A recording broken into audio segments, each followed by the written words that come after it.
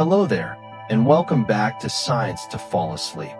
Tonight, we are going somewhere that has no roads, no oceans, no borders, and no true horizon. We are going into space.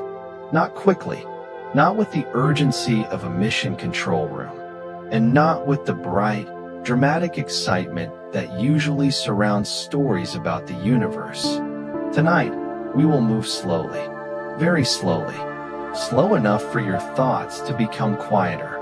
Slow enough for the enormous distances between stars to begin feeling peaceful rather than frightening. And as you settle into the darkness around you, imagine that the room is gradually becoming still. The sounds of the day are fading. Your breathing is becoming softer. Your eyes are becoming heavier. And somewhere far beyond the atmosphere above your sleeping place, the universe is continuing its ancient journey. Stars are shining, planets are turning, galaxies are drifting, black holes are quietly bending space and time, and enormous clouds of gas and dust are slowly gathering themselves into new worlds. The remarkable thing is that almost everything happening above us is happening on timescales so vast that a human lifetime is barely a moment. A star can spend millions or billions of years changing. A galaxy can take hundreds of millions of years to rotate. A planet can circle its star for centuries, millennia, or millions of years without anyone watching. And yet, for a few quiet hours tonight, we can imagine watching it all. So let your mind drift upward. Imagine leaving the surface of Earth. The familiar ground becomes smaller. The buildings disappear. The roads become thin lines. The atmosphere becomes a delicate blue layer. And then Earth begins to look the way it actually is from far away. Small, round, blue, suspended in an enormous darkness. From space, Earth does not look divided into countries. There are no visible borders separating one nation from another. There are no lines showing where one political boundary ends and another begins.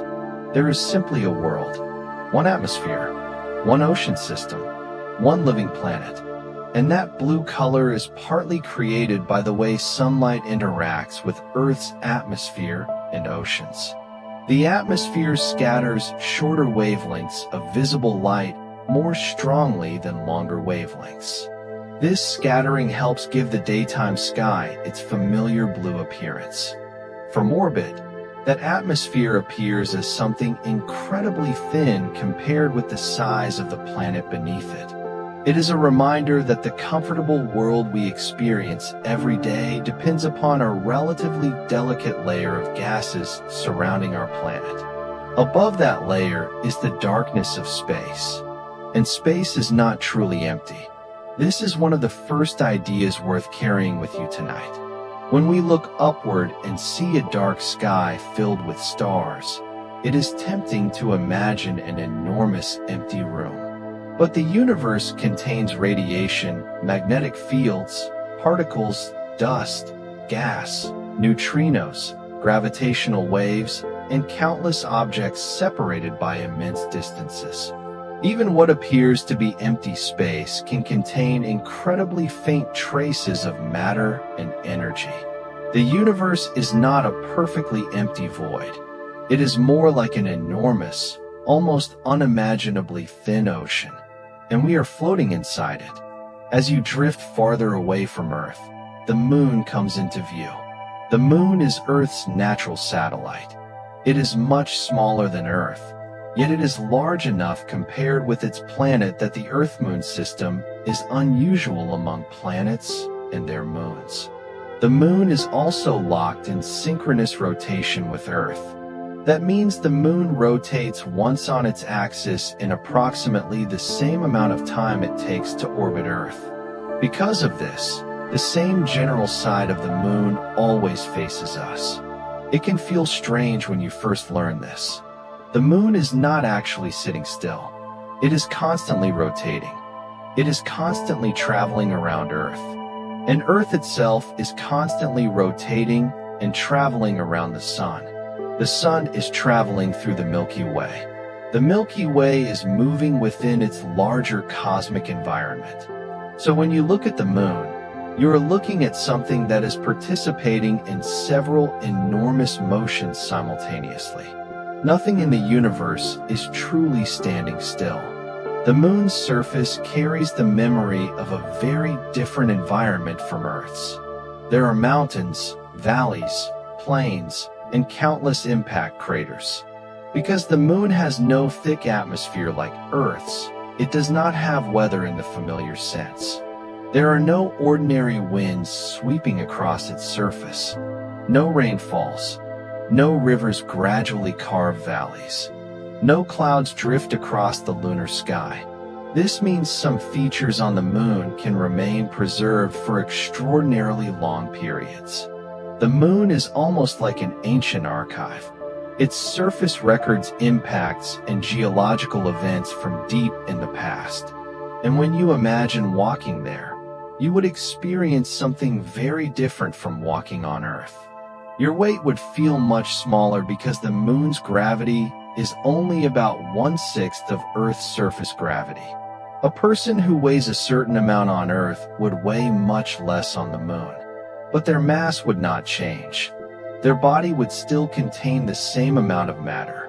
Only the gravitational pull acting on them would be different. So walking on the moon would not make you magically lighter in the physical sense. You would simply experience a weaker gravitational acceleration.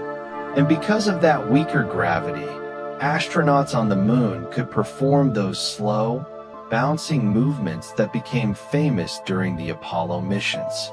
Imagine taking one gentle step, then another, dust rising beneath your boots, the black sky above you, the Earth hanging in the distance, and almost complete silence. There is something deeply peaceful about imagining that scene. But the moon is not the only world surrounding Earth. Farther away, the sun dominates our planetary neighborhood. The sun is a star. That simple statement is worth pausing over. The bright disk we see in the daytime sky is not a special kind of cosmic object that exists only to illuminate planets. It is a star, our star, a gigantic sphere of extremely hot plasma. The sun contains almost all of the mass in the solar system. The planets, moons, asteroids, comets, and dwarf planets together make up only a small fraction of the system's total mass. This means that when we imagine the solar system, it is useful to think of the sun as the gravitational center around which everything else is organized. The sun's gravity holds the planets in their enormous orbital paths. Earth does not orbit the sun because an invisible string pulls it around. Instead, Earth is continuously falling toward the sun while also moving sideways. That combination creates an orbit. The same basic principle applies throughout the universe. An orbit is not a stationary circle drawn around a central object. It is a form of continuous gravitational motion. Earth is falling, but because it is moving sideways quickly enough, it keeps missing the sun, and so it continues around. You are also moving right now. Even if you are lying completely still, Earth is rotating. At the equator, the surface moves at roughly 1,670 kilometers per hour because of Earth's rotation. At the same time, Earth travels around the sun at an average speed of roughly 30 kilometers per second, and the sun itself moves through the Milky Way. So even while you are resting quietly in bed, you are participating in several layers of cosmic motion. The universe never truly stops. The sun itself is an enormous nuclear reactor. Deep within its core, temperatures and pressures are high enough for nuclear fusion to occur. Hydrogen nuclei are combined through a chain of reactions that ultimately produce helium. A small amount of mass is converted into energy during this process. That energy eventually makes its way outward through the sun. It takes an extraordinarily long time for energy generated in the solar core to work its way through the sun's interior by the processes that transport it. But once energy reaches the surface, sunlight travels through space at the speed of light, and sunlight reaches Earth in a little over 8 minutes. So when you look at the sun, you are not seeing it exactly as it exists at this instant. You are seeing the sun as it was roughly 8 minutes earlier. This is true for everything we observe in space. The farther away something is, the farther into its past we are looking. The night sky is therefore also a kind of time machine. Look at the moon, and you see it about 1.25 seconds in the past. Look at the sun, and you see it roughly 8 minutes in the past. Look at Jupiter, and you see it tens of minutes in the past. Look toward the nearest stars, and you are seeing years into the past. Look toward distant galaxies, and you may be seeing billions of years into cosmic history. Light needs time to travel, and because the universe is so large, every observation carries information from another moment. The stars you see tonight are not simply points of light. They are messages from the past. Each photon that reaches your eyes has traveled an enormous distance. Some of those photons began their journey before human civilization existed. Others began traveling before humans had written languages. Some began traveling before modern humans had spread across the planet. And when you gaze at a distant galaxy, the light may have started traveling toward us billions of years ago. You are therefore never seeing the universe exactly as it is now. You are seeing a layered history, a cosmic collection of ancient postcards arriving at different times. The nearest stars become especially interesting when we think about their distance. The closest known star system to the Sun is Alpha Centauri, which is about 4.37 light-years away. A light year sounds like a measurement of time because of its name, but it is actually a measurement of distance. It represents how far light travels in 1 year. Light moves at approximately 300,000 kilometers per second in vacuum. At that speed, light could travel around Earth roughly 7.5 times in a single second. And yet, even light needs years to cross the distances between nearby stars. That gives you a sense of just how enormous interstellar space really is. Imagine a beam of light leaving the sun. It crosses the distance to Earth in a little over 8 minutes. Then imagine that same beam continuing outward. It passes beyond Mars, beyond Jupiter, beyond Saturn, beyond Uranus, beyond Neptune. It continues into the distant regions of the solar system. Eventually, after years of travel, it could cross the enormous gap toward another star. And beyond that star is another star. And beyond that, another. The Milky Way contains hundreds of billions of stars, although estimates vary. Many of those stars have planets. This means that planets are not rare curiosities. They appear to be a common part of the galaxy. Our own solar system contains 8 recognized planets. Mercury is the closest planet to the Sun. It is small, rocky, and heavily cratered. Because Mercury has almost no substantial atmosphere, its surface experiences extreme temperature differences between sunlight and darkness. During the long daytime, the surface can become extremely hot. During the long nighttime, temperatures can fall dramatically. Mercury also rotates very slowly compared with Earth, but it orbits the Sun quickly. A year on Mercury lasts only about 88 Earth days. That means Mercury completes more than 4 trips around the Sun in the time Earth completes 1. Venus, the next planet outward, is very different.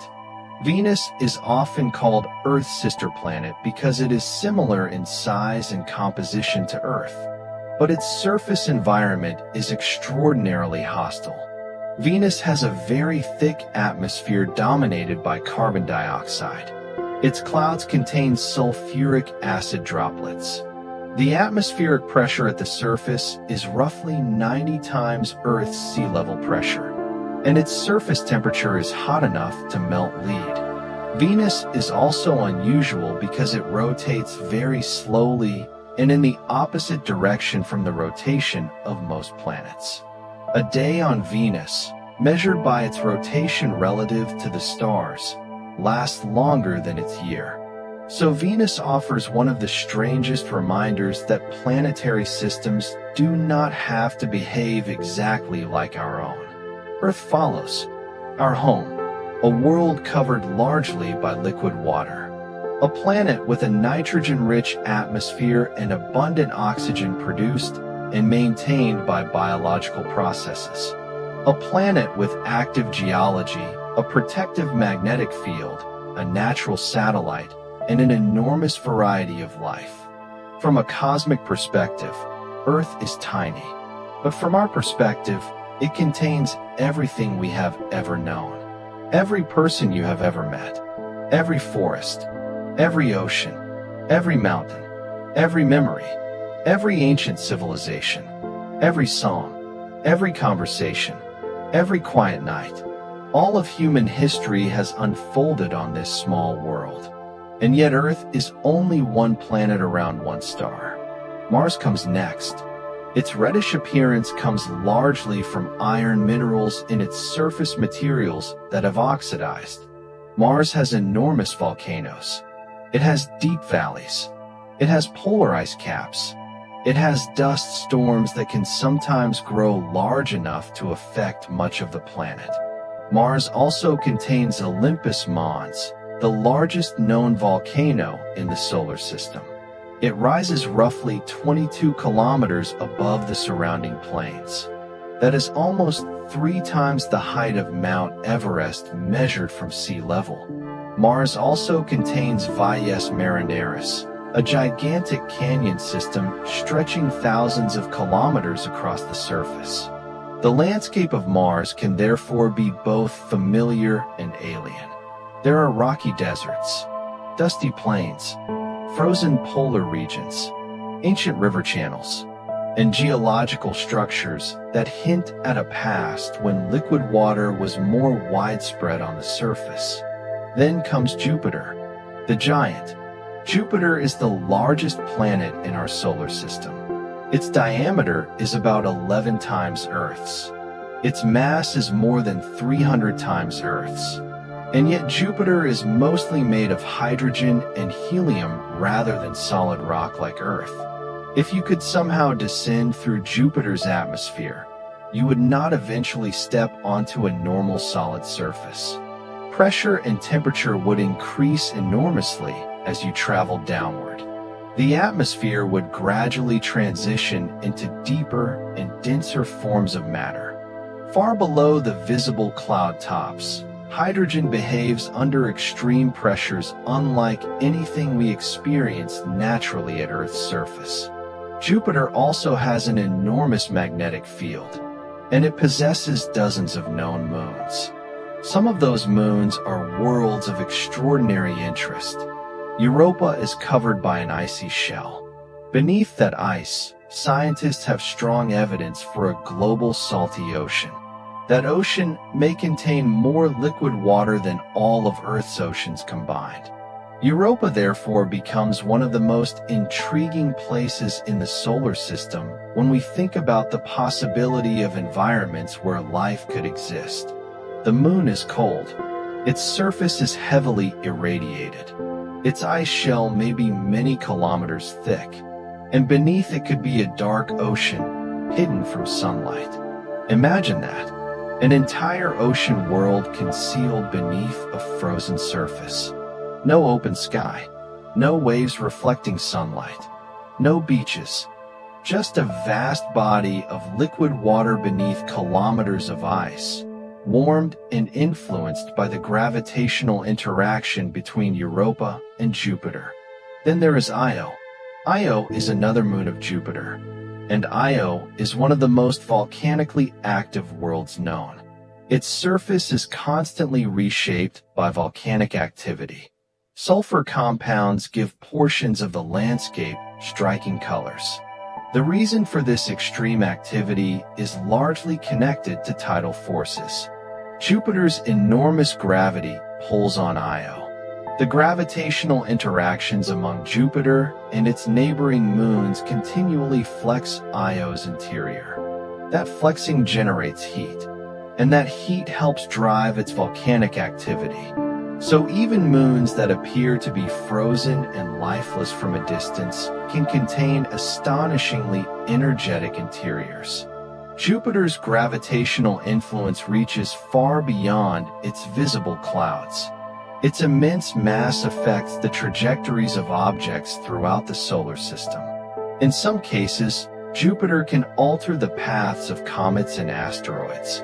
It is sometimes described as a cosmic shield, although that description is oversimplified. Jupiter does not simply protect Earth from every dangerous object. Its gravity can sometimes deflect objects away from the inner solar system, but it can also send objects inward. The solar system is a complicated gravitational dance. Saturn waits farther out, and Saturn may be the most visually recognizable planet of all. Its rings are enormous. They stretch hundreds of thousands of kilometers across, yet their thickness is surprisingly small compared with their diameter. The rings are made mostly of countless particles of water ice, mixed with smaller amounts of rocky material and dust. Some particles are tiny, others can be much larger. Together they create the brilliant ring system we see from Earth. The rings are not a solid disk. If you could somehow travel among them, you would pass through enormous numbers of individual particles separated by gaps. Saturn's rings are also not permanent on cosmic timescales. They may be relatively young compared with the age of Saturn itself, although their exact history remains an active subject of scientific study. Saturn also has many moons. Titan is especially remarkable. Titan is larger than the planet Mercury. It possesses a thick atmosphere, and it has lakes and seas on its surface. But the liquid in those lakes is not water. Titan is so cold that methane and ethane can exist as liquids. Clouds form, rain falls, rivers flow, lakes collect. The landscape therefore has a kind of weather cycle. But instead of water moving through the environment, hydrocarbons perform the role. Titan is like a strange alternate version of Earth. A world where rivers are made from methane. A world where rain falls from an orange-brown sky. A world where the surface is frozen to temperatures far below anything humans experience naturally. And beneath its surface, scientists also suspect Titan may contain a subsurface ocean of liquid water. The farther we travel through the solar system, the stranger the worlds become. Uranus is an ice giant. Its atmosphere contains hydrogen and helium, along with methane that contributes to its blue-green appearance. But Uranus is famous for another reason. Its rotation axis is tilted by roughly 98 degrees. It essentially rotates on its side. Because of this extreme tilt, Uranus experiences dramatic seasonal changes. During portions of its long journey around the Sun, one pole can face the Sun for years while the other experiences prolonged darkness. A year on Uranus lasts about 84 Earth years, so its seasons are extraordinarily long. Imagine experiencing one season that lasts decades. You could be born during winter and still be living through that same broad seasonal cycle many decades later. Neptune is even farther away. It is the most distant of the 8 planets from the Sun. Neptune is a deep blue world with incredibly powerful winds. Some of its atmospheric winds can reach speeds of more than 2,000 kilometers per hour. That makes Neptune's atmosphere one of the most dynamically violent environments known in the solar system. And yet, From a distance, the planet appears calm, a small blue sphere surrounded by darkness. The solar system, therefore, contains an extraordinary range of environments. Hot rocky planets, cold icy moons, gas giants, ice giants, volcanic worlds, ocean worlds, methane lakes, frozen deserts, and enormous gravitational systems. But even this entire collection of worlds is only one tiny neighborhood. The Milky Way is vastly larger. Our solar system occupies a relatively ordinary region of the galaxy. The Sun is located in one of the Milky Way spiral arms, in a region often called the Orion Arm or Orion Spur. The Milky Way itself is a barred spiral galaxy. It contains enormous numbers of stars, along with gas, dust, dark matter, stellar remnants, planets, and many other structures. At the center of the galaxy lies a supermassive black hole known as Sagittarius A star. Its mass is roughly 4 million times that of the Sun, and yet this enormous black hole is extremely far away from us. It sits about 26,000 light-years from Earth. That means the light we receive from the galactic center today began its journey thousands of years ago. Long before modern cities, long before satellites, long before the internet, long before written history as we know it. The center of our galaxy was shining and changing while humans were still living in very different societies. The Milky Way is also not alone. It belongs to a larger gravitational structure called the local group. The local group contains dozens of galaxies. Some are large, some are small, some are irregular, and some are satellite galaxies orbiting larger ones. The Andromeda Galaxy is one of the largest nearby galaxies. It is a spiral galaxy like the Milky Way, and in the distant future, the Milky Way and Andromeda are expected to interact and eventually merge. But there is no need to imagine an explosive collision like two solid objects crashing together. Stars are separated by such enormous distances that direct star-to-star collisions are extremely unlikely. Instead, the gravitational structures of the two galaxies will interact. Their shapes will change. Their orbits will shift. Gas clouds may collide. New stars may form. And over a very long period, the two galaxies may settle into a combined galaxy. The process will take billions of years. So there is nothing to worry about tonight.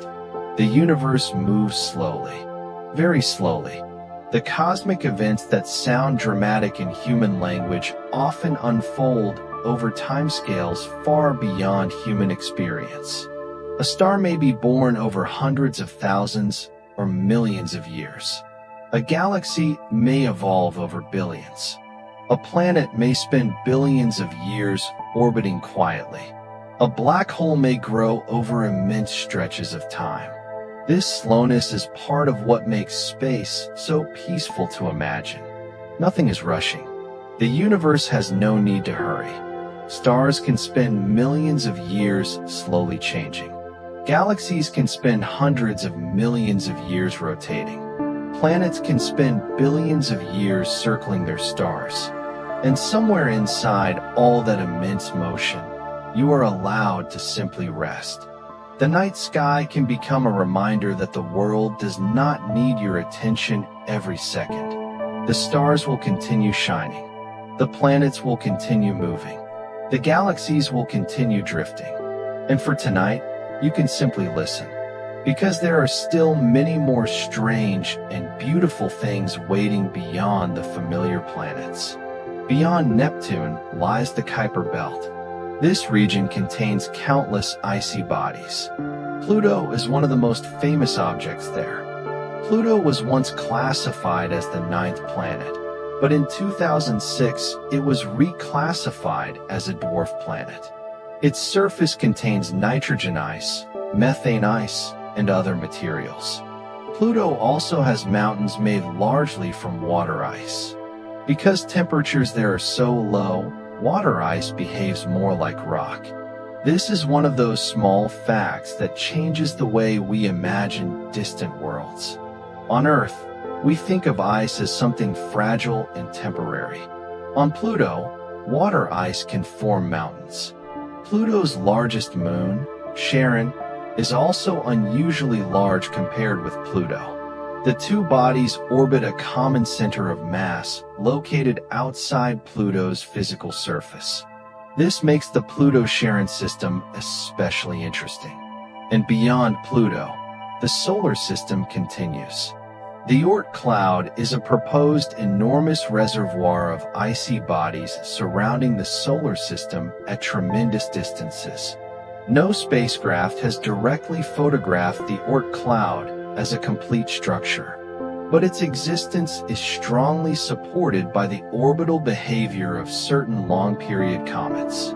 These comets can travel from the distant outer solar system into the inner regions and then disappear again for extraordinarily long periods.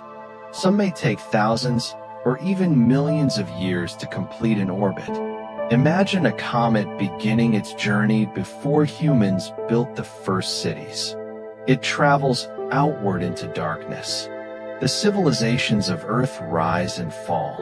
Languages change. Kingdoms appear. Empires disappear. Technology transforms. Generations come and go. And eventually, the comet begins its slow return. Space does not measure time the way we do. 1,000 years can be one orbital period.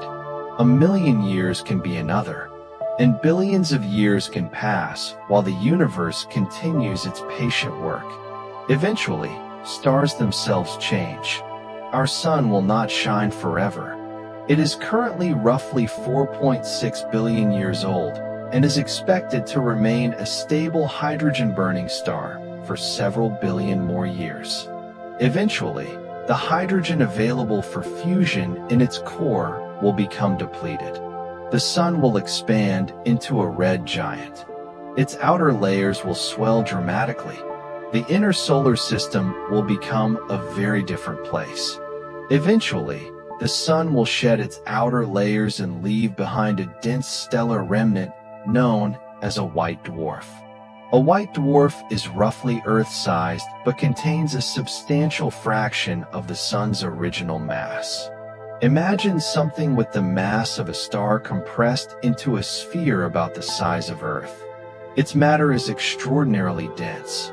A small amount would weigh an enormous amount if you could somehow bring it to Earth.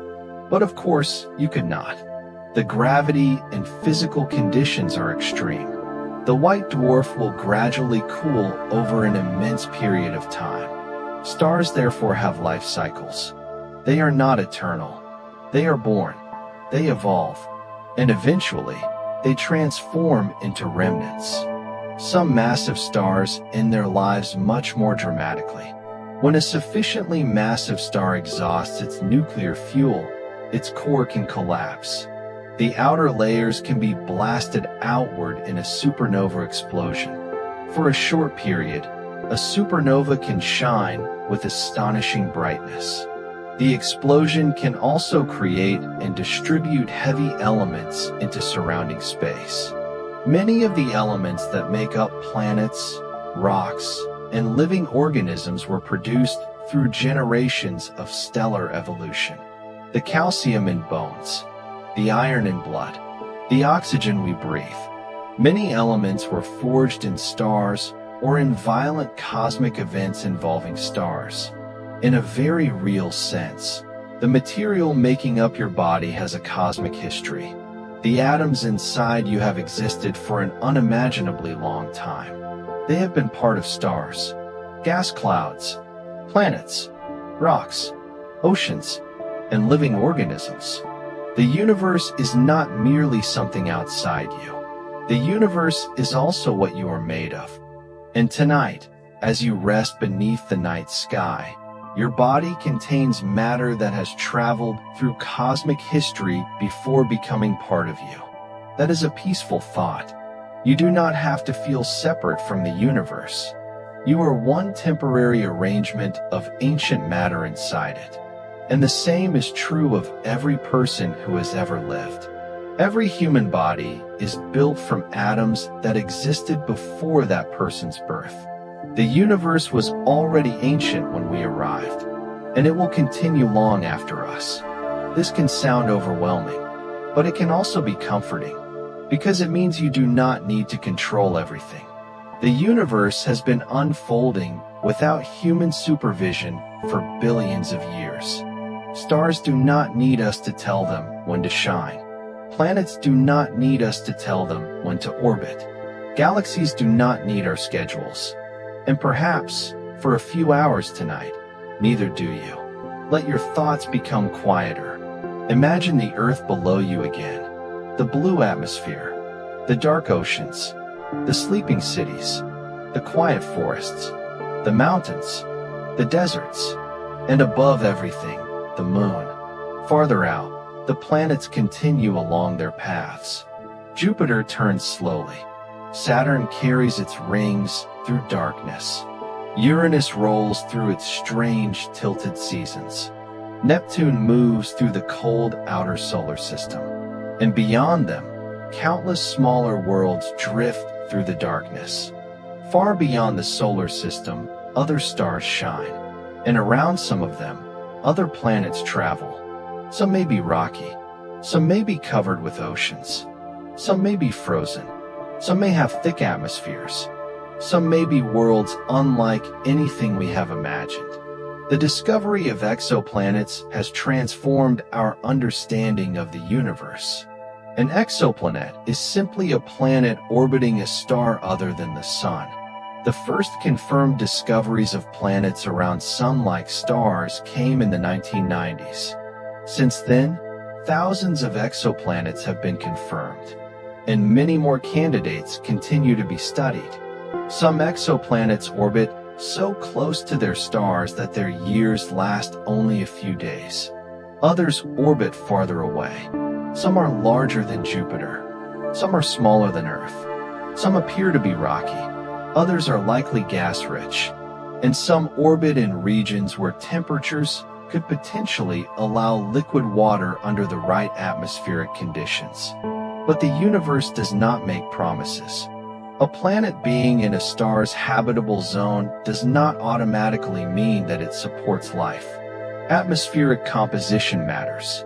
Pressure matters. Radiation matters. Geology matters. Magnetic fields may matter. The history of the planet matters. And life itself may be extraordinarily difficult to begin.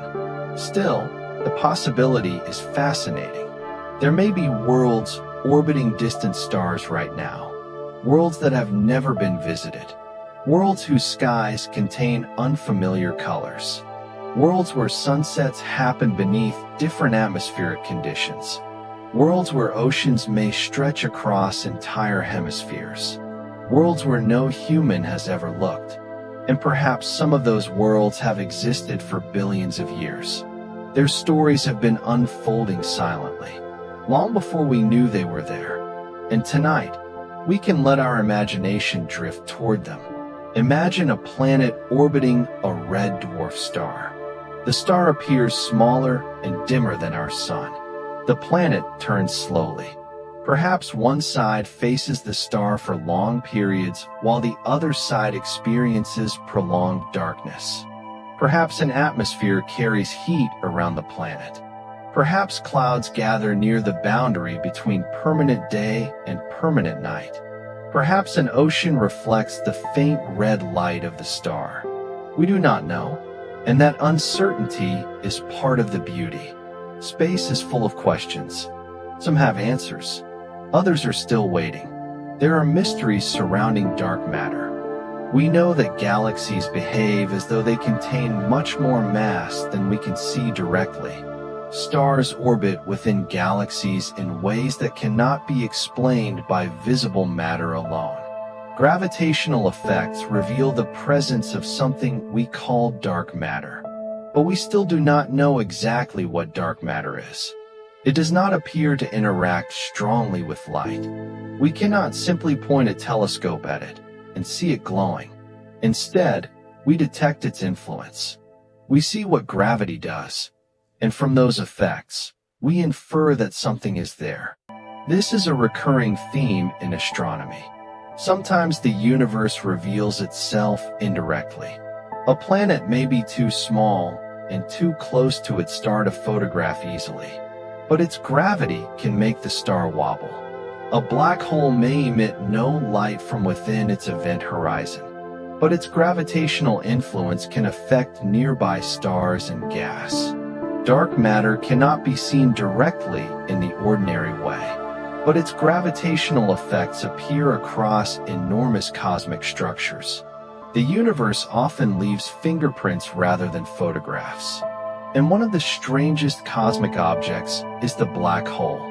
A black hole forms when matter becomes compressed so intensely that gravity creates a region from which nothing that crosses the event horizon can escape.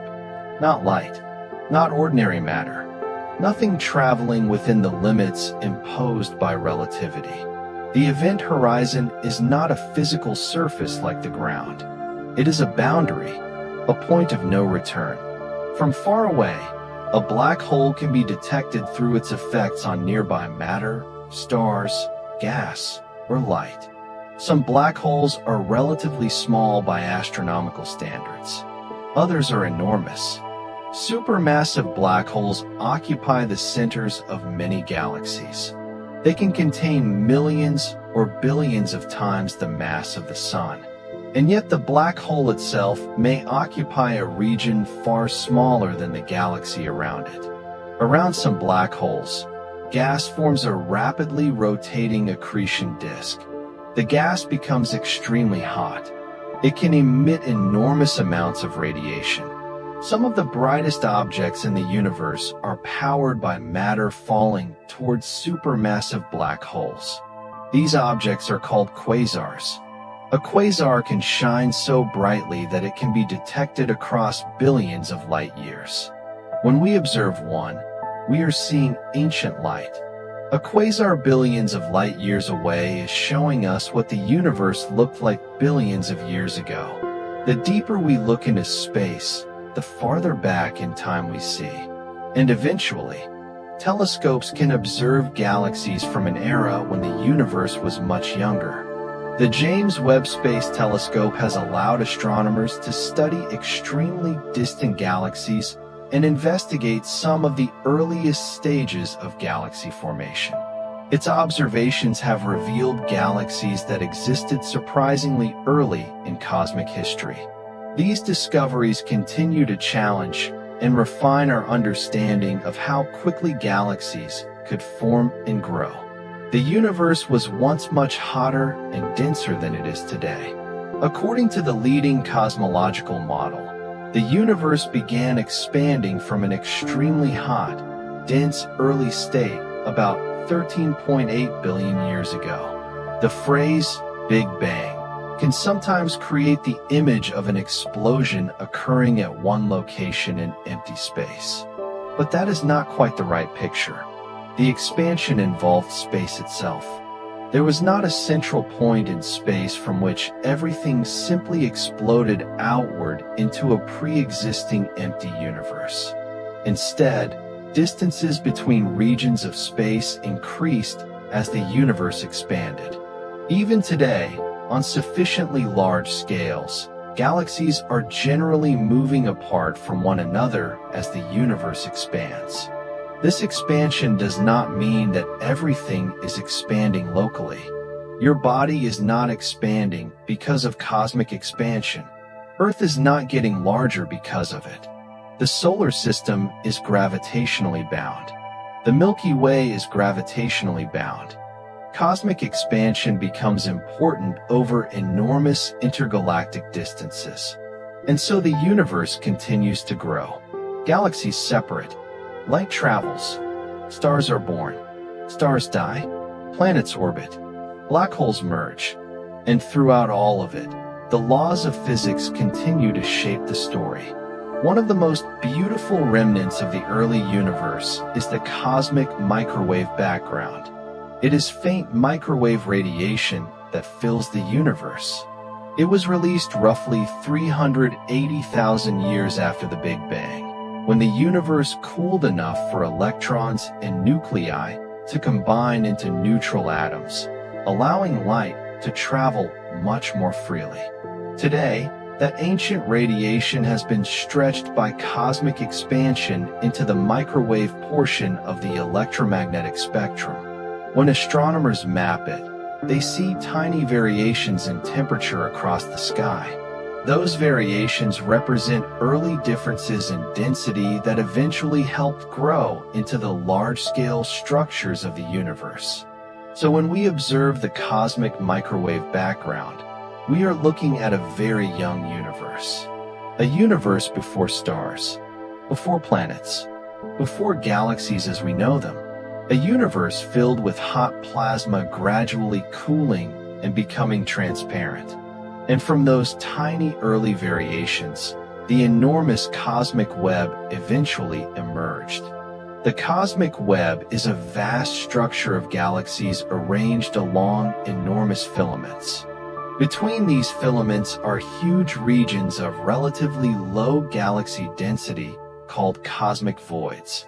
If you could somehow travel through the universe on the largest scale, you would not see galaxies distributed randomly like grains of sand. You would see patterns, clusters, filaments, sheets, voids, a gigantic structure stretching across billions of light years. And yet each galaxy within it contains countless stars. Each star may have planets, and each planet may contain its own story. The scale becomes almost impossible to visualize. So perhaps it is better not to try. Instead, simply imagine one star, then another, then another, then 1,000, then 1,000,000, then 1,000,000,000, and let the numbers fade into the darkness. Because eventually numbers stop being useful. The universe becomes something you experience through imagination rather than measurement. A field of distant lights, a quiet ocean of galaxies, a slow movement across unimaginable distances. And somewhere within it, a tiny blue planet is turning. Night has fallen, people are sleeping, and you are listening. The universe is still there. It was there before you opened your eyes this morning. It will be there when you wake, and it will continue its journey while you sleep. So allow yourself to become still. There is nothing you need to solve right now. No message needs an immediate answer. No problem needs to be understood tonight. The stars have been waiting billions of years. They can wait until morning. Let your breathing slow. Let the darkness become comfortable. Imagine yourself drifting above Earth. The planet turns quietly beneath you. The clouds move slowly across the blue surface. The moon follows its ancient orbit. The sun shines far away. And beyond the planets, the stars continue outward. There is no edge visible, no final wall, no boundary that human eyes can simply reach.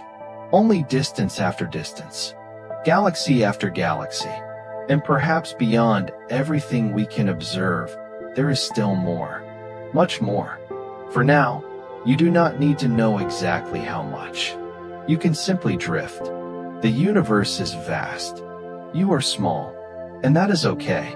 Sometimes being small can be comforting. It means you do not have to carry the entire universe. You only need to rest inside your little corner of it.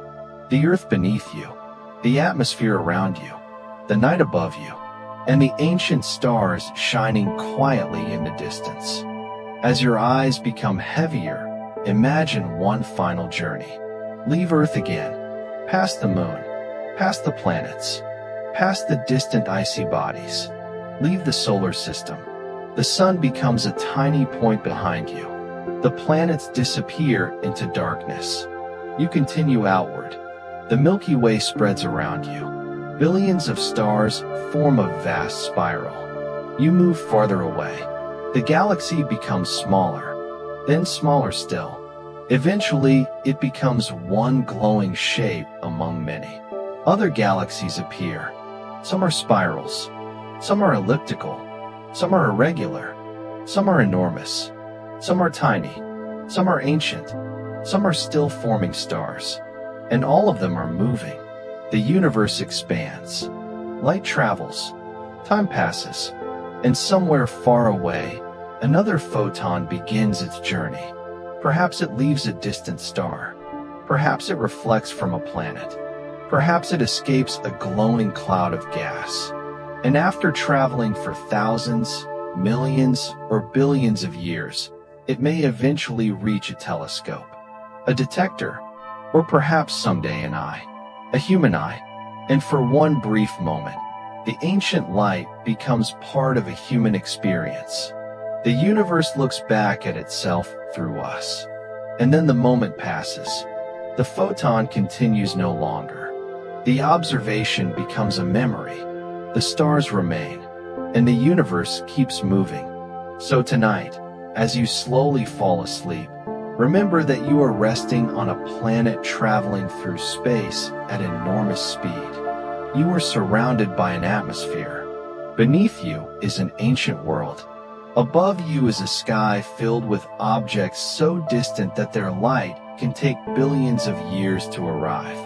And yet, despite all that scale, your room can remain quiet. Your breathing can remain slow. Your body can become heavy, and your thoughts can gently fade. The universe does not require you to understand everything. You can simply listen. You can imagine the stars. You can imagine the planets. You can imagine distant galaxies turning in silence. And eventually, you can let even those images disappear. The stars can become softer. The galaxies can become dimmer. The distances can become darker.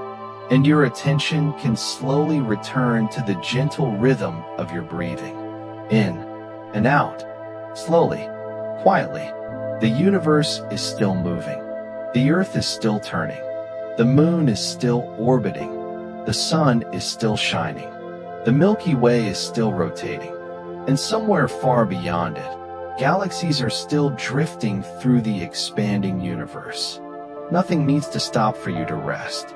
Nothing needs to be solved for you to sleep. For a little while, you can simply become still. And beneath the enormous night sky, on one small world among countless worlds, you can close your eyes. The stars will remain. The universe will continue. And you can sleep. The darkness around you is becoming deeper now. And as you continue drifting through space, there is no need to return to Earth just yet. We can remain far beyond the familiar planets. There is still so much of the universe waiting quietly in the distance. Imagine that you are moving through the Milky Way without a spacecraft, without a destination, and without any need to hurry. Stars pass around you. Some are young, some are ancient, some are bright and enormous. Others are small, faint, and cool, and many of them are invisible to the human eye. The stars we see on a clear night represent only a tiny fraction of what exists around us. Human eyes detect only a limited portion of the electromagnetic spectrum.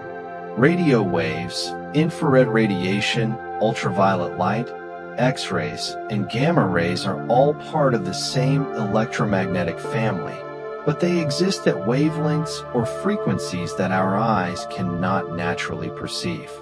Astronomers therefore use instruments that can observe the universe in many different kinds of light. A galaxy can look completely different depending on which wavelength you use to observe it. In visible light, you might see stars. In infrared, you might see through some of the dust and discover warm objects hidden inside. In radio wavelengths, enormous clouds of cold gas may become visible. In X-rays, incredibly hot gas surrounding black holes or exploding stars can reveal itself. The universe has many voices. Human eyes simply hear only one small part of the cosmic song. Imagine changing the universe's colors. Instead of seeing the familiar black sky and white stars, Imagine seeing invisible wavelengths translated into colors we can understand. A cloud that looks dark in visible light might glow brilliantly in infrared. A region that appears empty might contain enormous amounts of cold gas. A distant galaxy might reveal a completely different structure when observed using radio waves. Space is therefore not just what our eyes show us. The visible universe is one version of reality. Our instruments allow us to explore others. And among the most beautiful objects revealed by these different observations are nebulae. Nebulae are enormous clouds of gas and dust. Some are remnants of dying stars. Others are places where new stars are forming. They can stretch across dozens or hundreds of light years. Imagine a cloud so large that light itself needs decades or even centuries to cross it. Within these clouds, gravity slowly gathers material together. Tiny differences in density become important. A slightly denser region attracts more matter. More matter creates stronger gravity. Stronger gravity pulls in still more material. Eventually, enormous clouds can fragment into smaller regions. Those regions collapse. Pressure and temperature rise. And eventually, new stars are born. Stellar birth is therefore not a sudden magical event. It is a long gravitational process. A quiet gathering. A slow collapse. A gradual transformation. A cloud of gas and dust becomes increasingly concentrated until the conditions deep inside become extreme enough for nuclear fusion to begin. And then a star shines. The universe is constantly recycling material. Stars form from gas. Stars evolve. Some stars release material back into space. That material becomes part of future clouds. Those clouds can form new stars. Around those stars, planets can form. And on some planets, chemistry can eventually become biology. The atoms continue moving through different forms. A star becomes part of a planet. A planet becomes part of an ecosystem.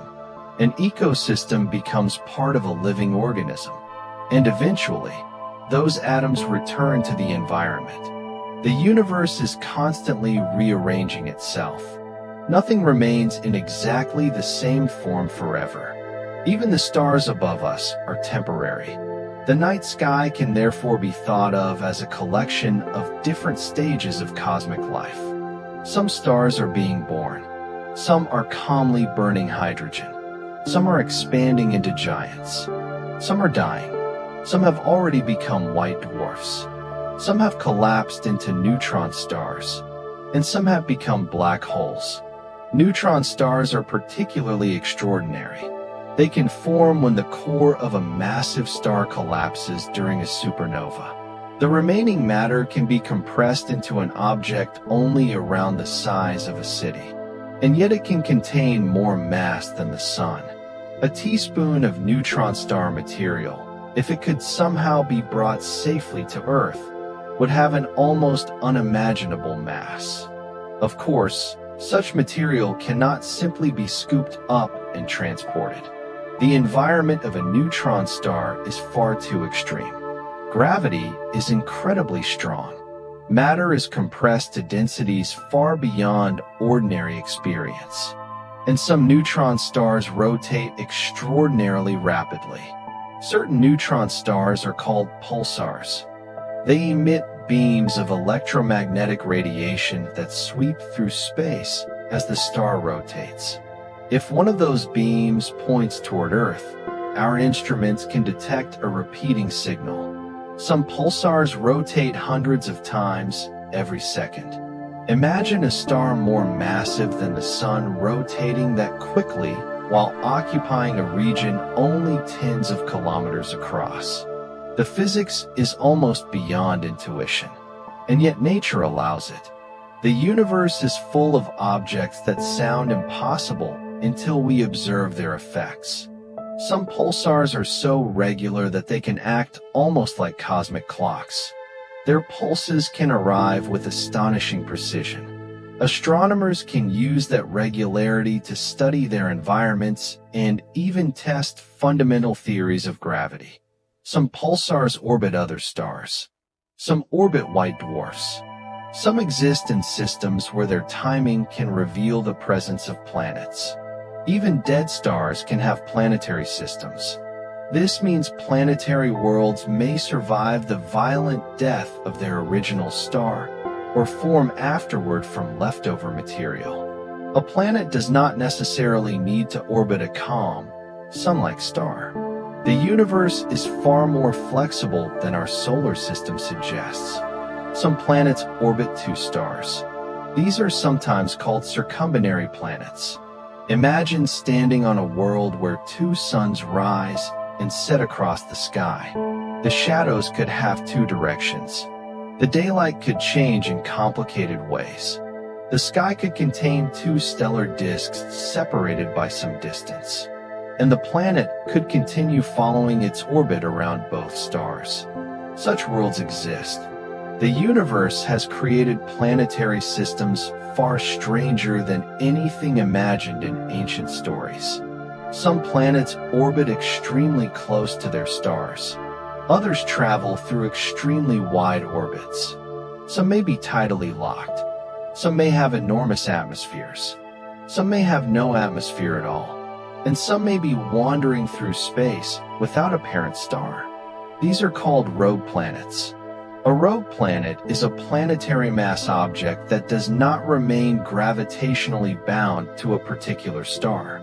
It may have been ejected from a planetary system during gravitational interactions. Imagine a planet traveling alone through interstellar darkness. No sunrise, no familiar sunset, no bright star dominating its sky. Its surface could be incredibly cold, but deep beneath the surface, internal heat might still exist. Radioactive elements can generate heat.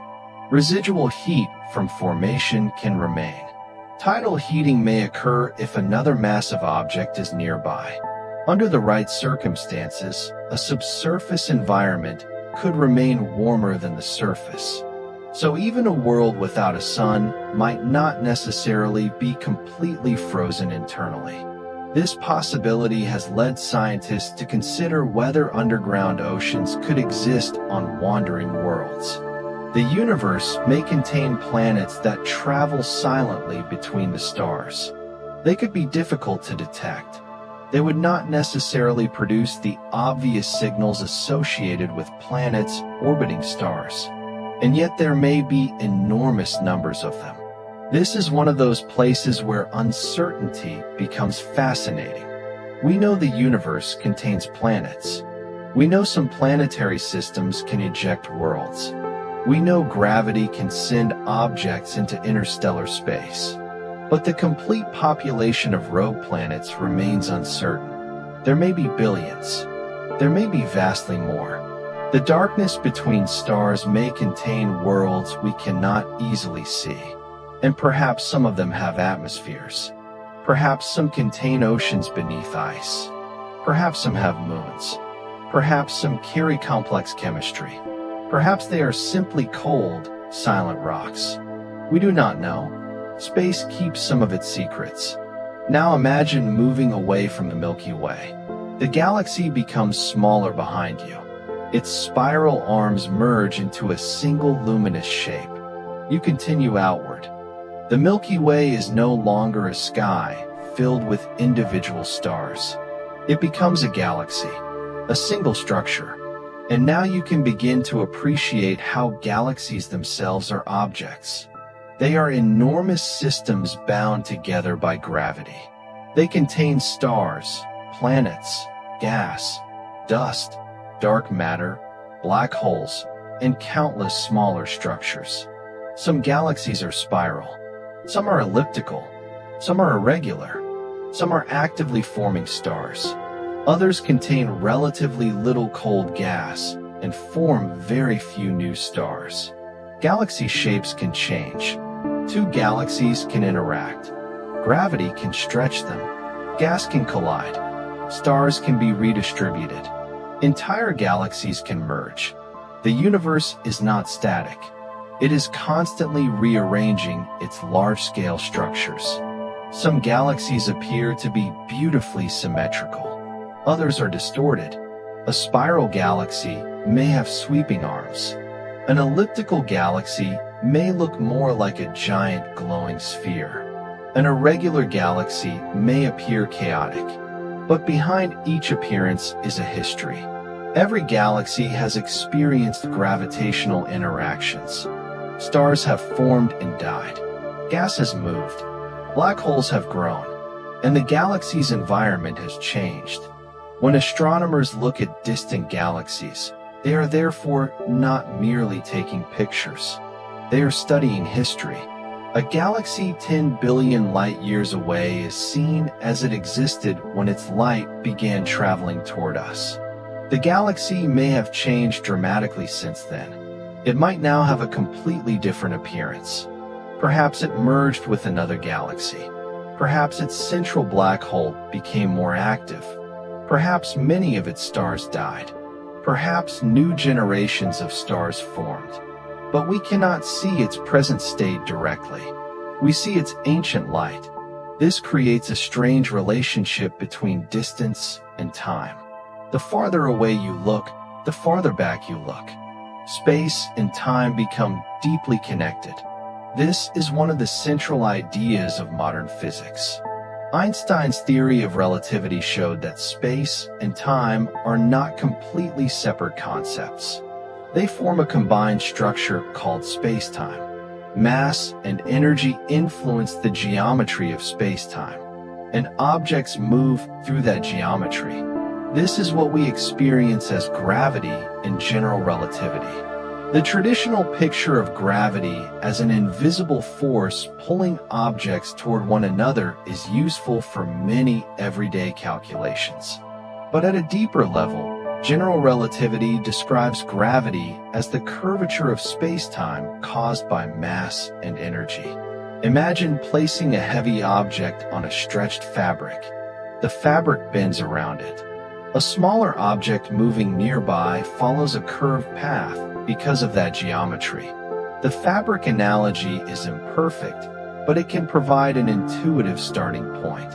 In actual space-time, there is no physical fabric.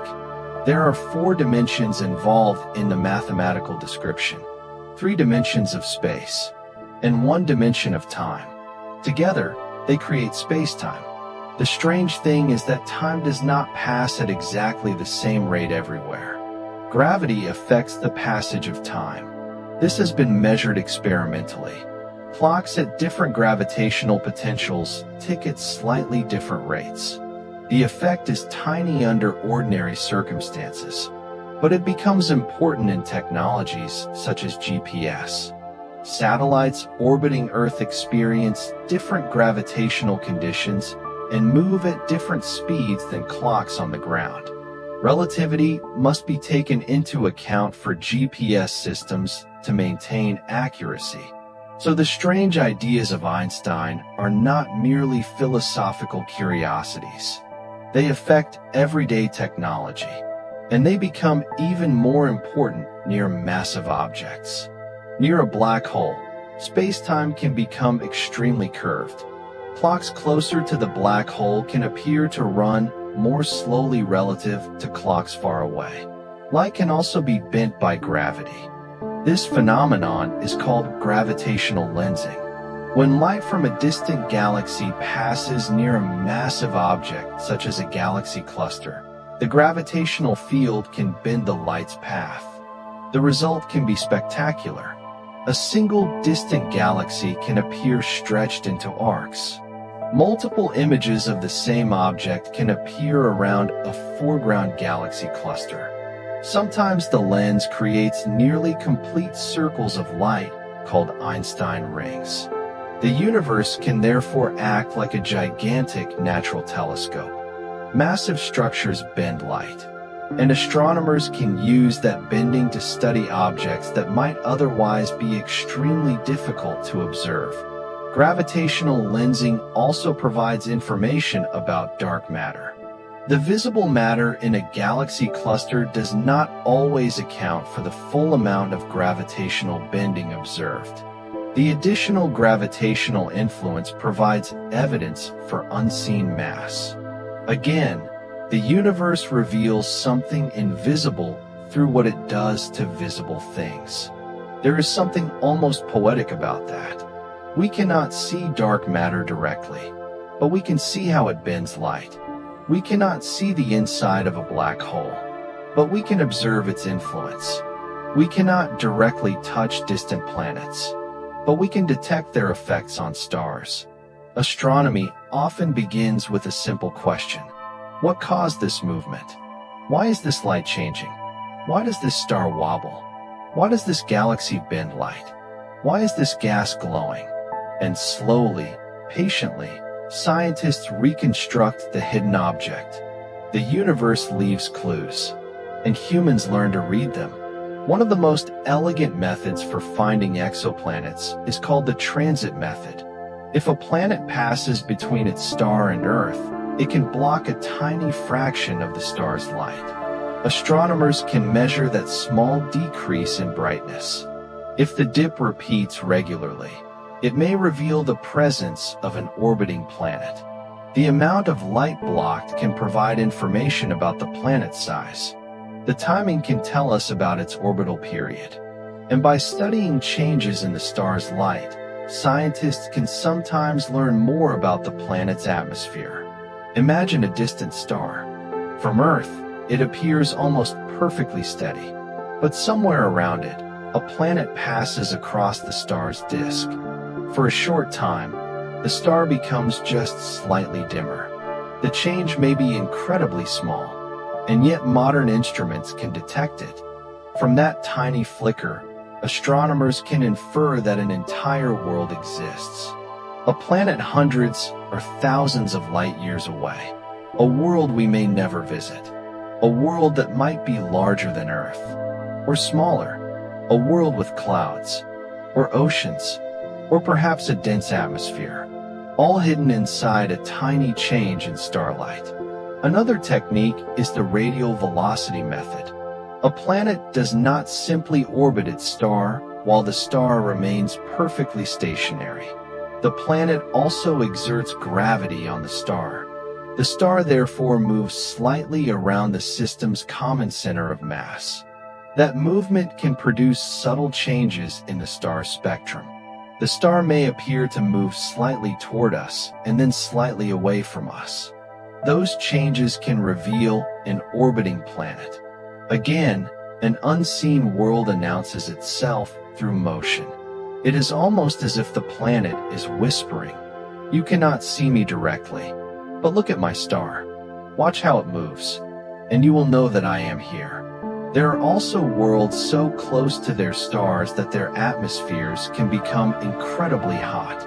Some giant exoplanets are known as hot Jupiters.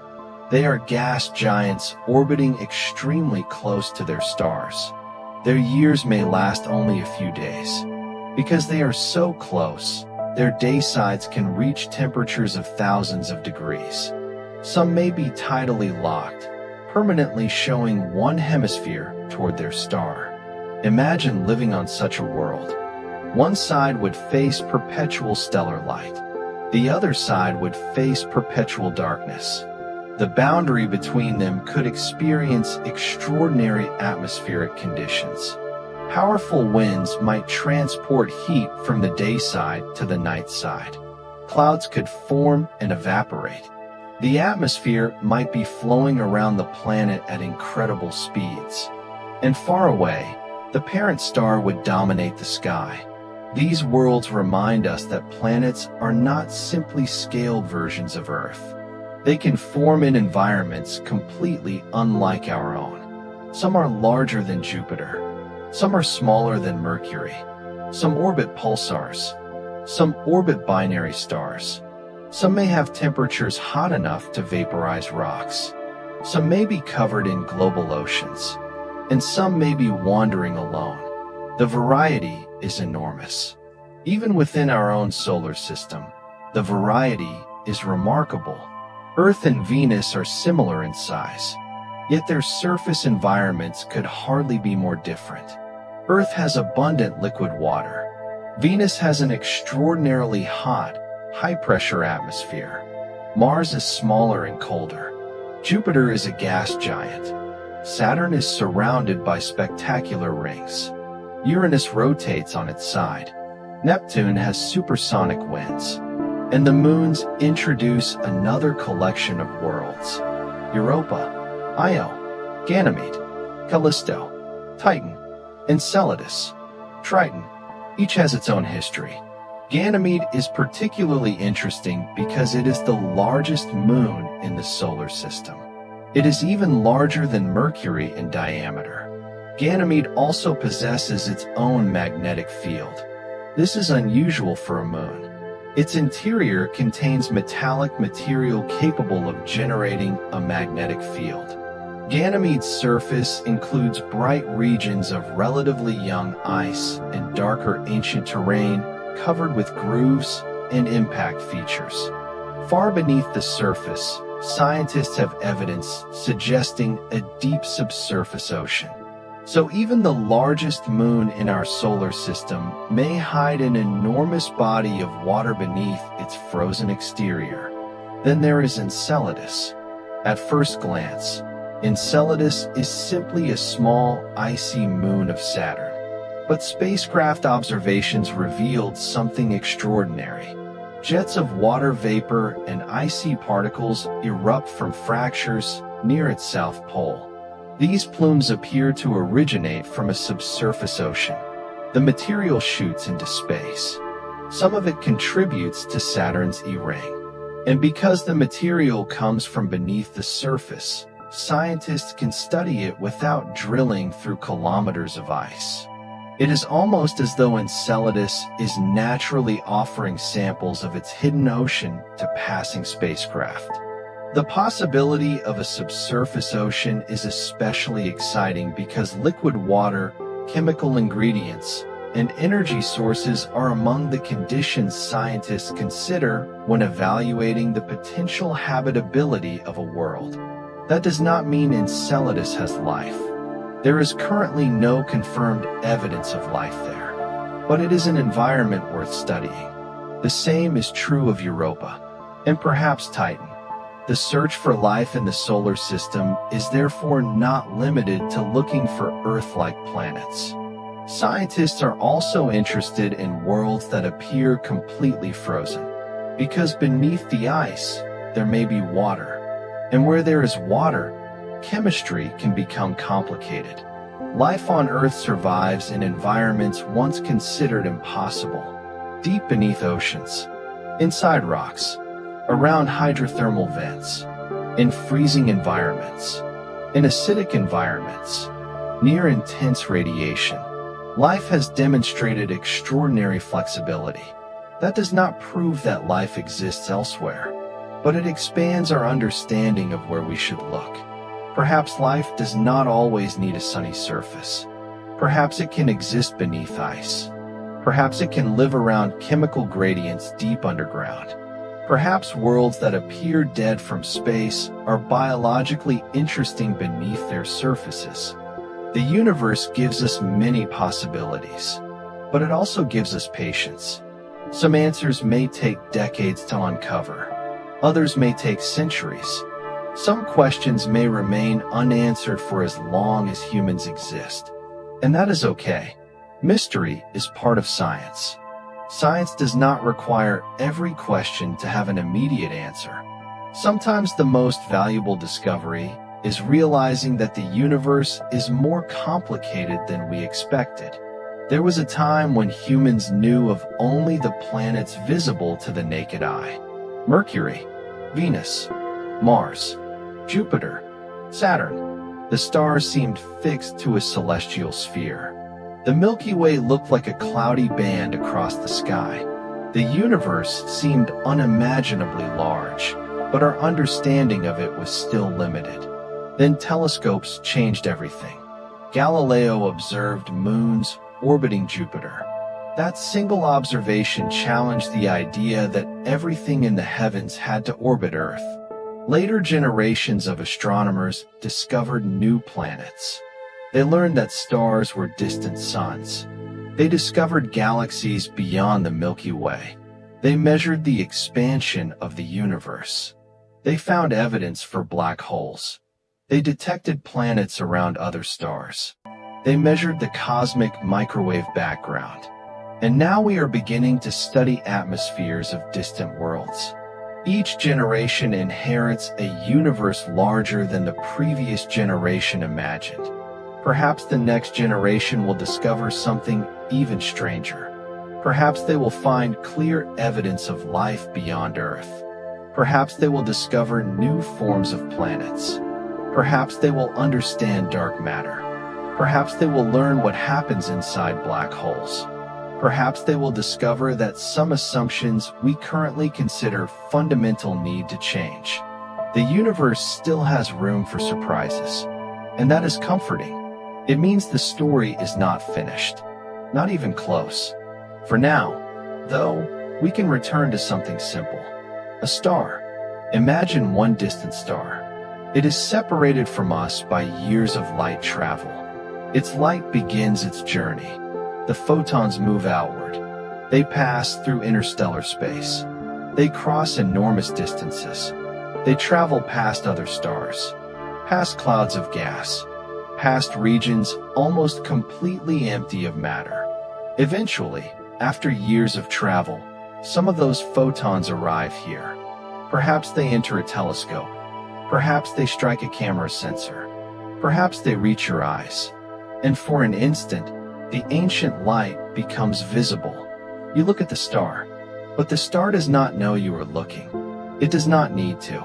The universe does not require an observer to continue existing.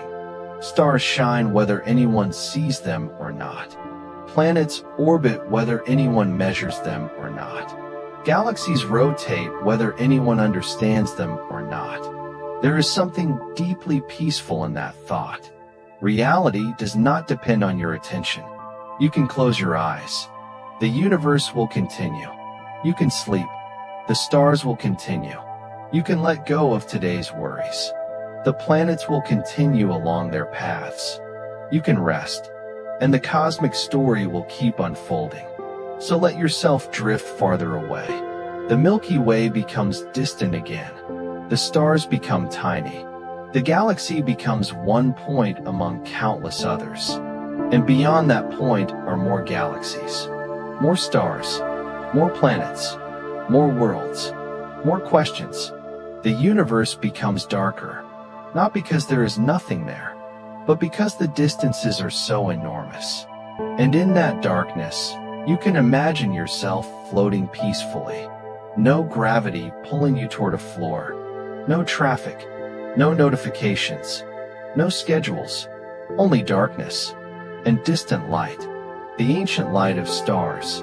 The soft glow of galaxies. The faint background radiation left from the young universe.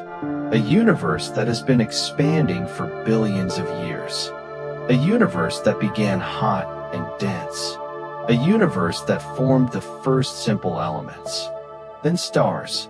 Then galaxies. Then planets. Then chemistry. Then life. Then consciousness. And eventually, somehow you. A small human being on one small planet. Looking upward. Wondering what is out there. And perhaps that is one of the most remarkable facts of all. The universe has become capable of asking questions about itself. The atoms inside your brain were created through cosmic history. Those atoms became part of a living organism. That organism developed a nervous system. That nervous system became capable of thought. And now those ancient atoms can imagine galaxies billions of light years away. For a moment, the universe is thinking about the universe. And then you can let the thought go. You do not need to understand it tonight. You can simply breathe. Slowly, quietly.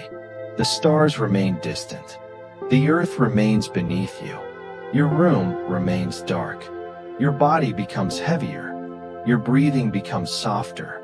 And the enormous universe continues around you. There is no need to chase it, no need to reach the edge, no need to understand every mystery. You can simply drift through the darkness, like a tiny piece of ancient matter moving peacefully through a vast cosmic ocean. And somewhere far away, another star is being born. A cloud of gas is collapsing. Gravity is gathering matter. The center becomes hotter. The process continues, slowly, patiently, and eventually, perhaps millions of years from now, a new star will shine. Its light will travel outward. Perhaps it will illuminate planets. Perhaps those planets will have moons. Perhaps one of them will contain oceans. Perhaps chemistry will become something more. Or perhaps it will remain silent. We cannot know. But the universe does not need certainty to be beautiful. It only needs to exist. And tonight it does. The stars are there. The galaxies are there. The planets are there. The black holes are there. The invisible structures of dark matter are there. The cosmic microwave background is still passing through space. And Earth is still turning beneath the night sky. You are here, for this moment, on this planet, under this atmosphere, inside this enormous universe. And you can rest. Let the thoughts of distant planets become softer. Let the galaxies become farther away. Let the stars blur into gentle points of light. Let the darkness become peaceful. There is nothing you need to do, nothing you need to solve, nothing you need to understand. Just breathe and drift. The universe is very old. The universe is very large. And your night can be very quiet. So let yourself become quiet with it. The earth turns. The moon travels. The planets orbit. The stars shine. The galaxies drift. And somewhere beyond everything familiar, the universe continues unfolding. Slowly, silently, beautifully. And you can sleep. The darkness continues. And perhaps by now, the familiar shape of Earth feels very far away. You are floating somewhere between the stars, surrounded by distances so enormous that ordinary measurements begin to lose their meaning. There is no road here, no direction marked as north or south, no sunrise waiting at a particular hour, only space, and slowly moving through it, light. Light is one of the most important things in the universe. It carries information across enormous distances. When you see a star, you are receiving light from that star. When astronomers study a galaxy, they are studying the light that has traveled from that galaxy to Earth. When we observe the distant universe, we are essentially collecting ancient information carried by photons. And light itself behaves in ways that are both familiar and strange. In a vacuum, light travels at approximately 299,792 kilometers per second. Nothing with mass can accelerate to that speed. As far as our current understanding of physics goes, the speed of light represents a fundamental limit for the transmission of information. Yet despite moving so quickly, light still needs enormous amounts of time to cross cosmic distances. The Sun is only about 8 light minutes away. The nearest star system is more than 4 light years away. The center of the Milky Way is about 26,000 light years away. The Andromeda Galaxy is roughly 2.5 million light years away. And the most distant galaxies we observe are billions of light years away. So when we speak about the universe being large, we are not simply talking about a large object. We are talking about enormous amounts of space between enormous amounts of matter. Most of the universe is incredibly empty. Imagine the stars in the Milky Way spread across a vast volume. Even though there are hundreds of billions of stars, the distances between individual stars are so large that direct collisions are extraordinarily rare. If you were traveling between stars, most of the journey would involve nothing visibly close to you. No planets, No asteroids. No stars passing nearby. Just darkness. Occasionally, you might encounter a thin cloud of gas or dust. Interstellar space contains extremely low densities of matter. There can be only a few particles in a cubic centimeter in some regions. And yet those tiny amounts of material can matter enormously over astronomical volumes. Gas can gather. Gravity can compress it. Magnetic fields can influence its movement. Radiation can heat it. And over millions of years, clouds can become the birthplace of stars. The emptiness is therefore not completely empty. It is more like a quiet place where very slow processes are always occurring. Among the most important elements in space is hydrogen. Hydrogen is the simplest chemical element. It contains one proton and, in its most common form, one electron. It is also the most abundant element in the universe. The early universe produced mostly hydrogen and helium, with tiny amounts of lithium. Most of the heavier elements were produced later through stars and other energetic cosmic events. So hydrogen is ancient. Much of the hydrogen in the universe has been around since the earliest stages of cosmic history. Some of the hydrogen inside stars today may have existed in some form since shortly after the universe became cool enough for ordinary atoms to form. When a star forms, it gathers hydrogen from its surrounding environment. Inside the star, fusion converts some of that hydrogen into helium. Over time, the star's internal composition changes. For stars like the Sun, this process can continue for billions of years. Massive stars evolve much faster. Their greater mass creates stronger pressures and temperatures in their cores. This allows them to fuse heavier elements. They can eventually produce carbon, then oxygen, then neon, then magnesium, then silicon, and eventually elements near iron. But iron is an important boundary. Fusion beyond iron does not release energy in the same way that fusion of lighter elements does. For massive stars, the buildup of iron in the core can signal the beginning of the end. The core can collapse, the star can explode, and elements heavier than iron can be created through processes associated with extreme stellar environments.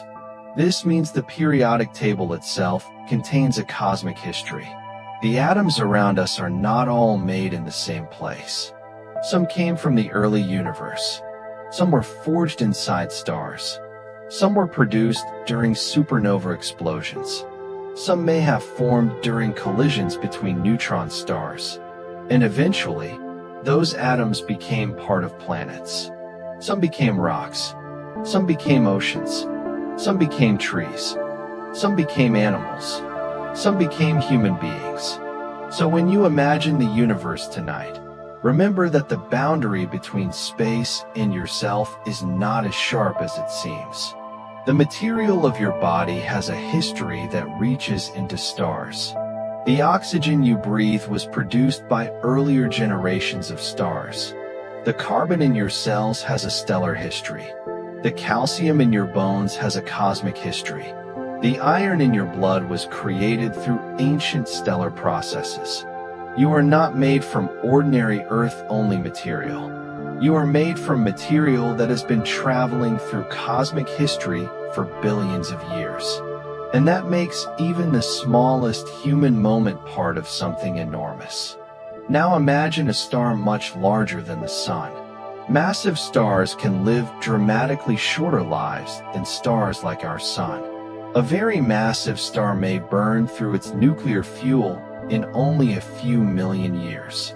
That sounds like a long time from a human perspective, but compared with the age of the universe, it is brief. A massive star can be born, shine brilliantly, and die before some galaxies have completed many rotations. Its death can enrich the surrounding space with heavier elements. The explosion can create a shock wave that travels outward. That shock wave can compress nearby gas, and sometimes compressed gas can begin forming new stars. So even death can trigger birth. A dying star can help create the conditions for another generation of stars. The universe is full of these cycles. Stars are born from clouds. Stars return material to space. That material becomes part of new clouds. New stars form, and the process continues. There is no single beginning and ending for all matter. There are countless local cycles unfolding at different times. Some regions of the galaxy are forming stars right now. Others are quiet. Some galaxies are full of young stars. Others are dominated by old stellar populations. The night sky therefore contains stars of many different ages. A bright blue star may be young and massive. A red dwarf may burn slowly for extraordinarily long periods. A white dwarf may be the remnant of a star that has already completed its normal nuclear burning life. A neutron star may be the collapsed core of a massive star. A black hole may be the final remnant of another massive stellar death. The stars are not all the same. They are like different chapters of a much larger story. Red dwarfs are especially interesting because they are small and cool compared with the sun. They are also extremely common. In fact, red dwarfs make up a large fraction of the stars in the Milky Way. Their low masses mean they consume their fuel much more slowly than massive stars. Some may continue shining for trillions of years. The universe is only about 13.8 billion years old. That means no red dwarf has had enough time to naturally complete its entire stellar life cycle, if our current models are correct. The universe is still too young, so the smallest stars may be among the longest-lived objects in the cosmos. Imagine a tiny red star shining quietly. It does not burn through its fuel quickly. It does not become a brilliant blue giant. It simply continues for billions of years, then hundreds of billions, then potentially trillions. Long after stars like our sun have become white dwarfs, some red dwarfs could still be shining. The universe has a remarkable patience for small stars, and that patience becomes even more interesting when we think about planets. Many red dwarfs have planets. Because red dwarfs are so common, their planetary systems may represent a large fraction of the galaxy's worlds. Some planets orbit very close to their red dwarf stars because the stars are much cooler and dimmer than the sun. A planet close enough to receive the right amount of energy may experience powerful stellar activity. Red dwarfs can produce strong flares. Those flares can release bursts of radiation and charged particles. For a planet orbiting close to its star, such events could strongly influence its atmosphere. Whether a planet can retain an atmosphere under those conditions is an important question. Again, the universe offers possibilities rather than simple answers. A world can be in the right temperature range and still be hostile to life.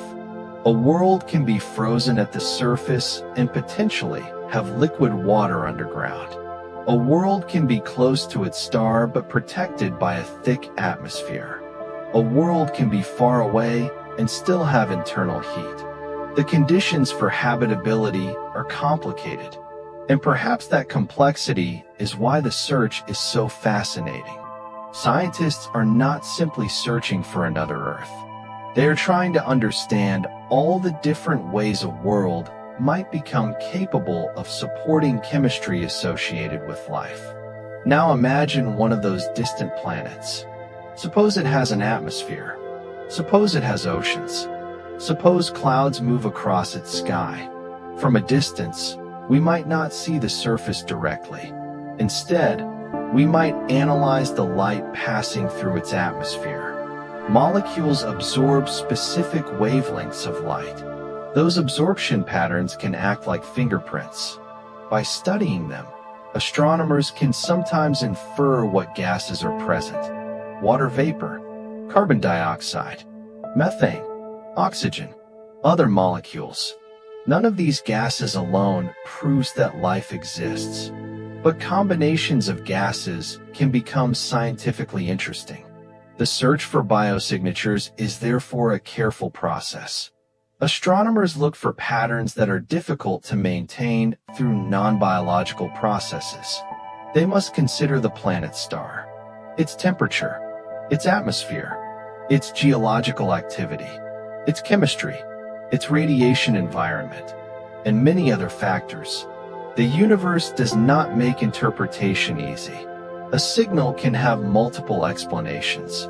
A strange atmospheric feature may come from geology rather than biology. A molecule associated with life on Earth might be produced naturally somewhere else. So scientists must remain cautious. And that caution is important. The universe is too complicated for wishful thinking. Sometimes the most exciting answer is not the first answer. It is the answer that survives careful testing. This is why astronomy moves slowly. Observations are repeated. Measurements are compared. Models are tested. New telescopes are built. And gradually, uncertainty becomes smaller, but never completely disappears. There will always be new questions. Now imagine turning your attention toward the largest objects in the universe. Galaxy clusters. These are enormous collections of galaxies held together by gravity. A single cluster can contain hundreds or thousands of galaxies. Between the galaxies is extremely hot gas. This gas can reach temperatures of millions of degrees. It is so hot that it emits X-rays. The galaxies themselves may look peaceful in visible light, but the space between them contains a vast reservoir of superheated plasma. Galaxy clusters are among the largest gravitationally bound structures known. They contain galaxies, hot gas, dark matter, and enormous amounts of empty space. The gravity of the cluster can also bend light from more distant galaxies. This creates gravitational lenses. A cluster can therefore become a natural laboratory for studying both visible and invisible matter. Some clusters are so massive that they can magnify distant galaxies behind them. The effect is similar to using a cosmic magnifying glass. A galaxy that would otherwise be too faint to study can become visible because its light is amplified and distorted by the foreground cluster. This has allowed astronomers to observe some of the earliest galaxies in the universe. The universe can therefore help us observe itself. A massive object bends light. The bent light reveals a distant object. The distant object tells us about the early universe. And the foreground mass tells us about gravity and dark matter. One phenomenon becomes a tool for studying another. The cosmos is full of these connections. Even the darkness between galaxies can teach us something. Intergalactic space contains extremely thin gas. That gas can absorb specific wavelengths of light from distant quasars. By analyzing the absorption lines, astronomers can map the distribution of matter between galaxies. The universe is therefore not simply galaxies floating in empty darkness. There is a vast cosmic web connecting regions of matter. Hydrogen gas traces some of these structures. Dark matter forms a gravitational framework. Galaxies tend to gather along the denser regions, and enormous voids separate them. Imagine the universe from far enough away. Instead of seeing individual stars, you see galaxies. Then instead of seeing galaxies individually, you see groups. Then clusters. Then filaments. Then enormous empty regions. The structure resembles a gigantic web. The cosmic web extends across billions of light years. And yet, inside one small region of that web, there is a galaxy. Inside that galaxy is a solar system. Inside that solar system is Earth. And somewhere on Earth, you are lying quietly in the dark. The scale is almost impossible, but you do not need to hold all of it in your mind. Let it become a distant background. You can simply return to your breathing, in and out, slowly. The universe does not need you to measure it. You can just rest inside it. Now imagine the first stars. The universe was once very different. There were no galaxies like the ones we see today. There were no planets. There was no oxygen-rich atmosphere. The first generations of stars formed from the simplest elements produced in the early universe, mostly hydrogen and helium. These stars changed everything. Inside their cores, they began creating heavier elements. When massive stars died, they released those elements into space. Later generations of stars formed from enriched material. Those stars could have planets made from heavier elements. Eventually, rocky worlds became possible. The history of the universe is therefore also the history of increasing chemical complexity. The early universe had a relatively simple elemental composition. Then stars began acting as cosmic furnaces. Carbon appeared, oxygen, nitrogen, silicon, iron, and many other elements. Some of these became ingredients for rocky planets. Some became ingredients for biological molecules. The chemistry required for life was not present in the same abundance at the beginning. It emerged through cosmic evolution. So life on Earth is not disconnected from the history of stars. Life depends upon the chemical complexity created by earlier generations of cosmic objects. The universe had to become chemically rich enough for planets like Earth to exist. That took time, billions of years. The first stars had to form. They had to live and die. Their material had to return to space. New stars had to form. Planets had to assemble. And eventually, on at least one small planet that we know of, chemistry became biology. The process may have happened elsewhere. We do not yet know. But Earth demonstrates that the transition is possible. Now imagine the early Earth. It was not always the peaceful blue world we know today. Its surface was hotter. Its atmosphere was very different. Asteroids and comets were more common.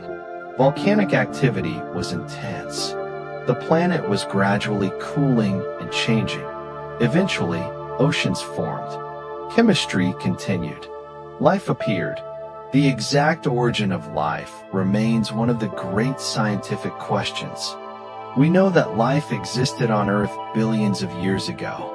But how the first self-replicating systems emerged from non-living chemistry is still being investigated. Perhaps it happened near hydrothermal vents. Perhaps in shallow pools. Perhaps through chemical networks in environments we have not yet fully imagined. There are many hypotheses. None has been definitively established as the complete story. And this mystery connects Earth to space. Because if life can emerge naturally under the right conditions, perhaps it could happen elsewhere. If life requires an extremely unlikely sequence of events, then Earth may be unusual. If life emerges easily whenever conditions are favorable, then the universe could be full of life. We simply do not know yet. The question is enormous. Are we alone? The answer remains unknown. And perhaps that uncertainty is one of the most beautiful things about looking at the night sky. Every star becomes a possibility, not proof, not certainty, a possibility. Around many stars, planets exist. Some are rocky, some are gas giants, some are icy, some are hot, some are cold, and some may have environments we have not yet imagined. The Milky Way alone contains hundreds of billions of stars. Even if only a small fraction have potentially habitable worlds, that could still represent an enormous number of planets. But distance is the great barrier. Even the nearest stars are incredibly far away. our fastest spacecraft would still take tens of thousands of years to reach another star at their current speeds. Interstellar travel is therefore not simply a matter of building a larger rocket. The distances are enormous. A spacecraft would need to travel for years, decades, centuries, or longer.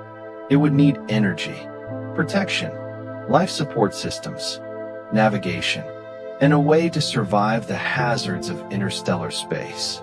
Radiation is one challenge. Microscopic dust particles can become dangerous at extremely high speeds. Communication delays would be unavoidable. If a spacecraft traveled to a star 4 light-years away, a radio message would take more than 4 years to reach it. A reply would take more than 4 years to return. A simple conversation could take nearly a decade. Space changes the meaning of communication.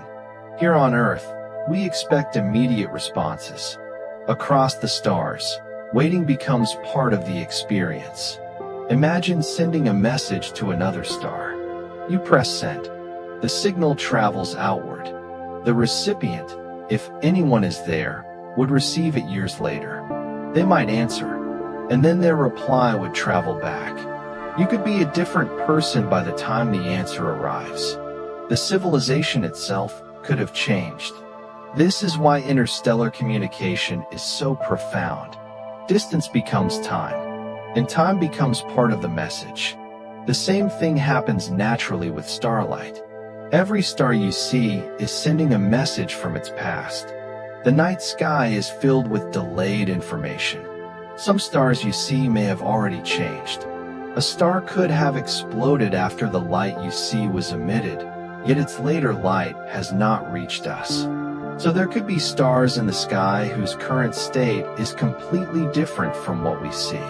Perhaps one distant star exploded thousands of years ago, but the light announcing that explosion is still traveling. For us, the star appears normal. For the star itself, the event is already ancient history. The universe can contain simultaneous events that are not simultaneously visible to us. This is one of the strange consequences of finite light speed. Observation is always delayed. There is no universal cosmic now that everyone can observe in the same way. Relativity makes the idea of simultaneity more complicated. Events that seem simultaneous to one observer may not be simultaneous to another observer moving differently. These concepts are difficult to imagine, but you do not need to solve them tonight. You can simply let the idea drift past. Time is strange, space is vast, and the universe does not always behave according to human intuition. Perhaps that is why looking at the stars can be so humbling. The universe does not have to fit comfortably inside our imagination. We are learning how to stretch our imagination to fit the universe. And every new discovery makes it a little larger. Think about the first humans who looked at the night sky. They saw the same stars we see, but they did not know that those stars were distant suns. They did not know that galaxies existed beyond the Milky Way. They did not know that planets orbited other stars. They did not know that the universe was expanding. They did not know about black holes. They did not know about neutron stars. They did not know that space itself could curve. And yet they looked upward. They noticed patterns. They created stories. They named constellations. They used the sky for navigation. They measured seasons. They built calendars. The night sky has always been part of human history. And tonight, when you imagine the stars, you are participating in something ancient. People have been looking upward for thousands of years. The stars have witnessed civilizations rise and disappear. The constellations remain. The planets continue moving. The moon continues changing phase. And Earth continues its orbit. Human history is brief. Cosmic history is immense. And yet human curiosity has managed to bridge the two. We can study objects billions of light years away. We can calculate the age of the universe. We can measure the composition of distant stars. We can detect planets around other suns. We can photograph galaxies from the early universe. All of this began with people looking upward and wondering. Perhaps wonder itself is one of the most human things in the universe. You do not have to answer every question. Sometimes simply asking is enough. And tonight, perhaps you can let yourself wonder without needing an answer. Imagine a distant galaxy. It is 10 billion light years away. Its light began traveling when the universe was much younger. That light passes through expanding space. It continues for billions of years. Eventually, it reaches Earth. A telescope collects it. The light is separated into wavelengths. A computer processes the information, and astronomers learn about the galaxy. They might discover its age, its chemical composition, its rate of star formation, its motion, its environment, its black hole, all from ancient photons. Light becomes history, and history becomes knowledge. Now imagine that same light reaching your imagination. You cannot actually see all those details with your eyes, but you can imagine them. A distant galaxy, a quiet spiral, thousands of stars, perhaps billions, gas clouds glowing, new stars forming, old stars fading, a central black hole, planets orbiting distant suns, and far away, another galaxy, and another, and another. The universe continues. You are floating. There is no need to move, no need to hurry, just drift. The Milky Way is behind you now. Earth is a tiny point. The sun is one star among hundreds of billions. The galaxy itself is one galaxy among an enormous cosmic population. And beyond the galaxies, space continues. The observable universe has a radius of roughly 46.5 billion light years in every direction, even though the universe is about 13.8 billion years old. That may sound contradictory. How can the observable universe be more than 13.8 billion light years across if light has only had about 13.8 billion years to travel? Because space itself has expanded while the light was traveling. The regions that emitted ancient light have moved much farther away during the journey. So the present-day distance to some of those ancient sources can be much greater than the simple light travel time would suggest. Cosmic expansion changes the geometry of the problem. Again, the universe refuses to behave like an ordinary room. There is no static background. Space itself participates in the story, and as the universe expands, the light from distant galaxies can become stretched toward longer wavelengths. This is called cosmological redshift. A galaxy moving away from us because of cosmic expansion has its light shifted toward the red end of the spectrum and beyond. The farther away the galaxy, the greater the redshift generally becomes. Astronomers can measure this shift, and from it, they can learn about the galaxy's distance and the expansion of the universe. The universe is therefore revealing its expansion through light. Light tells us how galaxies move. Galaxy motion tells us about cosmic expansion. Cosmic expansion tells us about the history of the universe. And the history of the universe tells us how stars, galaxies, and planets eventually became possible. Everything connects. And now, slowly, let the connections become softer. You do not need to remember every detail. You do not need to remember every planet, every star, every galaxy, every number. Let the information become a gentle background. The universe can simply be there. Vast, dark, quiet, full of ancient light, and you can rest. Imagine the Earth again, a small blue world, clouds moving, oceans reflecting sunlight on the day side, the night side slowly crossing into darkness. cities glowing faintly, mountains becoming silhouettes, forests becoming dark green shadows, and above all of it, the atmosphere.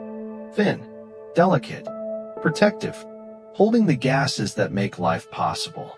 You are there, on that tiny world, inside that thin layer of atmosphere. And beyond it is everything we have been imagining. The moon, the planets, the stars, the Milky Way, the galaxies, the cosmic web, the universe. But you do not need to travel there tonight. You can stay exactly where you are, safe inside your quiet room. Let the universe continue without you for a while. It will be fine. The stars do not need supervision. The planets do not need instructions. The galaxies do not need your attention. You can sleep. And while you sleep, the Earth will rotate. The moon will continue its orbit. The sun will continue shining. The planets will continue moving.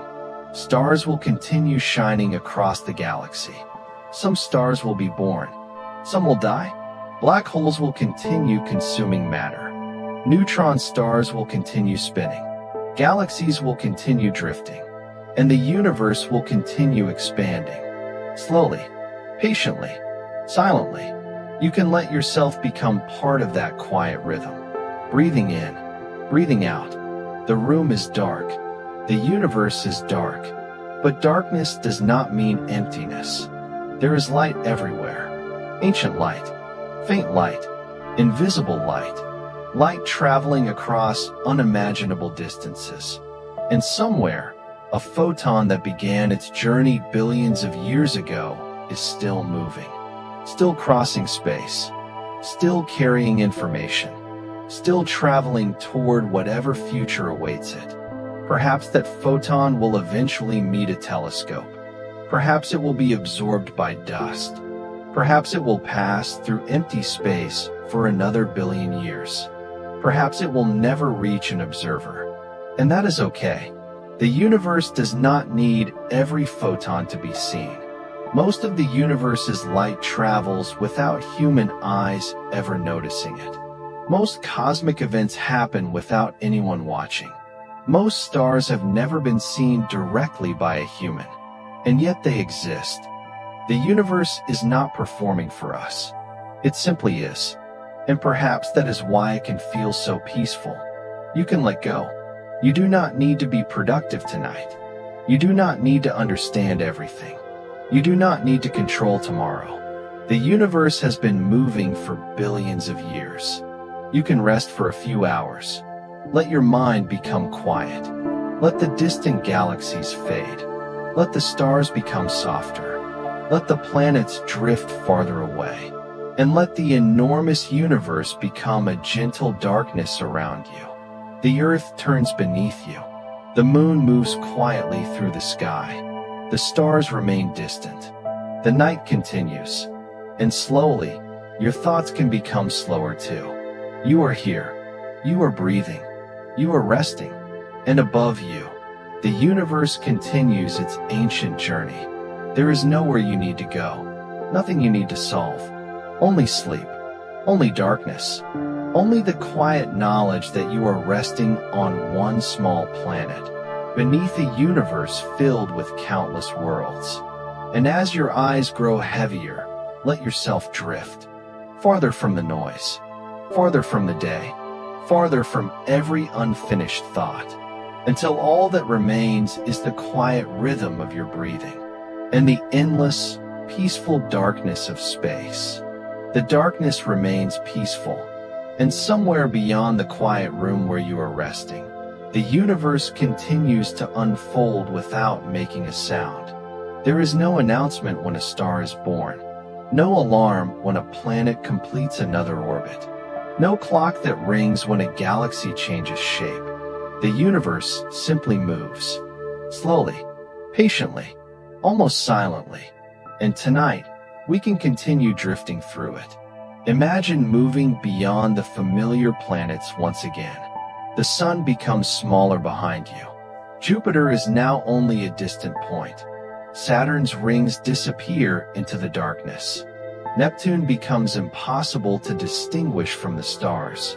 And eventually, even the solar system itself becomes just another tiny region of space.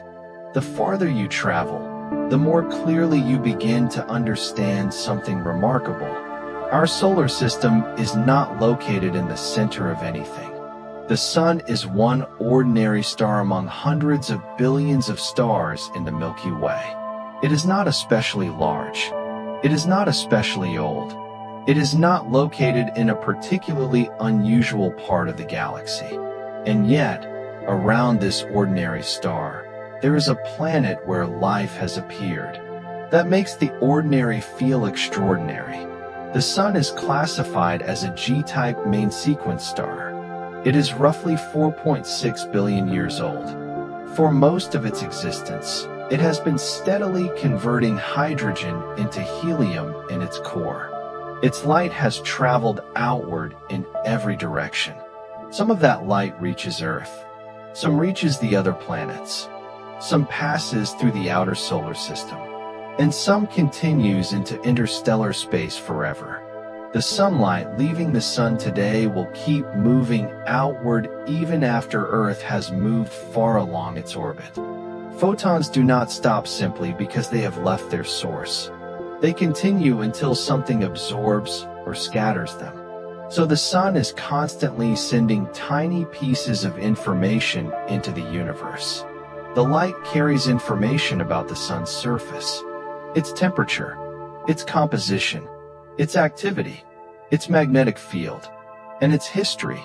When astronomers study sunlight, they can identify chemical elements by the wavelengths that atoms absorb or emit.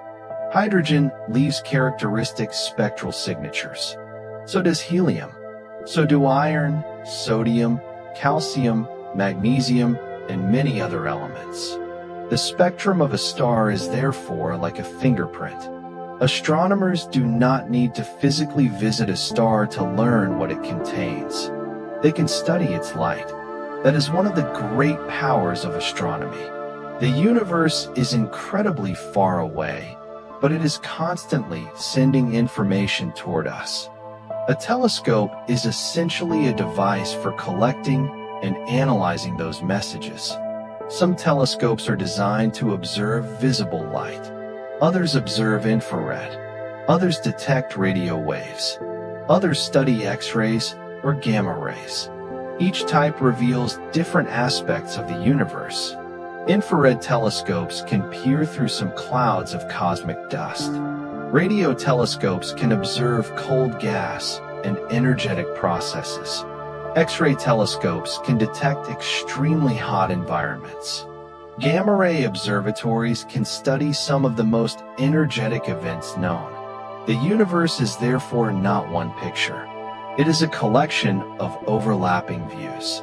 And each view tells part of the story. Imagine looking at a nebula in visible light. You might see beautiful glowing clouds. Then imagine switching to infrared. The same nebula could reveal stars hidden inside the dust. Switch to radio wavelengths. You might discover enormous reservoirs of molecular gas. Switch to X-rays. You could find hot plasma associated with stellar explosions. One object can contain many different stories at once. The universe is layered, and humans are only beginning to learn how to read those layers. Now imagine one of the most energetic events we know about, a gamma-ray burst. These brief cosmic explosions can release enormous amounts of energy. Some are associated with the collapse of massive stars. Others can occur when compact objects such as neutron stars merge. For a short time, a gamma-ray burst can be among the brightest phenomena in the observable universe. And yet, from Earth, we may simply detect a brief flash of high-energy radiation. The event itself may have occurred billions of years ago. The signal travels across the universe. Eventually, it reaches our instruments. A detector records it. Astronomers examine the timing and spectrum. And suddenly, we know that something unimaginably powerful happened far away. There is something strange about cosmic explosions. They can be incredibly violent, yet they happen so far away that the sky above us remains peaceful. A star can collapse. A neutron star can merge with another neutron star. A black hole can consume matter. And from Earth, all we may see is a faint point of light. The universe can be violent and quiet at the same time. That is another reason space can feel so calming. The drama is happening at distances that make it almost silent to us. Now imagine two neutron stars orbiting one another. They are incredibly dense. They slowly spiral inward. As they move, they emit gravitational waves. Gravitational waves are ripples in space-time. They were predicted by Einstein's theory of general relativity. For decades, scientists searched for them. Then, in 2015, the LIGO detectors directly observed gravitational waves from merging black holes. It was a remarkable moment. Humanity had detected ripples in space-time itself. Later observations included gravitational waves from neutron star mergers. These events provided new ways to study the universe. Astronomy was no longer limited to electromagnetic radiation. We could begin listening to the universe through gravitational waves. Imagine that. The universe has another kind of sound, not sound traveling through air. There is no ordinary sound moving through the vacuum of space. Instead, gravitational waves are changes in space-time that propagate outward. Sensitive instruments on Earth can measure incredibly tiny distortions caused by these passing waves. A gravitational wave can stretch space slightly in one direction while compressing it in another. The effect is extraordinarily small, but instruments built with remarkable precision can detect it. And from these tiny changes, scientists can infer the presence of distant cosmic collisions. Two black holes may merge billions of light years away. The event releases enormous amounts of gravitational wave energy. Those waves spread outward. They travel through the universe. And eventually, perhaps billions of years later, they pass through Earth. For a fraction of a second, the geometry of space itself changes by an almost unimaginably tiny amount. And humans detect it. The universe leaves another fingerprint. This time, not in light, but in space-time. Neutron star mergers are particularly fascinating because they can create heavy elements. When two neutron stars collide, extreme conditions can produce elements heavier than iron. Gold is one example. Platinum is another. Some of the precious elements found on Earth may have originated in ancient cosmic collisions. Imagine holding a tiny piece of gold. Its atoms may have been forged in an event involving dead stars. That gold may have traveled through interstellar space. It may have become part of a cloud. That cloud may have formed the sun and planets. And eventually, the atoms became part of something on Earth. A ring, a coin, a piece of jewelry, a scientific instrument. The atoms inside it may carry a history older than Earth itself. Cosmic history can hide inside ordinary objects. A stone on the ground may contain atoms formed inside ancient stars. A glass of water contains hydrogen that may date back to the early universe. The oxygen in the water was produced through stellar processes. The elements are mixed together. Ancient material becomes modern matter, and the universe keeps recycling itself. Now imagine the early solar system. Before Earth existed as a finished planet, there was a rotating disk of gas and dust around the young sun. Tiny particles collided. Some stuck together. Small objects became larger. Planetesimals formed. These objects collided and merged. Eventually, larger planetary embryos developed. Gravity helped gather material. The planets slowly took shape. Earth was built from countless collisions. The same process formed the other rocky planets. The solar system was not created as a perfectly organized collection of worlds. It emerged from chaos, collisions, gravity, heat, dust, gas, and time. Some early planets may have collided with enormous objects. The Moon itself is thought to have formed after a giant impact involving the young Earth and a Mars-sized body, although details of the event remain an active area of research. The impact would have been unimaginably energetic. Material from Earth and the impactor was thrown into orbit. That material eventually gathered together, and the Moon formed. Today, the Moon looks peaceful, silver, quiet, familiar, but its origin may have involved one of the most violent events in Earth's early history. The calm world we see today can have a violent past. The same is true of Earth. Its surface has been reshaped by impacts. Volcanoes, plate tectonics, erosion, oceans, glaciers, life. The planet we know is the result of billions of years of change. And the same principle applies throughout the solar system. Mars has ancient scars. Mercury is covered in craters. The Moon preserves impact history. Venus has enormous volcanic plains. Jupiter's atmosphere contains enormous storms. Saturn's rings continually evolve. The planets are not frozen snapshots.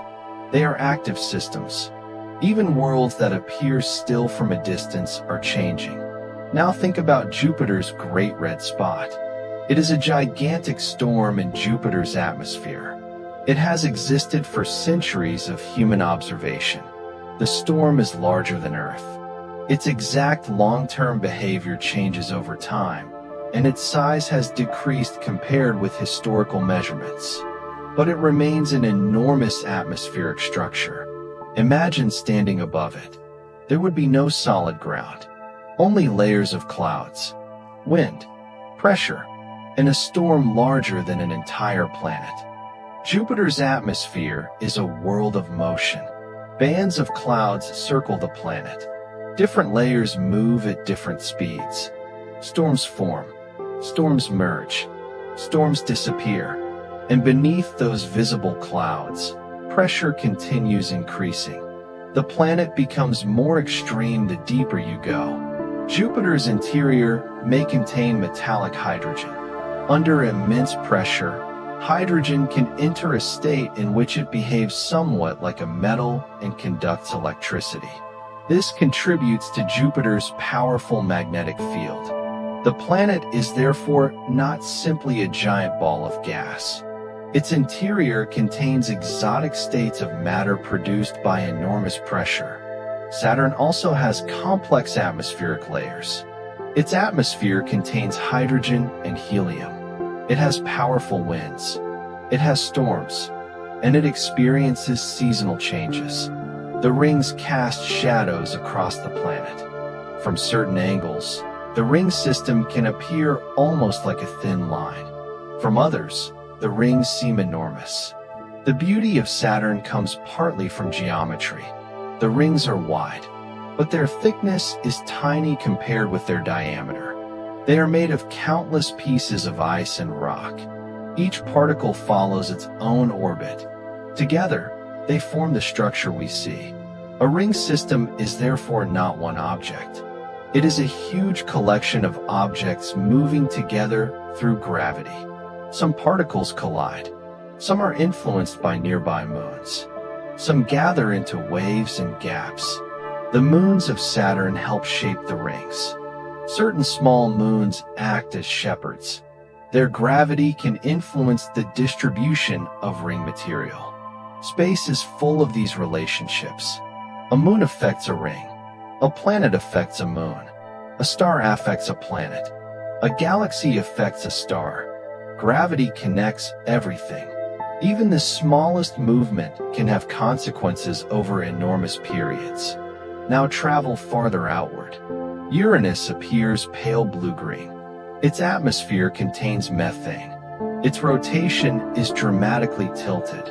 The planet's unusual orientation may have been caused by ancient collisions.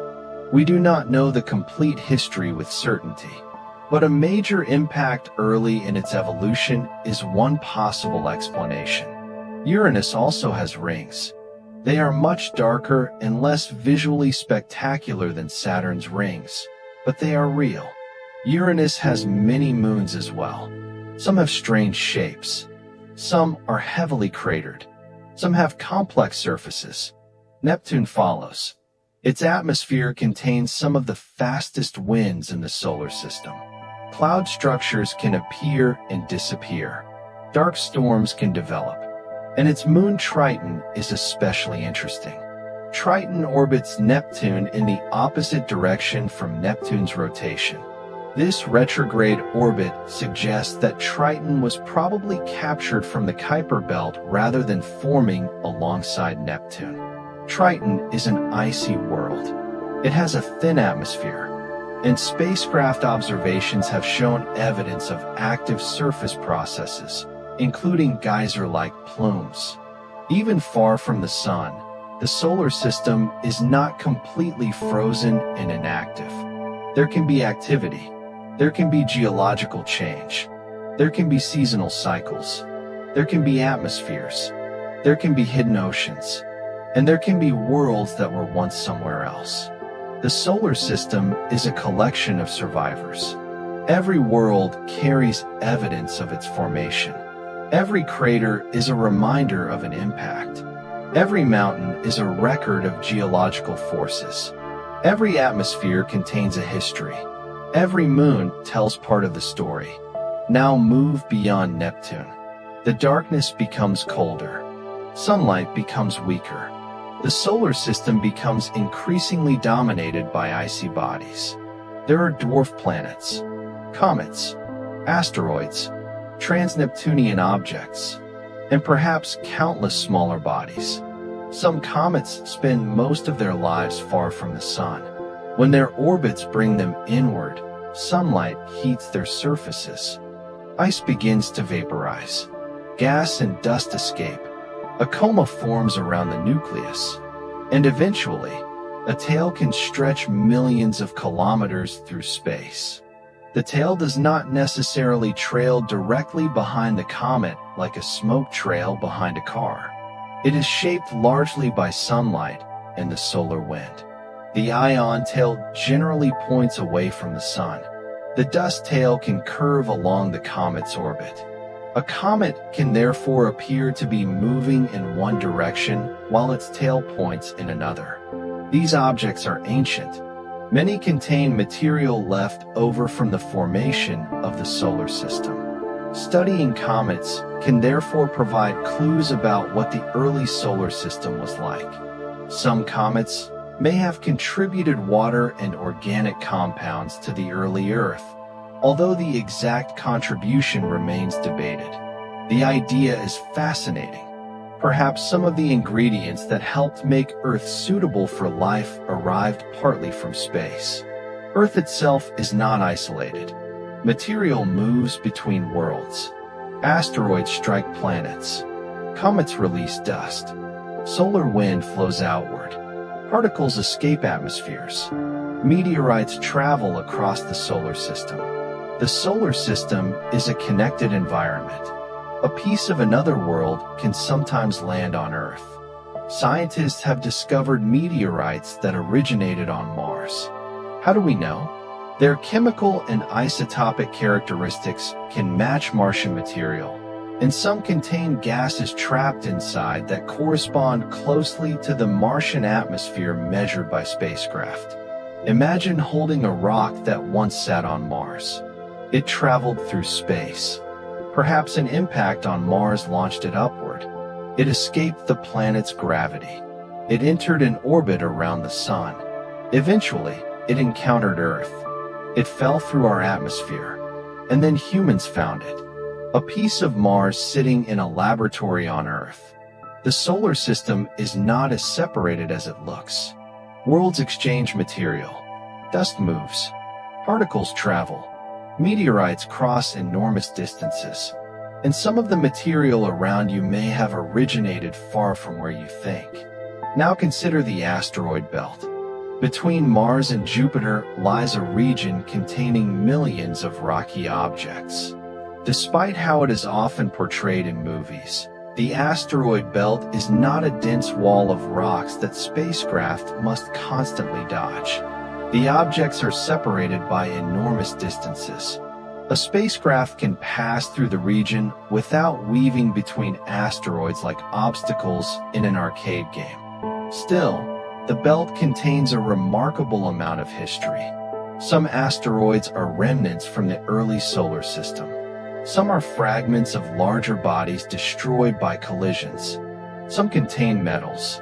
Others contain carbon-rich material. Some have water-bearing minerals. Asteroids are therefore not simply space rocks. They are pieces of planetary history. Some contain materials that were never incorporated into planets. Others preserve ancient chemical conditions. Studying them can help scientists understand how the solar system formed. And someday, asteroids may become important for future space exploration. They contain resources, water, metals, other useful materials. But extracting those resources would be technologically difficult. Space mining remains largely conceptual and experimental. For now, asteroids are scientific time capsules. They preserve material from billions of years ago. Imagine touching one. The material beneath your fingers may have existed before Earth, before the moon had its current form, before the first oceans, before life, before trees, before humans. Ancient matter, still traveling, still here. Now let your imagination move farther, beyond our solar system, beyond the nearby stars. Imagine the Milky Way from above. The galaxy is enormous. Its disk spans roughly 100,000 light-years across. The exact dimensions depend on how we define its boundaries. The galaxy is not a flat, perfectly solid disk. It contains a central bulge, a bar, spiral arms, a halo, and enormous amounts of dark matter surrounding it. The Sun sits roughly 26,000 light-years from the galactic center. That places us well away from the center. We orbit the center of the Milky Way. One complete orbit takes roughly 225 to 250 million years. This period is sometimes called a galactic year. The last time the Sun was in roughly its current position in the Milky Way's orbit, dinosaurs were not yet around. Human civilization is incredibly brief compared with one galactic orbit. Even the entire history of our species represents only a tiny fraction of a galactic year. Earth has completed many dozens of galactic orbits since it formed. The Sun has traveled enormous distances through the galaxy while carrying the planets with it. We are therefore not simply orbiting the Sun. We are traveling with the Sun around the center of the Milky Way. And the Milky Way itself is moving through the local group. The local group moves within the larger cosmic structure. Everything is moving. Everything is connected to larger motions. There is no single stationary viewpoint. The universe is a choreography of motion. And yet, from your bed, you feel still. That contrast is beautiful. Your body is motionless relative to the room. The room is moving with Earth. Earth is rotating. Earth is orbiting the Sun. The Sun is orbiting the galaxy.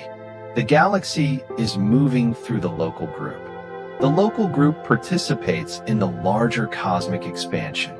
You are still, and you are moving. Both statements are true. Now imagine the center of the Milky Way. Stars become much more densely packed there. The region around Sagittarius A* contains enormous numbers of stars.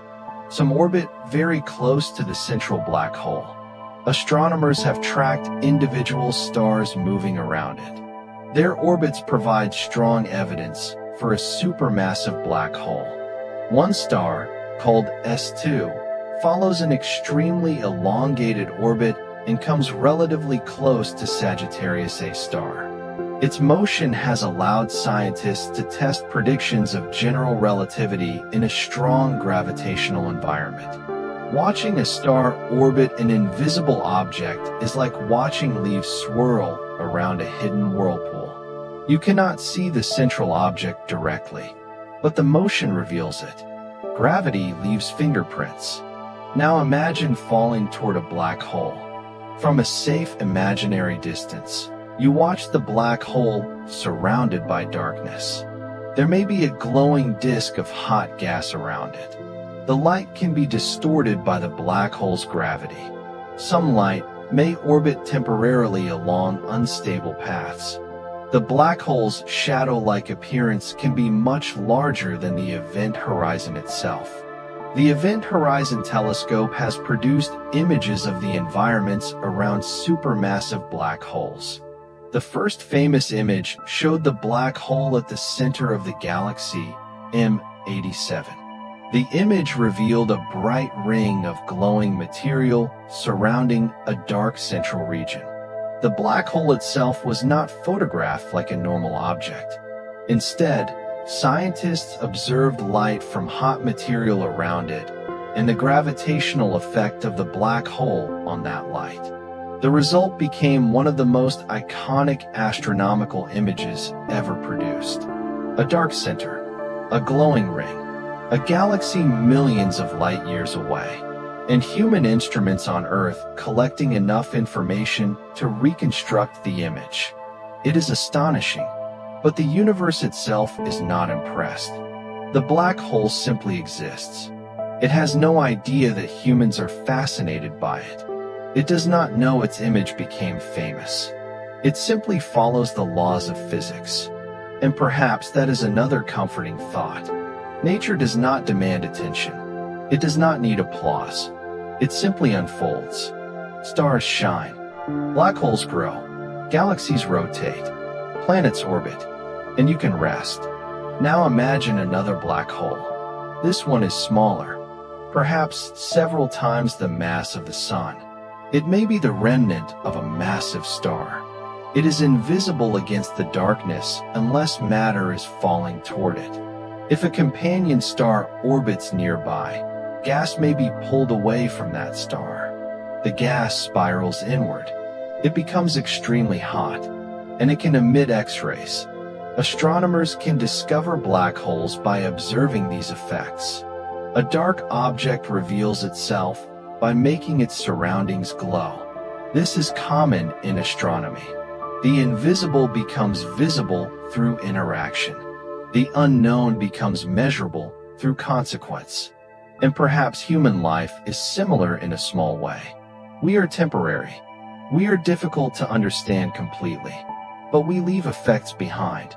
A conversation, a memory, a kindness, a discovery, a small action. The universe is full of effects. Everything interacts with something else. Gravity, light, matter, energy, information.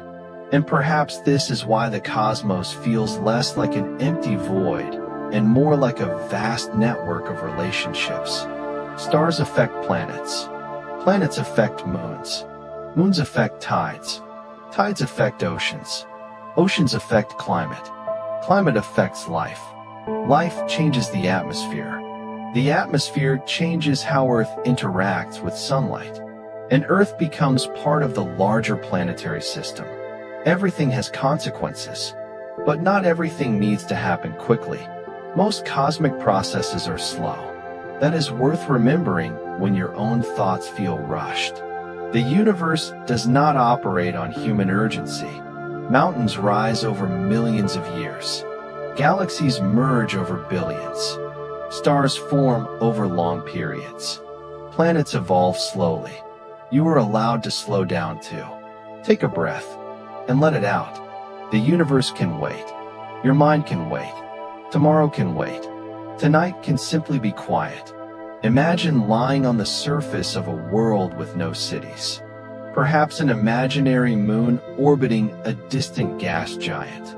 Above you, the giant planet fills part of the sky. Its bands of clouds move slowly. Its rings arc across the darkness. Nearby moons appear as bright points. The surface beneath you is covered in ice. There is no sound, no traffic, no voices, only the imagined silence of an alien landscape. You look upward. The stars are different. The constellations do not resemble Earth's constellations. The Milky Way appears from another location. The distant sun would be just another star. Earth would be invisible, and yet you are still part of the same universe. Different world, same cosmos, same physical laws, the same hydrogen, the same carbon, the same gravity, the same light. The universe is unified by its laws even when its worlds are radically different. This is one of the reasons physics is so powerful. The same laws that describe falling objects on Earth also describe the motion of planets. The same electromagnetic theory that describes light in a laboratory describes radio waves traveling across galaxies. The same nuclear physics that describes particles in experiments helps explain the energy of stars. Nature is not divided into separate rulebooks. The same fundamental principles operate across enormous scales, from tiny particles to galaxies, from atoms to black holes. The universe is one system, and you are inside it, not outside, not separate. Inside, your body is matter. Your thoughts arise from physical processes in your brain. Your planet is matter. Your star is matter. The galaxy is matter and energy. Everything is part of the same cosmic story. And now, as your thoughts slow down, you can let that story become gentle. You do not need to remember the details. You can let them dissolve. The stars are far away. The planets are far away. The galaxies are farther still. But the feeling of wonder can remain. A quiet sense that the universe is enormous. That there are worlds we have never seen. Stars we have never visited. Questions we have not answered. And perhaps that is enough. You can close your eyes. Let the room become darker. Let your breathing become slower. Imagine the Milky Way turning gently in the distance. 100,000 light years wide. Hundreds of billions of stars. Countless planets. And somewhere inside one small spiral arm, the sun. Around it, Earth. And on Earth, you. Small. Temporary. But alive. Aware. And able to imagine the entire universe. Now let even that thought become quiet. The galaxy continues turning. The stars continue shining. The planets continue orbiting. The universe continues expanding. And you can simply sleep. No need to travel farther. No need to solve another mystery. No need to understand the darkness. Let it surround you. Not as something frightening, but as space. Open, quiet, endless. Filled with distant light. And as your breathing becomes softer, imagine one last star far away. Its light has been traveling for millions of years. It finally reaches your imagined view. A tiny point, a gentle glow. Then another star appears. Then another. Then thousands. Then millions. The galaxy becomes a soft field of light. And slowly, even those lights begin to fade. The universe becomes quiet. The earth turns. The night continues. And somewhere beneath that ancient sky, you are resting. The universe is enormous. But tonight, your world can be small. Your bed, your breathing, the darkness, the quiet, and sleep. Let yourself drift. The stars can keep watch. The planets can keep moving. The galaxies can keep turning. You have nothing left to do tonight. Just breathe, and rest, and sleep. The journey continues quietly. There is still so much of space waiting beyond the darkness. So let your thoughts drift outward again, slowly, without needing to hold on to every detail. Imagine the Milky Way becoming smaller behind you. its spiral arms gradually disappear into the distance. The familiar stars become scattered points. Then even those points begin to blend together. And beyond our galaxy, there are other galaxies. Some are enormous. Some are tiny. Some are smooth and rounded. Some are stretched into long shapes. Some have beautiful spiral arms. Others have been distorted by gravitational encounters. And some are so faint and distant that they are almost lost against the darkness. Galaxies come in many forms. A spiral galaxy can contain sweeping arms filled with gas, dust, and young stars. The Milky Way is one example. The Andromeda Galaxy is another. From a great distance, a spiral galaxy can look almost like a glowing whirlpool. But the spiral arms are not solid structures. Stars move through them. Gas moves through them. New stars can form in denser regions. The arms themselves can be thought of as patterns moving through the galactic disk. It is a little like a wave moving through a crowd. The individual people are not necessarily traveling with the wave. The pattern is what moves. Galaxies can also collide, and when they do, the word collision can sound more dramatic than the actual experience for individual stars. Stars are separated by enormous distances. Even when two galaxies pass through one another, direct star-to-star collisions are extremely unlikely. Instead, gravity reshapes everything. Gas clouds can collide. Stars can have their orbits disturbed. New waves of star formation can appear. The galaxies can stretch.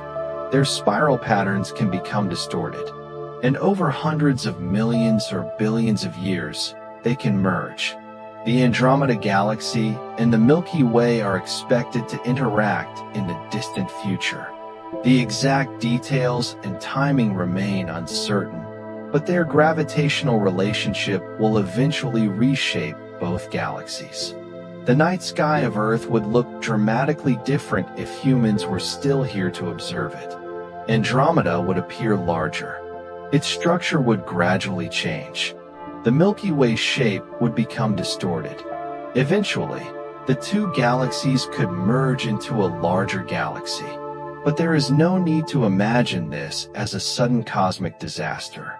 Galactic mergers are incredibly slow. They unfold over immense periods. The universe has patience. Gravity takes its time. Stars continue moving. Orbits gradually change. Gas clouds interact.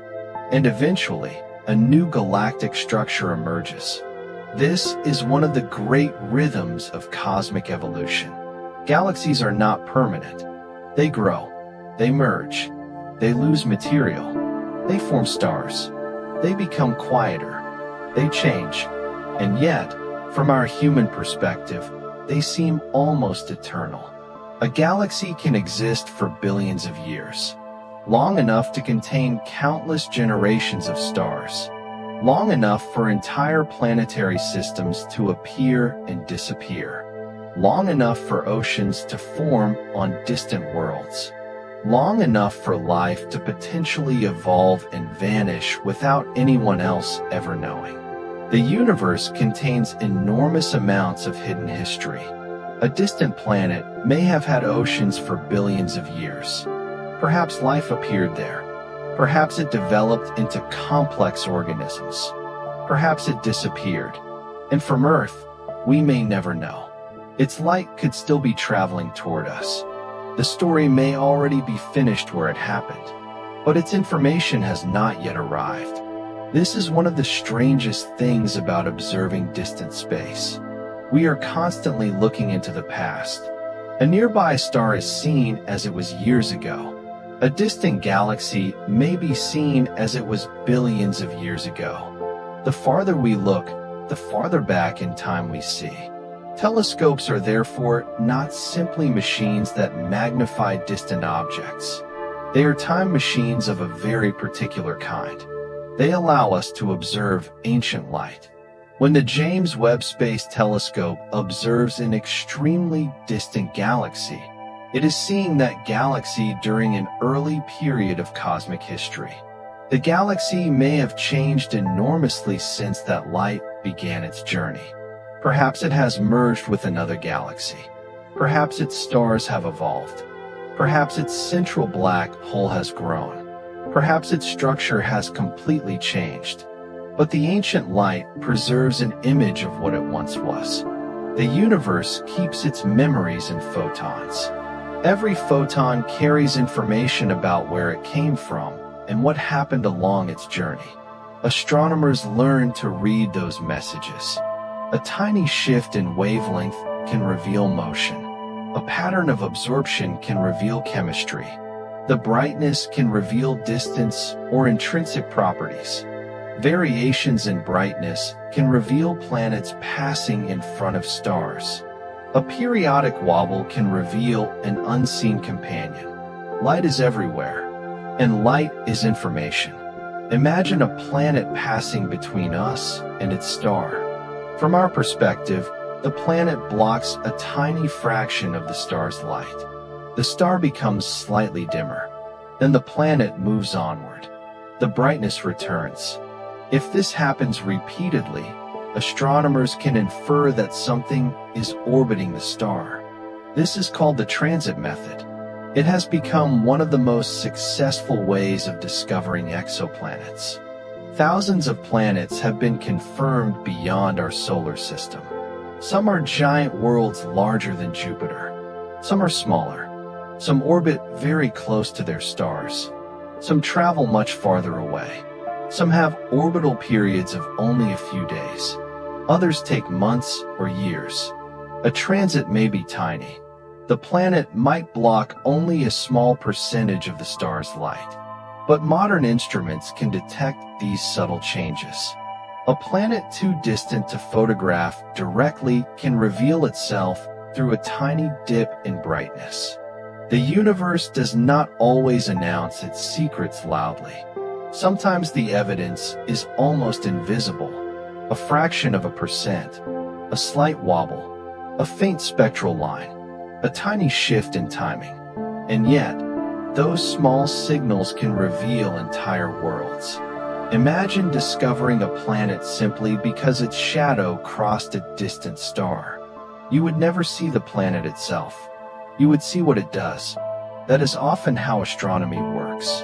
We learn about invisible things through their effects. Black holes reveal themselves through gravity. Dark matter reveals itself through gravitational influence. Exoplanets reveal themselves through dimming stars. Neutron stars reveal themselves through pulses of radiation. The universe is full of hidden objects leaving visible clues. And one of the strangest hidden substances is dark matter. Dark matter does not appear to interact with light in the ordinary way. We cannot see it directly, but its gravitational effects are visible. Galaxies rotate faster than the visible matter alone would allow.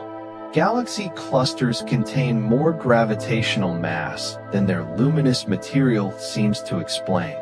Light bends around concentrations of unseen mass. These observations suggest that much of the matter in the universe is something we cannot directly observe through electromagnetic radiation. We call it dark matter, but the name is simply a description of our ignorance. It does not mean we know exactly what it is. Scientists have proposed different possibilities. Many experiments have searched for dark matter particles. So far, there is no universally accepted direct detection of the particle responsible. The mystery remains. And this is one of the beautiful things about science. Sometimes the honest answer is simply, we don't know yet. The universe does not become less fascinating because we lack the answer. It becomes more fascinating because the question remains open. Dark matter may be everywhere. It may surround galaxies in enormous halos. The Milky Way is thought to exist within such a halo. That means Earth may be moving through a vast, invisible environment of dark matter as the solar system travels through the galaxy. We cannot feel it. We cannot see it. We cannot hear it. But if our understanding is correct, its gravitational influence helps hold the galaxy together. An invisible structure supporting a visible galaxy, like a skeleton beneath something we can see. And dark matter is not the only mystery. There is also dark energy.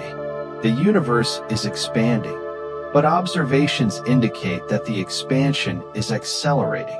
Something appears to be responsible for this accelerated expansion. Scientists call it dark energy. Again, the name does not represent a complete explanation. It is a label for an observed cosmic behavior whose underlying nature remains uncertain. Together, dark matter and dark energy represent much of the universe's total energy budget. Ordinary matter, the atoms that make stars, planets, people, oceans, and everything familiar, is only a relatively small portion. That means most of the universe is made of things we do not yet fully understand. Think about that for a moment. Everything we see with our eyes, every planet, every star, every galaxy, every mountain, every tree, every person, all of it is only a small part of the cosmic inventory. The universe is much stranger than ordinary matter suggests. And perhaps that is why the night sky can feel so deep. We are looking into a universe where most of the contents remain mysterious. Now let your imagination settle around that thought. You don't need to solve dark matter. You don't need to solve dark energy. You can simply let the questions drift away. Imagine a galaxy surrounded by an invisible halo. Stars rotate within it. Gas clouds move. Planets orbit their stars. Everything is held together by gravity. And beyond that galaxy, another galaxy, then another, then another. The universe stretches outward. Eventually, you begin to see enormous empty regions. Cosmic voids. These are regions of space with relatively few galaxies compared with denser parts of the cosmic web.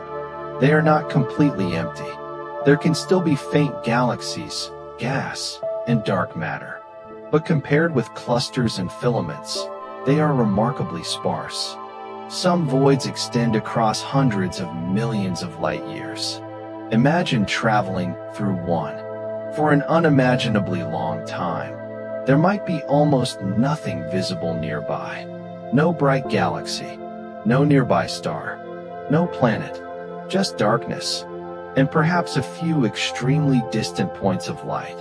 The emptiness would be enormous. Yet even here, gravity continues shaping the universe. Matter tends to gather along the edges and filaments surrounding voids. Over cosmic time, the structure becomes more pronounced. The cosmic web grows. Galaxies form along its threads. Clusters develop where matter becomes concentrated. Voids expand. The universe becomes increasingly structured on large scales. And all of this emerges from tiny variations in the early universe. The early cosmos was remarkably smooth, but not perfectly smooth. There were small differences in density. Some regions contained slightly more matter, others slightly less. Gravity amplified these differences. Slightly denser regions attracted more matter. More matter increased gravity. More gravity attracted still more matter. Over billions of years, these small differences became galaxies, clusters, and the cosmic web. A small imbalance eventually became enormous structure. The universe remembers its earliest conditions. One of the most important pieces of evidence comes from the cosmic microwave background. This faint radiation fills the universe. It is the cooled remnant of light released when the early universe became transparent. Today, it appears as microwave radiation. It comes from every direction. No matter where you look in the sky, there is a faint background glow. It is one of the oldest electromagnetic signals we can observe. The cosmic microwave background gives scientists a snapshot of the universe when it was roughly 380,000 years old. That may sound ancient, but compared with the age of the universe, it was still incredibly young. Before that time, the universe was filled with a hot plasma in which light could not travel freely for long distances. As the universe expanded and cooled, electrons combined with nuclei to form neutral atoms. The universe became transparent. Photons could finally travel freely across space. Those photons are still traveling today. We detect them as the cosmic microwave background. Imagine those ancient photons beginning their journey. The universe is young. Matter is cooling. Atoms are forming. Light is released. The photons move outward. For billions of years, they travel through expanding space. Stars form. Galaxies form. Planets form. Life appears on Earth. Civilizations rise. And eventually, a tiny fraction of those ancient photons enters a detector on Earth. A message from the early universe. It is difficult to imagine anything more ancient that we can directly observe. And yet, the cosmic microwave background is not the absolute beginning. It comes from a later stage. The universe may have existed in an even earlier state that our current observations cannot directly reveal. What happened before the earliest observable moments remains an open question. Cosmology reaches the boundary of what our theories can currently describe. And beyond that boundary is mystery. You can let that mystery remain. There is something peaceful about not knowing everything. The universe does not have to be completely explained for you to appreciate it. Sometimes uncertainty is part of wonder. Now imagine the universe becoming younger. You are moving backward through cosmic time. Galaxies become less mature. Stars become younger. Heavy elements become less common. Eventually, there are no stars, no galaxies, no planets, only an extremely hot, dense early universe. As you continue backward, our familiar descriptions become less reliable. Physics reaches regimes that are difficult to reproduce experimentally. Gravity and quantum mechanics need to be understood together. Scientists are still searching for a complete theory that can describe such extreme conditions. Perhaps one day, a deeper theory will explain what happened at the earliest moments. Perhaps it will reveal something completely unexpected. Science remains unfinished. And that is okay. The universe is not a textbook with every page already read. We are still turning pages. Every telescope adds another sentence. Every experiment adds another clue. Every discovery changes the questions. And somewhere ahead, there are discoveries no human has imagined yet. There may be planets with landscapes beyond anything in science fiction. There may be strange stars behaving in ways we have not observed.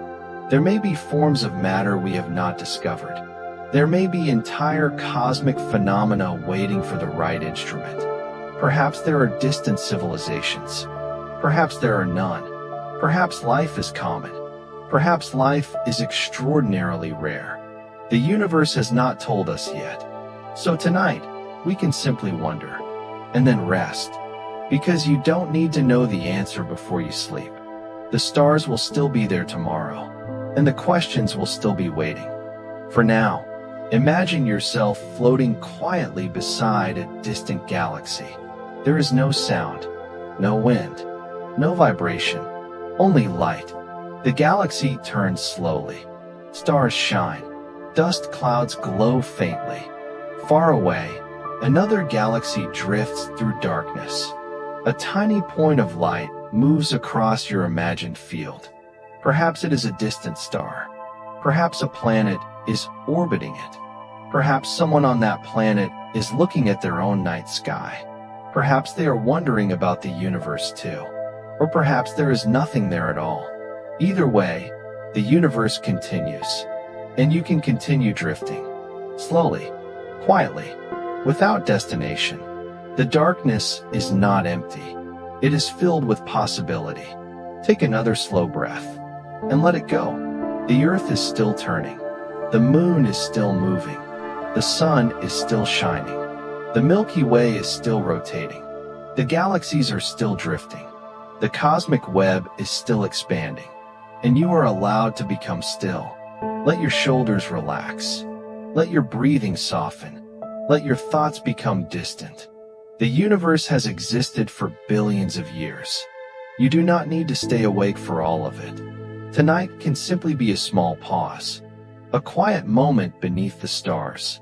And as the darkness grows softer, imagine the ancient light of the universe passing silently overhead. Photons traveling through space. Stars shining across enormous distances. Galaxies glowing in the far distance. And somewhere, one tiny blue planet turning peacefully in the dark. That is home. For now, you can stay there. You can rest there. And you can sleep. The universe can keep expanding without you watching. The stars can keep shining without you counting them. The planets can keep orbiting without you following their paths. Everything will continue. And you can let go. Slowly, quietly, peacefully. Just breathe, and drift, and sleep. Far beyond the familiar stars, space becomes increasingly difficult to imagine. There are distances so large that even saying the numbers feels almost meaningless. 1,000 light years, 10,000, 100,000, 1,000,000, 10 million, a billion. Each distance represents light traveling for an enormous length of time. And yet, light keeps moving. It does not become tired. It does not slow because the journey is long. It simply travels through the expanding universe. Imagine a single photon leaving a distant star. At the moment it begins its journey, somewhere far away, a planet may be turning beneath an alien sky. Perhaps an ocean is reflecting the star. Perhaps clouds are forming. Perhaps mountains are covered in ice. Perhaps there is life. Perhaps there is nothing. The photon does not know. It simply travels. Years pass, then centuries, then thousands of years. The photon continues. Civilizations may rise and disappear during its journey. Continents may move. Stars may change. Planets may be transformed. And still the photon travels. Eventually, if its path happens to intersect Earth, it may enter a telescope. For a tiny fraction of a second, its journey ends. And that single photon can become part of a scientific measurement. A tiny piece of ancient light can help humans determine the temperature of a distant star, its chemical composition, its motion, its age, its distance. Something that traveled for millions of years can become a number on a screen. And from millions of such pieces of light, astronomers reconstruct distant worlds. This is one of the quiet miracles of astronomy. We do not have to touch the universe to know something about it. We can study what it sends us. And the universe is constantly sending us information.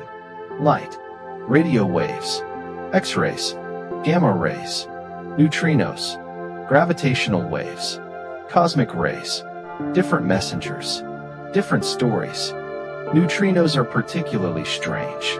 They are tiny particles with extremely small masses. They interact so weakly with matter that enormous numbers of them can pass through Earth without being stopped. Every second, vast numbers of solar neutrinos pass through your body. You do not feel them. They pass through buildings, mountains, oceans, and the human body. Most simply continue into space. The sun produces neutrinos through nuclear reactions in its core. Those neutrinos travel outward almost unhindered. They carry information from deep inside the sun. Unlike visible light, which can take a very long time to work its way from the sun's interior to its surface. Neutrinos created in the core can escape almost immediately after being produced. They are therefore messengers from places that ordinary light cannot directly reveal. The universe has many ways of speaking. We simply have to learn how to listen. Cosmic rays are another messenger. They are high-energy particles traveling through space. Some have enormous energies. When cosmic rays enter Earth's atmosphere, they collide with atmospheric particles and create showers of secondary particles. Our atmosphere helps protect life from much of this radiation. Earth's magnetic field also deflects many charged particles. Together, these natural shields make our planet much more hospitable than the open environment of interplanetary space. The atmosphere is remarkably thin compared with the size of Earth. If you imagine Earth as a large sphere, the layer in which we live is only a thin shell around it. And yet that thin shell supports oceans, clouds, weather, forests, animals, and human life. From space, Earth's atmosphere appears almost delicate. A faint blue edge, a thin veil around a planet. Inside that veil, billions of living things exist. Beyond it, the environment becomes far harsher. Space is not naturally comfortable for human bodies. There is no breathable air, no atmospheric pressure. Temperatures can change dramatically depending on sunlight and shade. Radiation is a major concern. This is why astronauts need carefully designed spacecraft and spacesuits. A spacesuit is more than clothing. It is a miniature life support system. It provides pressure, oxygen, temperature regulation, carbon dioxide removal, protection from the environment. A spacesuit allows a human being to temporarily carry a tiny artificial atmosphere into the vacuum. It is almost like bringing a small piece of Earth wherever you go. And inside a spacecraft, astronauts live within another artificial environment. Air is recycled, water is conserved, temperature is controlled, waste is managed. Every resource matters. The farther humans travel from Earth, the more important closed-loop life support becomes. On Earth, we can open a window. In space, there is no outside air waiting to come in. Every breath is part of a controlled system. Every drop of water may be reused. Every kilogram launched from Earth requires energy. Space travel teaches an unusual lesson. Resources that seem ordinary on Earth become precious beyond it. Air is precious. Water is precious. Energy is precious. A small leak can become a serious problem. A broken system cannot always be repaired immediately. Communication can be delayed, and rescue may be impossible. That is why space exploration requires extraordinary preparation. But despite the challenges, humans have already lived away from Earth's surface for extended periods. Astronauts aboard the International Space Station have spent months in orbit. The station travels around Earth at roughly 28,000 kilometers per hour. It completes an orbit roughly every 90 minutes. That means astronauts can experience many sunrises and sunsets during a single Earth day. Imagine looking out a window and seeing darkness. Then, only minutes later, seeing the curved edge of Earth glowing with sunlight. The sunrise in orbit can happen remarkably quickly.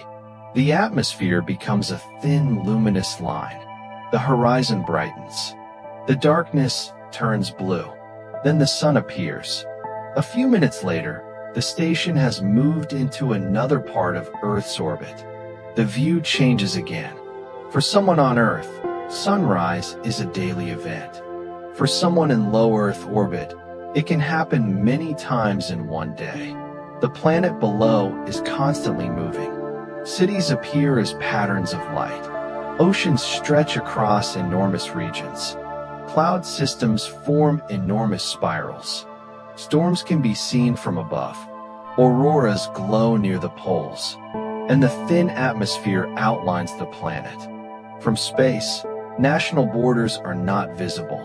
There are no lines separating one country from another. The atmosphere flows across the entire planet. Clouds move freely. Oceans connect. The planet appears as one system. A small world. A blue world. A world carrying everything humanity has ever known. Now imagine stepping back even farther. The International Space Station disappears. Earth becomes smaller. The moon becomes a nearby companion. The sun becomes a bright star. The planets become tiny points moving through darkness. And the solar system becomes a small neighborhood. Beyond it lies the interstellar medium. The space between stars contains extremely thin gas, dust, magnetic fields, and energetic particles. It is not completely empty. In some regions, clouds of gas become dense enough to form stars. These clouds can be cold.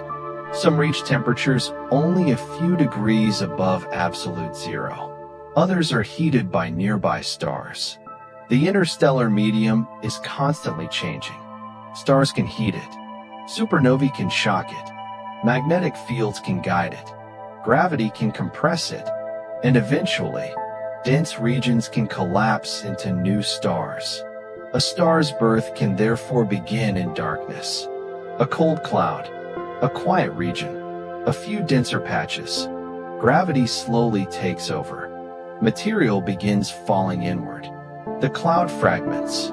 Some fragments become protostars. As the material compresses, temperature rises. Eventually, the core becomes hot enough for nuclear fusion. A new star begins shining. The process can take hundreds of thousands or millions of years depending on the details.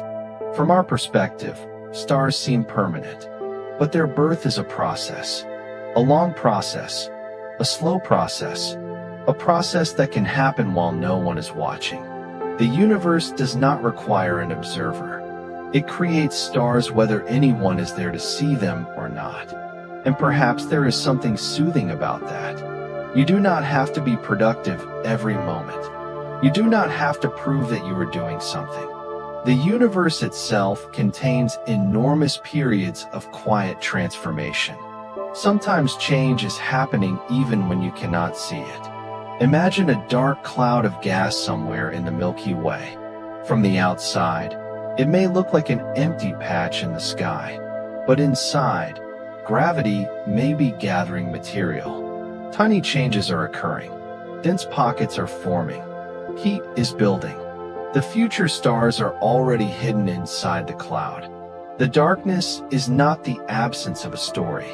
The story is simply still unfolding. Now imagine one of those stars after it has formed. For millions or billions of years, it shines. If it has planets, those worlds travel around it. Some may be rocky, some gaseous, some icy, some may have atmospheres, some may have moons. A planetary system can be extraordinarily diverse. Our own system demonstrates this. Mercury is small and heavily cratered. Venus is wrapped in a thick atmosphere. Earth has liquid oceans and abundant life. Mars preserves evidence of ancient water. Jupiter is a massive gas giant. Saturn has spectacular rings. Uranus rotates with an extreme axial tilt. Neptune has powerful winds. And beyond the major planets are countless smaller worlds. There is no single definition of what a planet must look like. Nature does not build objects according to categories invented by humans. Our categories are tools. The universe is under no obligation to fit neatly into them. This becomes even clearer when we look at dwarf planets. Pluto is perhaps the most famous. It orbits far beyond Neptune in the Kuiper Belt. Its surface contains nitrogen ice, methane ice, and water ice. Its landscape includes mountains, plains, glaciers, and other features.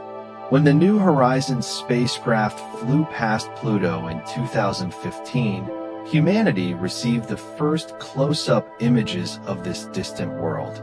Pluto turned out to be much more complex than many people expected. Its surface was not simply a frozen, inactive ball. There were mountains. There were plains. There were color variations. There were atmospheric phenomena. And its large moon, Charon, created an unusual binary-like system. Pluto and Charon orbit a common center of mass located outside Pluto itself. From a distance, the pair move together through the Kuiper Belt. Charon is also large compared with Pluto. The two worlds are tidally locked to one another. That means each keeps approximately the same face pointed toward the other. Imagine standing on Pluto and watching Charon in the sky. It would remain nearly fixed in one part of the sky while Pluto rotated beneath you. The view would be strange and beautiful, a large moon appearing almost motionless overhead. The distant sun would look much smaller than it does from Earth, and the sky would be deeply dark, yet sunlight would still reach the surface. The sun would still be the brightest object in the sky.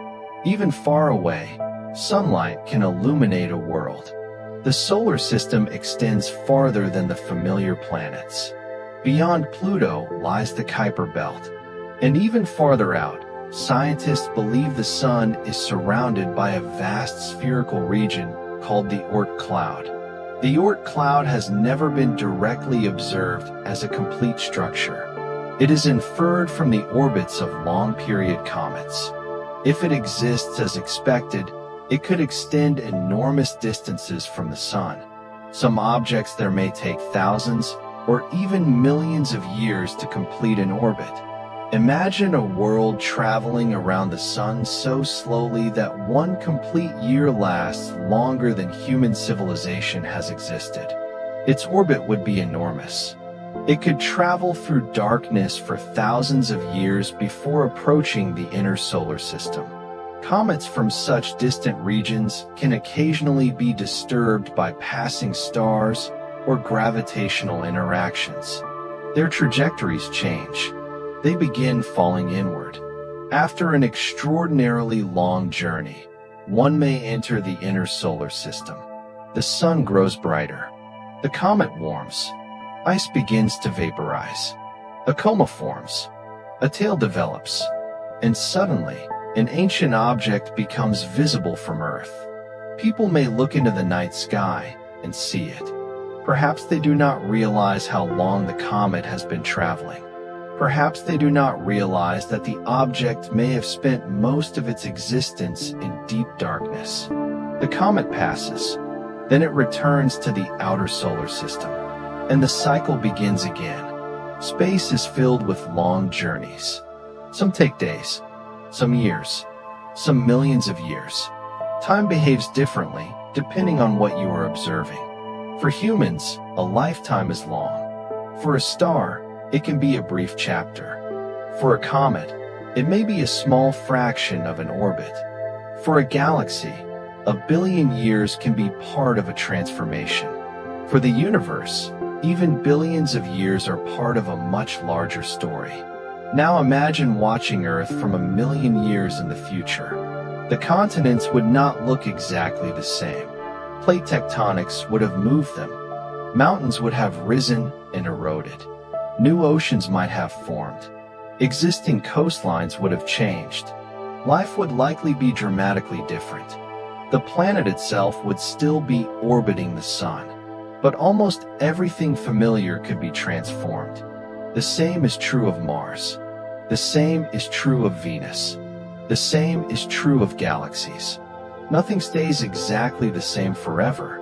Even stars change. The sun is slowly becoming brighter as it ages. Its core composition changes. Eventually, billions of years from now, it will leave the main sequence. It will expand into a red giant. Mercury and Venus are expected to be engulfed or severely affected. Earth's long-term future will become extremely difficult for life. But this is billions of years away, far beyond any human timescale. There is no reason to carry that future into tonight. For now, the sun shines. Earth is habitable. Oceans cover much of the surface. Life continues. And you are here.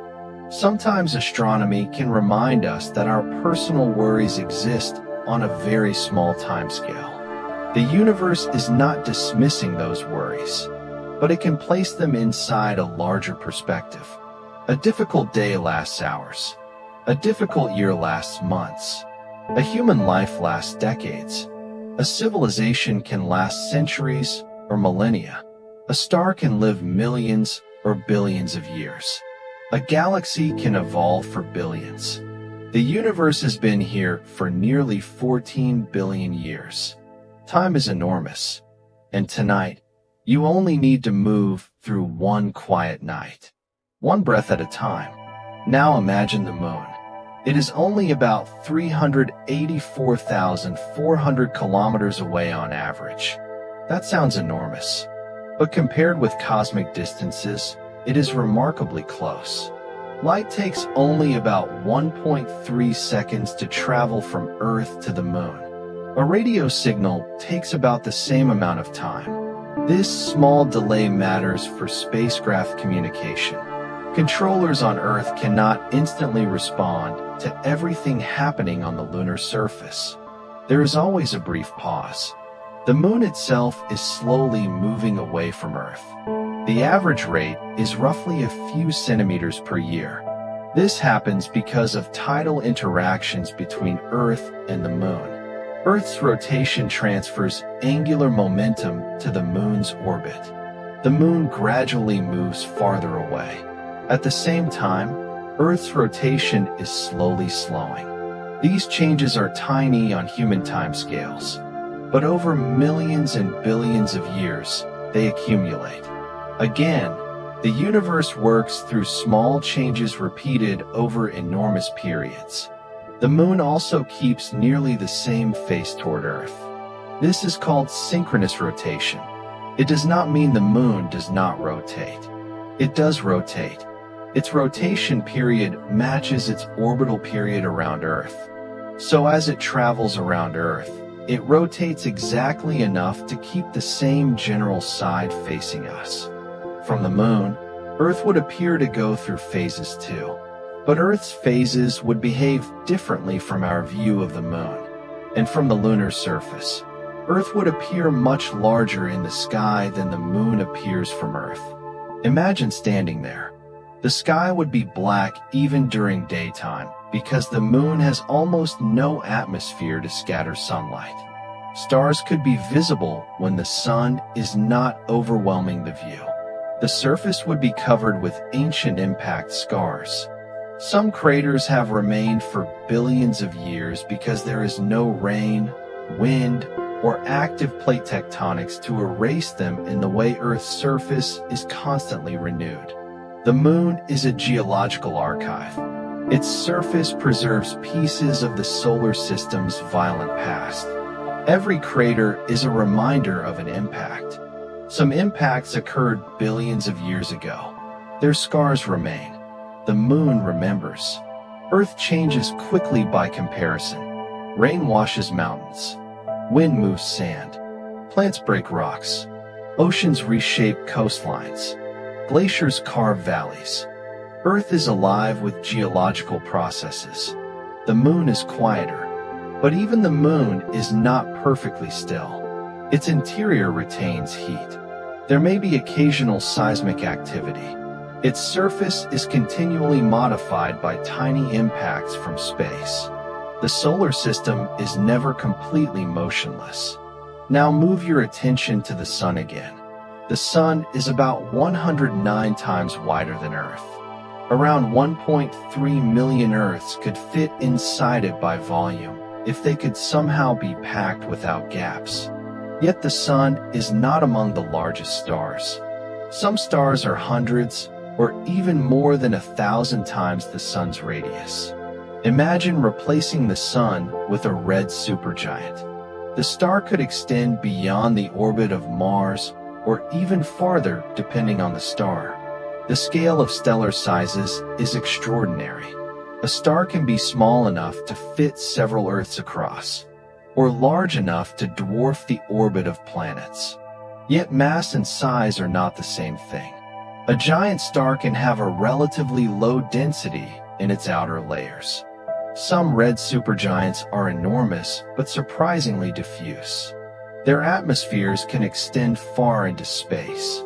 The boundary of a star is not always as sharp as the surface of a rocky planet. Gas gradually becomes thinner.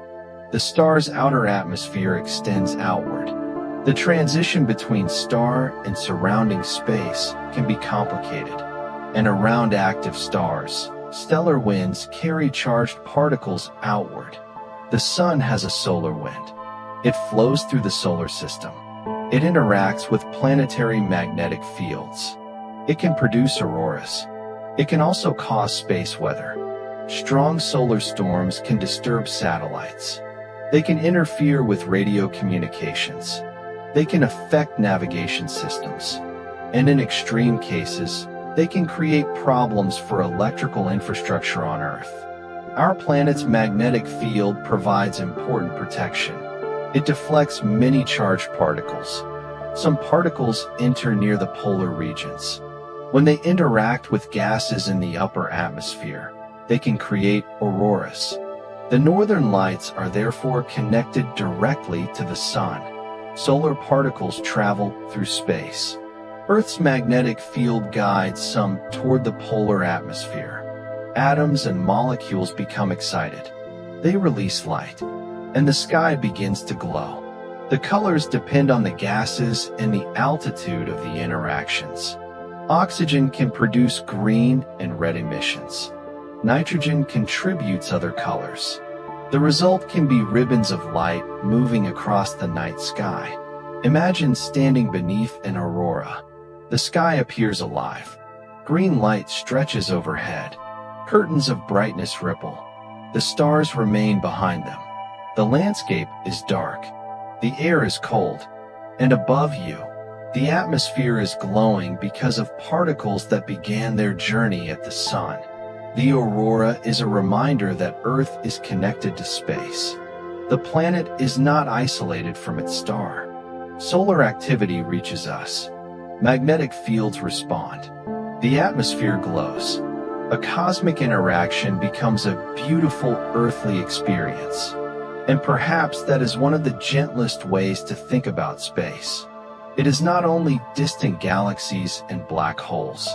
Space is already touching Earth. Every day, every night, sunlight reaches your skin. Solar particles interact with the magnetic field. Cosmic rays enter the atmosphere. The moon influences tides. Meteorites occasionally reach the ground. The universe is not somewhere else. It is all around us. You are already inside space. Even now, the atmosphere above you continues upward into thinner and thinner regions. Eventually, the distinction between atmosphere and space becomes less obvious. Satellites orbit overhead. The International Space Station passes above the planet. Radio signals travel outward. Light from the sun crosses the atmosphere. And beyond that is the wider solar system. You do not need to travel to space to belong to it. You already do. Now let that thought become quiet. You are lying beneath a universe that is unimaginably large. But you are not separate from it. The atoms in your body are part of the same cosmic history. The oxygen you breathe, the carbon in your cells, the calcium in your bones, the iron in your blood. These elements have traveled through ancient stars and cosmic processes. You are a temporary arrangement of ancient matter. For a brief time, those atoms have come together into a living person. And for this one quiet night, they are resting. The universe can continue. You can pause. Let your breathing slow. Let your thoughts soften. The stars are far away. The galaxies are farther. The cosmic web stretches beyond imagination. And yet, your attention can return to something simple. Inhale, exhale, inhale, exhale. The earth beneath you turns silently. The moon moves through its orbit. The sun shines. Somewhere far away, stars are being born. Somewhere else, stars are dying. Somewhere, galaxies are merging. Somewhere, planets are forming. Somewhere, ancient light is beginning another journey. And here, in this small, quiet moment, you can simply rest. There is nothing you need to chase, nothing you need to calculate, nothing you need to solve. The universe has existed without your supervision for billions of years. It will continue quite happily while you sleep. So allow the darkness to become softer. Let the distant stars fade from your imagination. Let the galaxies become faint. Let the cosmic web disappear into darkness. And keep only the feeling of drifting through an endless, peaceful universe. Slowly, quietly, weightlessly, until the thoughts become fewer, until the room becomes still, until sleep arrives naturally.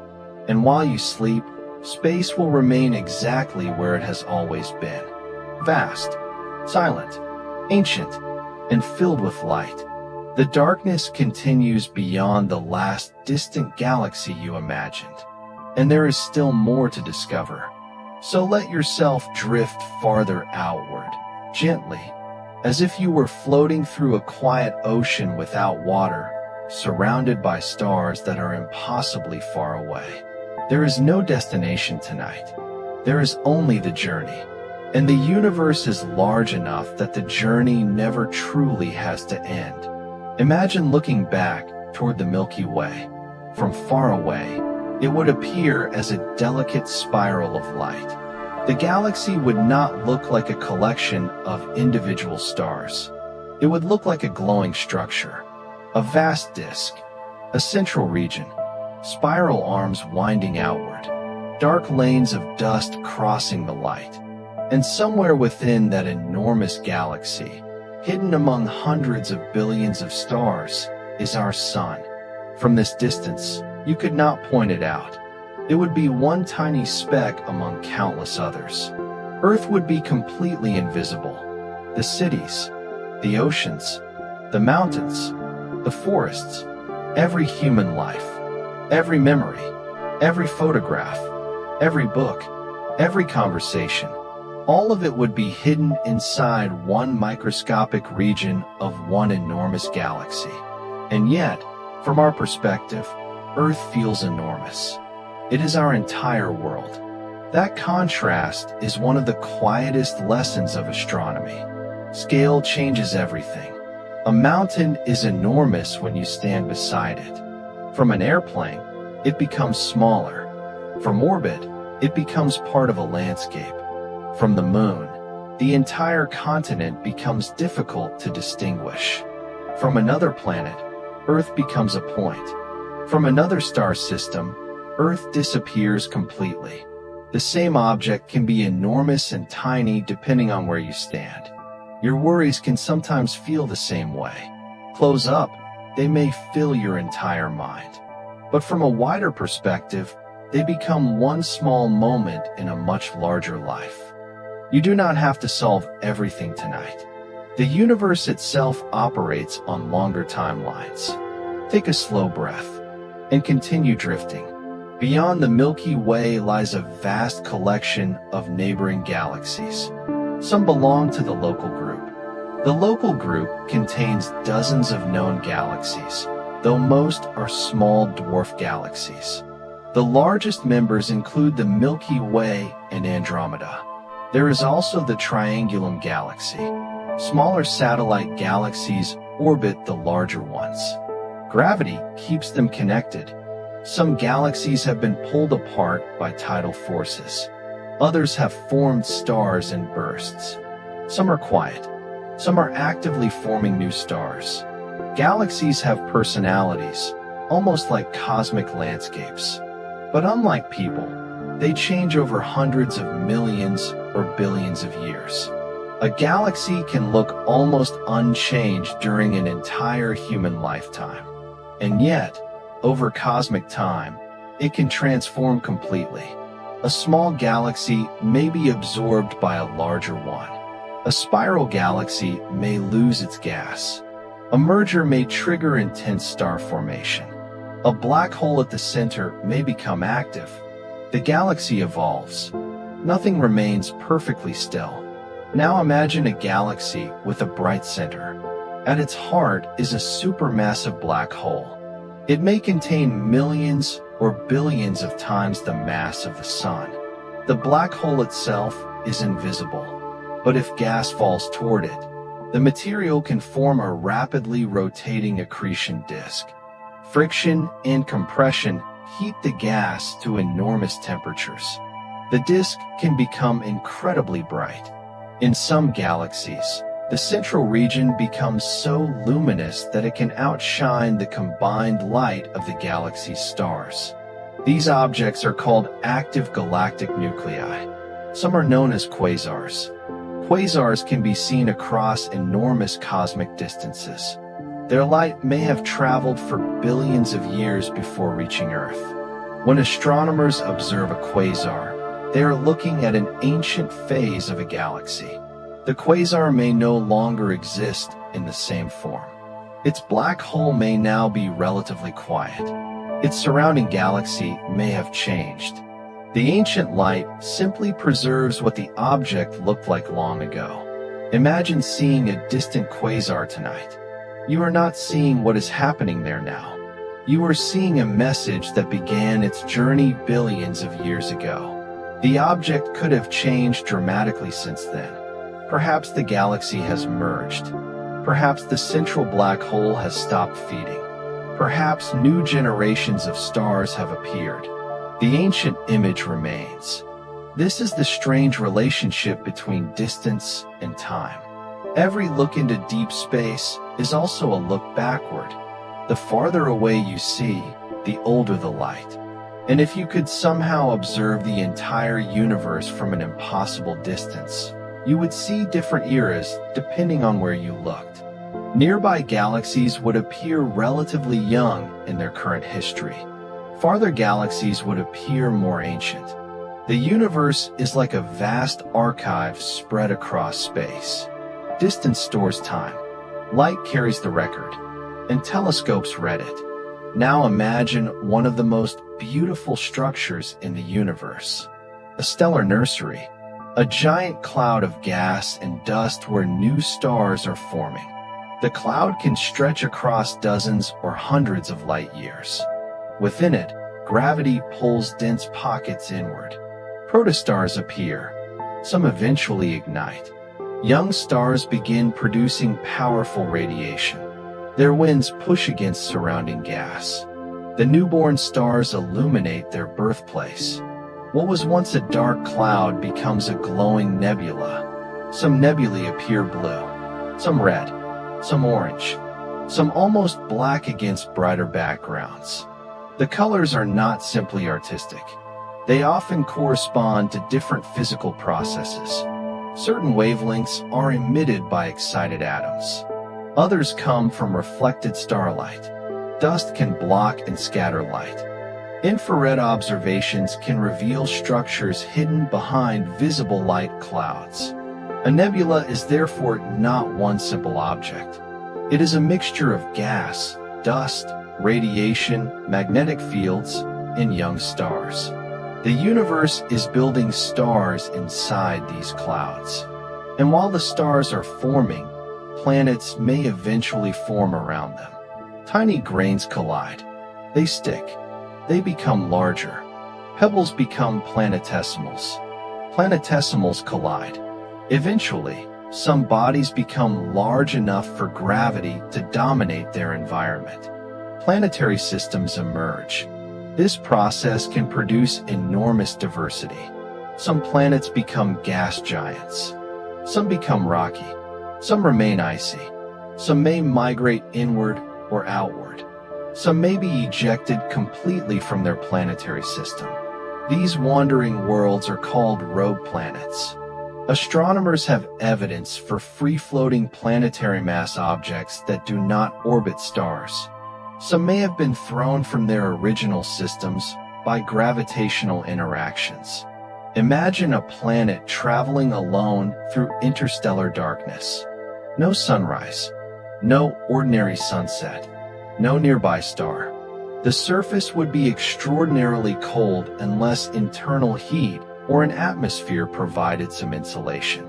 Yet some rogue planets could potentially retain internal heat for a long time.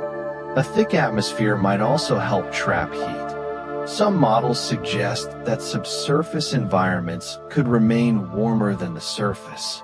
If such worlds exist with suitable conditions, they could be intriguing places to consider when thinking about where life might possibly exist.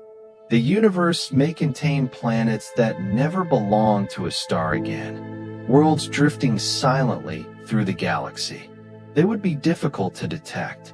A planet without a bright star provides no obvious light of its own. But gravitational microlensing can sometimes reveal objects passing in front of distant stars. The gravity of the planet bends and magnifies the background light. For a brief time, the star appears brighter. Then the effect disappears. A tiny gravitational signature can reveal a hidden planet. Again, the universe whispers. It does not always shout. Sometimes discovery comes from a brief change in brightness, a tiny distortion, a momentary signal, and from that signal, astronomers infer the existence of an entire world. Now imagine a planet with two suns. This is not science fiction. Planets can orbit binary star systems. From the surface of such a world, the sky could contain two suns. Their positions would change as the planet and stars move through their orbits. The shadows might behave differently. The daylight patterns could be unusual, and sunsets could involve one star setting while another remains above the horizon. Some planets orbit both stars together. These are called circumbinary planets. Others may orbit one star while the second star remains farther away. Binary stars are common. Many stars exist in multiple star systems. Our Sun happens to be alone in its planetary system, as far as we know. But elsewhere, nature has created many different arrangements. Some systems contain two stars. Some contain three or more. The gravitational dance can become complicated. Stars orbit one another. Planets orbit the stars. Moons orbit planets. Everything moves, and yet stable systems can persist for millions or billions of years. The universe is capable of creating order inside complexity. Now imagine a star much smaller than the Sun, a red dwarf. These stars are cooler and much less massive than the Sun. They are extremely common in the Milky Way.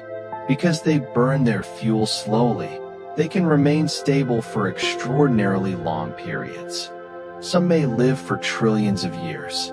That is far longer than the current age of the universe. The universe is not yet old enough for the longest-lived red dwarfs to have naturally reached the end of their main sequence lives.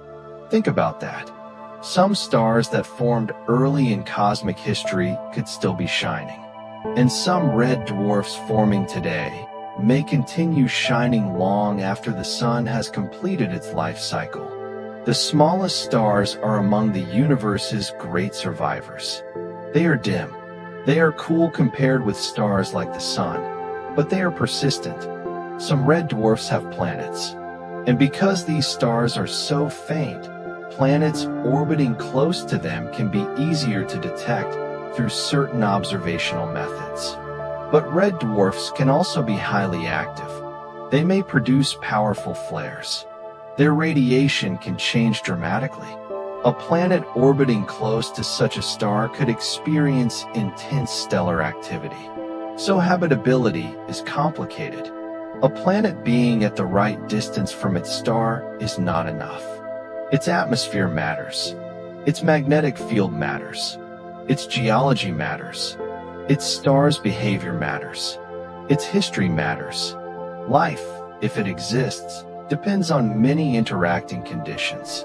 Earth is not simply habitable because it is the right distance from the sun.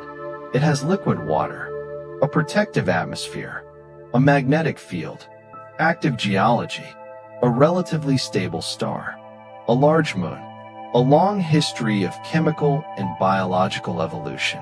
All of these factors contribute to the environment we know. And perhaps there are other worlds where an entirely different combination creates habitability. Maybe life exists beneath an icy surface. Maybe it exists in deep oceans. Maybe it uses chemistry we have not imagined. Or perhaps Earth is extraordinarily rare. We do not know. The universe has not given us enough evidence yet. But the search continues. Scientists study Mars. They examine icy moons. They analyze exoplanet atmospheres. They search for chemical signatures that could potentially indicate biological activity. One day, perhaps, a telescope may detect something unusual in the atmosphere of a distant planet. A combination of gases that is difficult to explain through geology alone, that would not immediately prove life. Science requires careful investigation. Alternative explanations would have to be considered. Measurements would need to be repeated. But it could become one of the most important discoveries in human history. A distant atmosphere whispering that biology may exist somewhere else. Imagine receiving such a signal. No spacecraft has landed there. No human has seen its surface. No probe has collected a sample. And yet, through light alone, we might detect evidence that life could exist. The possibility is humbling. And even if no life is found, the search teaches us about planets. It teaches us about chemistry. It teaches us about atmospheric evolution. It teaches us about our own world. Because when we study distant planets, we are also studying Earth from the outside. Earth becomes one example among many. We can compare atmospheres, temperatures, clouds, chemical cycles, orbital properties, and perhaps understand why Earth became so suitable for life. Now let your imagination return to our own planet. Look at Earth from orbit. The blue oceans dominate. White clouds swirl. Continents appear beneath them. The atmosphere forms a thin, glowing edge. There is no obvious sign of how fragile the environment is. The planet looks strong, but the surface is alive with delicate systems. Forests exchange gases with the atmosphere. Oceans absorb heat. Ice reflects sunlight. Clouds regulate energy. Plants move water from soil to atmosphere. Animals interact with ecosystems. Microorganisms transform nutrients. Earth is a planetary machine made of countless interconnected processes, and all of it exists beneath a thin atmospheric layer. The atmosphere is mostly nitrogen and oxygen, with smaller amounts of other gases. The composition has changed over geological time. Life itself has played a major role in that transformation. Photosynthetic organisms helped increase atmospheric oxygen. Over enormous periods, the atmosphere became increasingly different from the early Earth. The air you breathe is part of a planetary history stretching billions of years. Every breath connects you to that history. Oxygen atoms have moved through oceans, rocks, plants, animals, and the atmosphere. They have been recycled again and again. Matter does not simply disappear. It changes form. The carbon in your body may once have been inside another organism. The oxygen you breathe may have been released by a plant. The water you drink may have passed through countless living systems. Earth is a recycling planet, and the same is true on cosmic scales. Stars recycle matter. Supernovae distribute elements. Gas clouds form new stars. New stars create more elements. Planets form from enriched material. The cycle continues. The universe builds new structures from old material. You are part of that cycle. And perhaps that is one of the most comforting thoughts in astronomy. Nothing about you needs to be permanent to be meaningful. Stars themselves are temporary. Planets are temporary. Galaxies change. Yet the universe continues creating new forms. Now imagine a massive star nearing the end of its life. Its core has gone through several stages of fusion. Hydrogen, helium, heavier elements. Eventually, the core becomes rich in iron. Iron is a turning point. Fusing iron does not release energy in the same way that lighter element fusion does. The star can no longer support itself through the same fusion processes. Gravity wins. The core collapses. The outer layers can be violently expelled. A supernova occurs. For a brief period, the dying star can become extraordinarily bright. The explosion sends elements into surrounding space. Those elements can later become part of new stars and planets. The death of one star becomes material for future worlds. The universe is full of endings that become beginnings. A star dies. A nebula forms. A new generation of stars emerges. Planets form. Perhaps life appears. Eventually, those worlds may change. The material continues moving. Cosmic recycling never truly stops. Some massive stars leave behind neutron stars. These are extraordinarily dense remnants. A neutron star can contain more mass than the Sun compressed into a sphere only around a few tens of kilometers across. The density is difficult to imagine. A tiny volume contains enormous mass. Some neutron stars rotate extremely rapidly. If they emit beams of radiation from their magnetic poles, those beams can sweep past Earth like lighthouse beams. When the beam points toward us, we detect a pulse. Such objects are called pulsars. A pulsar can rotate many times per second. Some rotate hundreds of times per second. Imagine a star rotating that quickly. A city-sized object spinning hundreds of times each second. Its magnetic field can be immensely powerful. Its radiation pulses with remarkable regularity. Some pulsars are so precise that astronomers use them almost like cosmic clocks. The universe contains natural timekeepers. Stars themselves can become clocks. Pulsars can help scientists test gravity. They can reveal binary systems. They can help search for gravitational waves through tiny changes in pulse arrival times. A dead star becomes a scientific instrument. And yet, it is still just a remnant of something that once burned brightly. The universe transforms. Nothing is wasted. Now imagine a white dwarf. It is the remnant of a star like the Sun after its outer layers have been expelled. The remaining core is roughly Earth-sized but contains a large fraction of the Sun's original mass.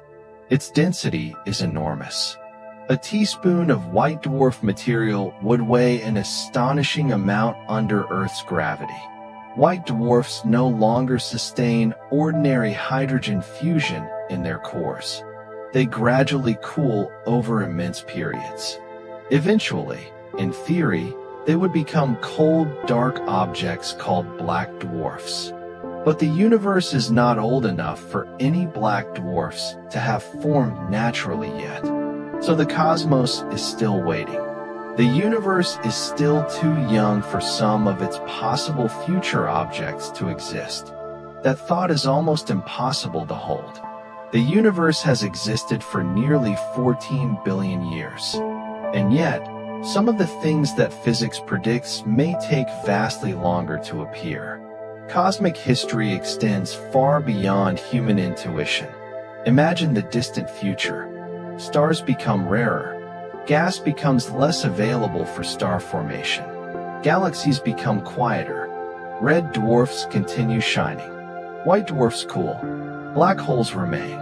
The universe becomes increasingly dark. This far future is difficult to imagine, but it also reminds us how unusual the present era is. We live during a period when stars are abundant, galaxies shine, planets exist, heavy elements are available, complex chemistry is possible, life has appeared, and humans are here to look upward. For all we know, this particular combination may be rare.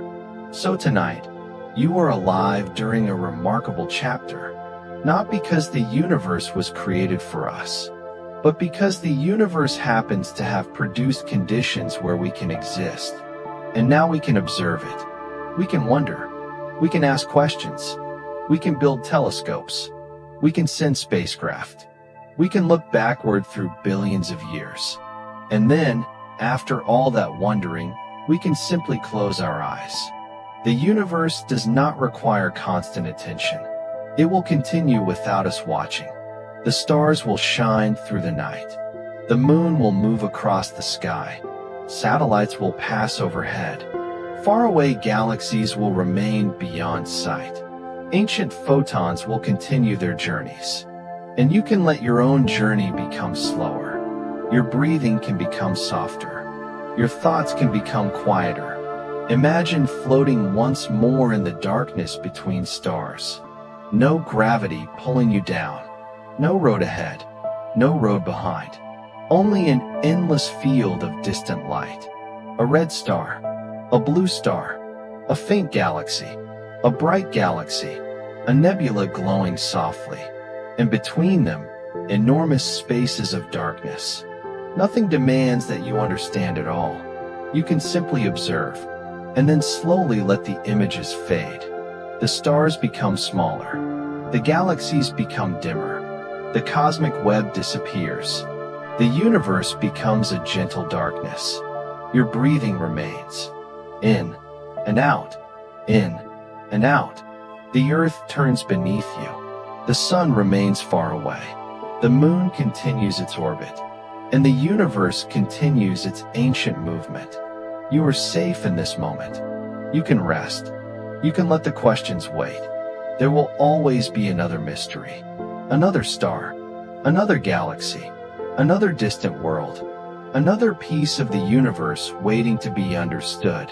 But tonight, there is nothing left to discover. Not for you. Not right now. Let the universe remain vast. Let it remain mysterious. Let it remain quiet. And allow yourself to drift beneath the ancient sky.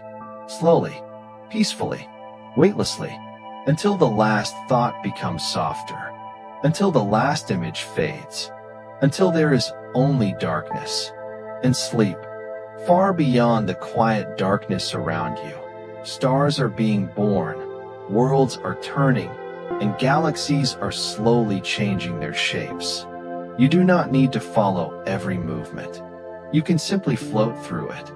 Imagine that you are traveling once again through the spaces between stars. The Milky Way is far behind you now. Its enormous spiral structure has become a faint glow. Ahead is darkness. But as your eyes adjust, tiny points of light begin appearing. One, then another. Then thousands, then millions. Some of those lights are individual stars. Others are entire galaxies so distant that their combined light reaches us as a tiny patch of brightness. The deeper you look, the more crowded the darkness becomes. This is one of the most beautiful surprises of astronomy. A region of sky that appears completely empty to your eyes can contain thousands or millions of distant galaxies when viewed with a powerful telescope. The Hubble Deep Field observations revealed this beautifully. Astronomers pointed the telescope toward a seemingly ordinary, dark patch of sky. They collected light for a long time. When the image was processed, the darkness filled with galaxies. Some appeared large, others were tiny, some were spiral, some were elliptical, some were irregular, and many had light that had traveled for billions of years. A small patch of sky contained an enormous cosmic population. It was a reminder that empty-looking space is often simply space filled with objects too faint for our eyes to see. Imagine looking at the night sky tonight. Every dark patch between the stars may contain something. Perhaps a distant galaxy, perhaps a nebula, perhaps a star system, perhaps a planet, perhaps nothing especially bright at all. Our eyes are limited. The universe is not. Human vision captures only a narrow range of electromagnetic radiation. Visible light is just one small part of the electromagnetic spectrum. Beyond red light is infrared. Beyond violet is ultraviolet. Farther still are X-rays and gamma rays. At longer wavelengths are microwaves and radio waves. The universe produces radiation across all of these ranges.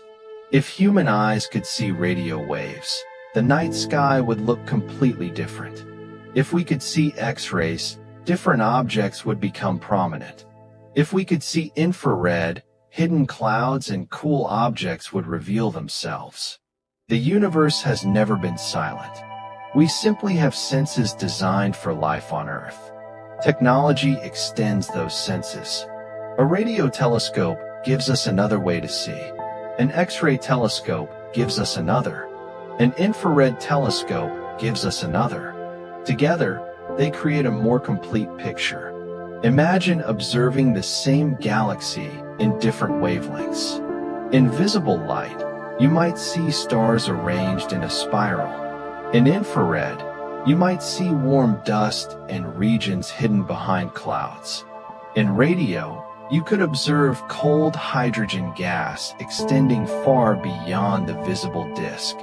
In X-rays, you might find hot gas surrounding the galaxy. The galaxy becomes almost like a living landscape. Different wavelengths reveal different layers.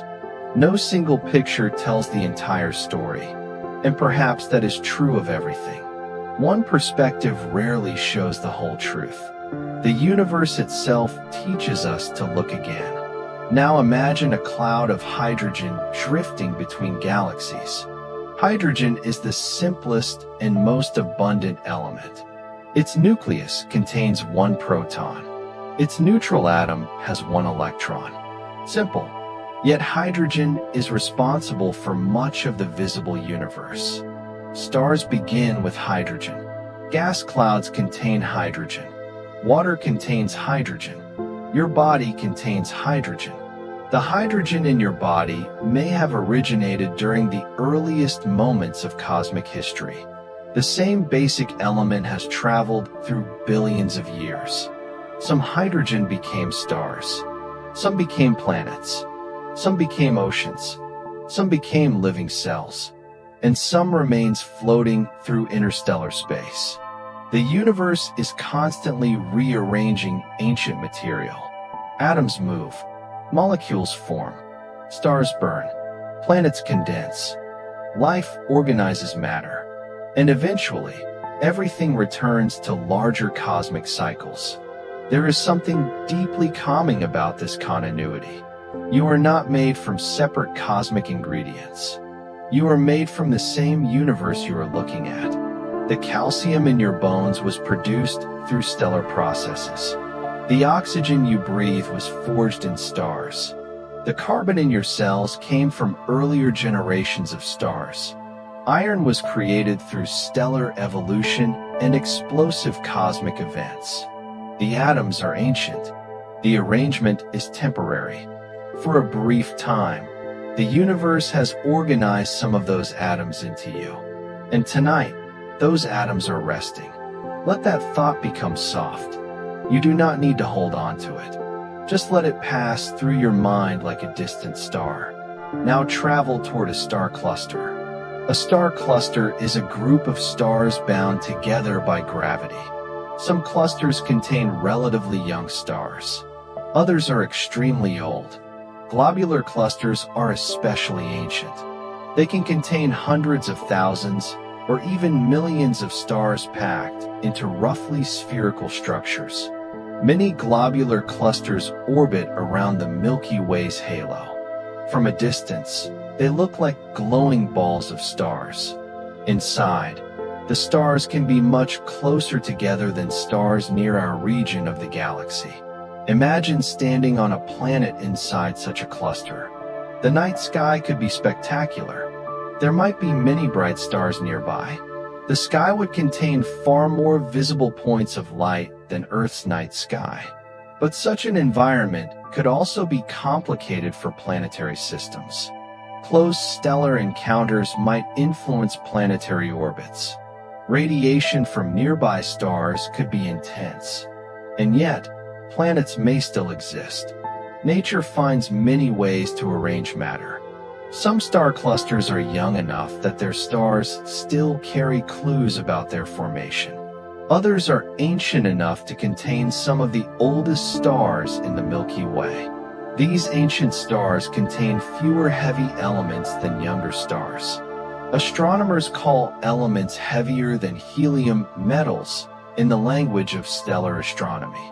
The first generations of stars formed from material containing mostly hydrogen and helium. Later stars formed from gas enriched by earlier stellar generations.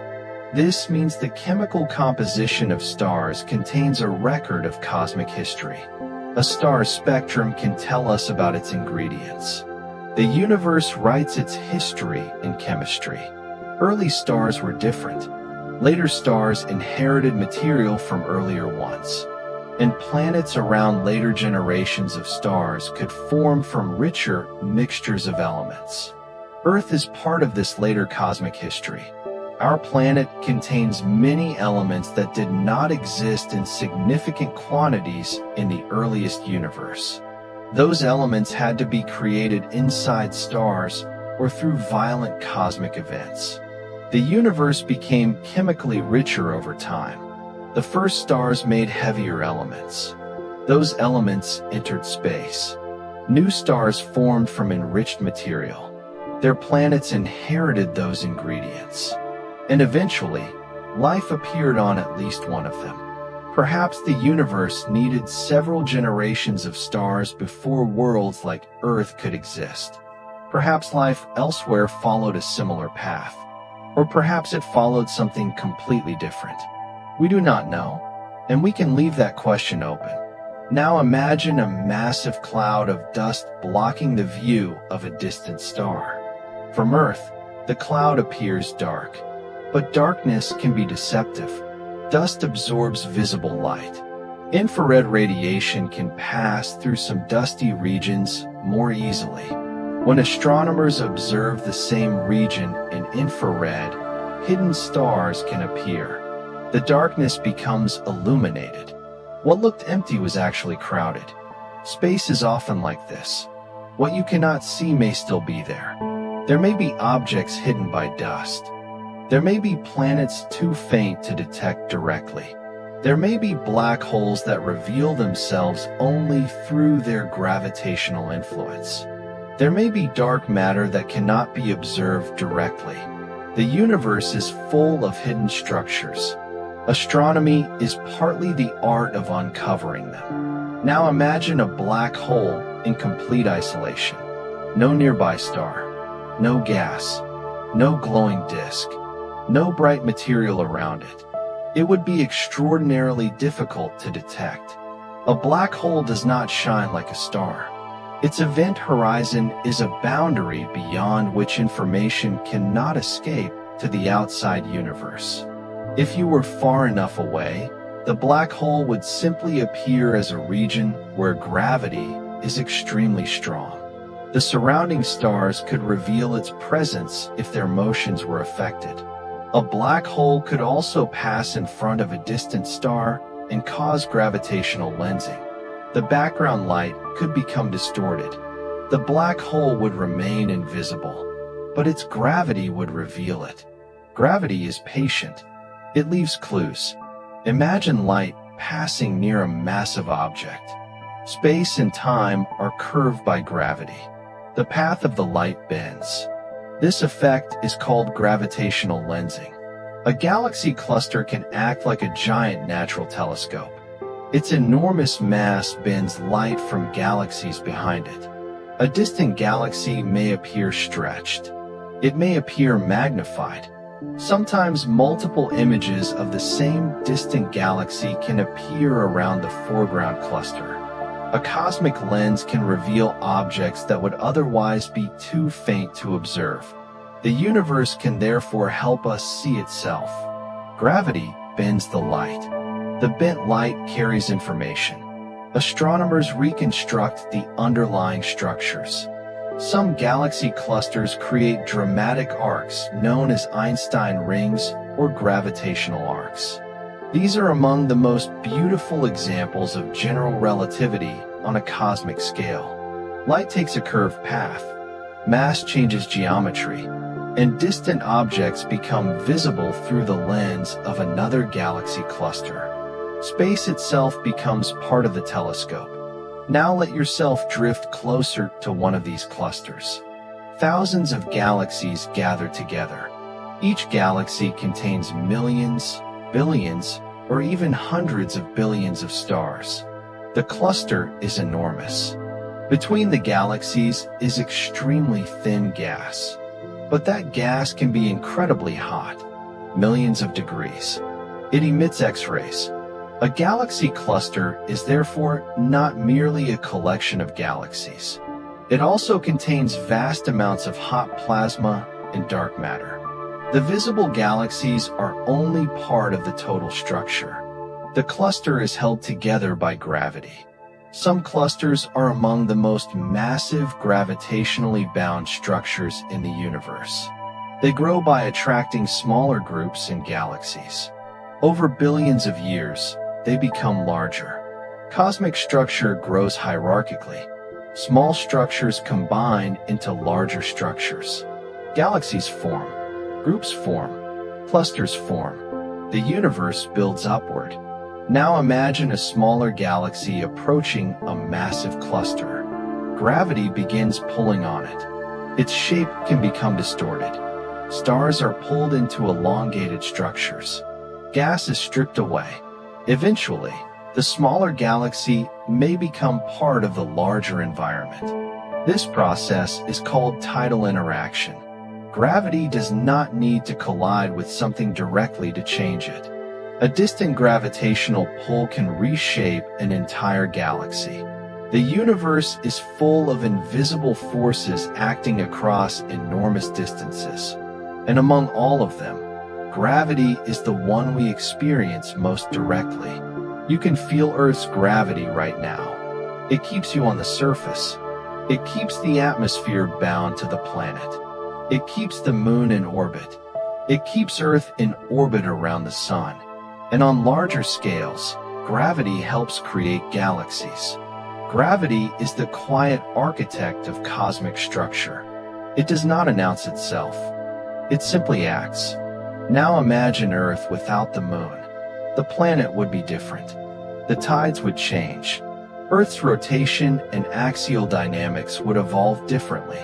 The night sky would be darker. The moon is not merely something beautiful to look at. It is part of Earth's planetary system. Its gravitational influence affects the oceans. The tides rise and fall. Coastal ecosystems respond. Animals use lunar cycles. Humans have used the moon as a calendar for thousands of years. The moon has shaped culture, science, navigation, stories, and dreams.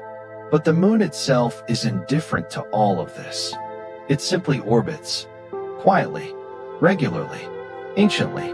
Its surface has been illuminated by sunlight for billions of years. Its craters have witnessed the changing Earth. The moon has seen continents move, oceans form and disappear, species evolve, dinosaurs appear, dinosaurs vanish, humans emerge, civilizations rise. And throughout it all, the moon continues its orbit. There is something comforting about objects that keep moving through the night without asking anything from us.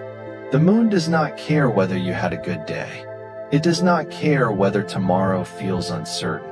It simply rises. It travels. And eventually, it sets.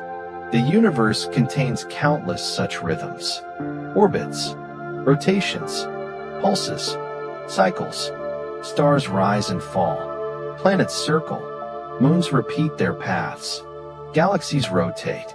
The cosmic microwave background surrounds everything. Even the universe itself expands. The rhythm is enormous. Now imagine the expansion of space. It is important to picture this carefully.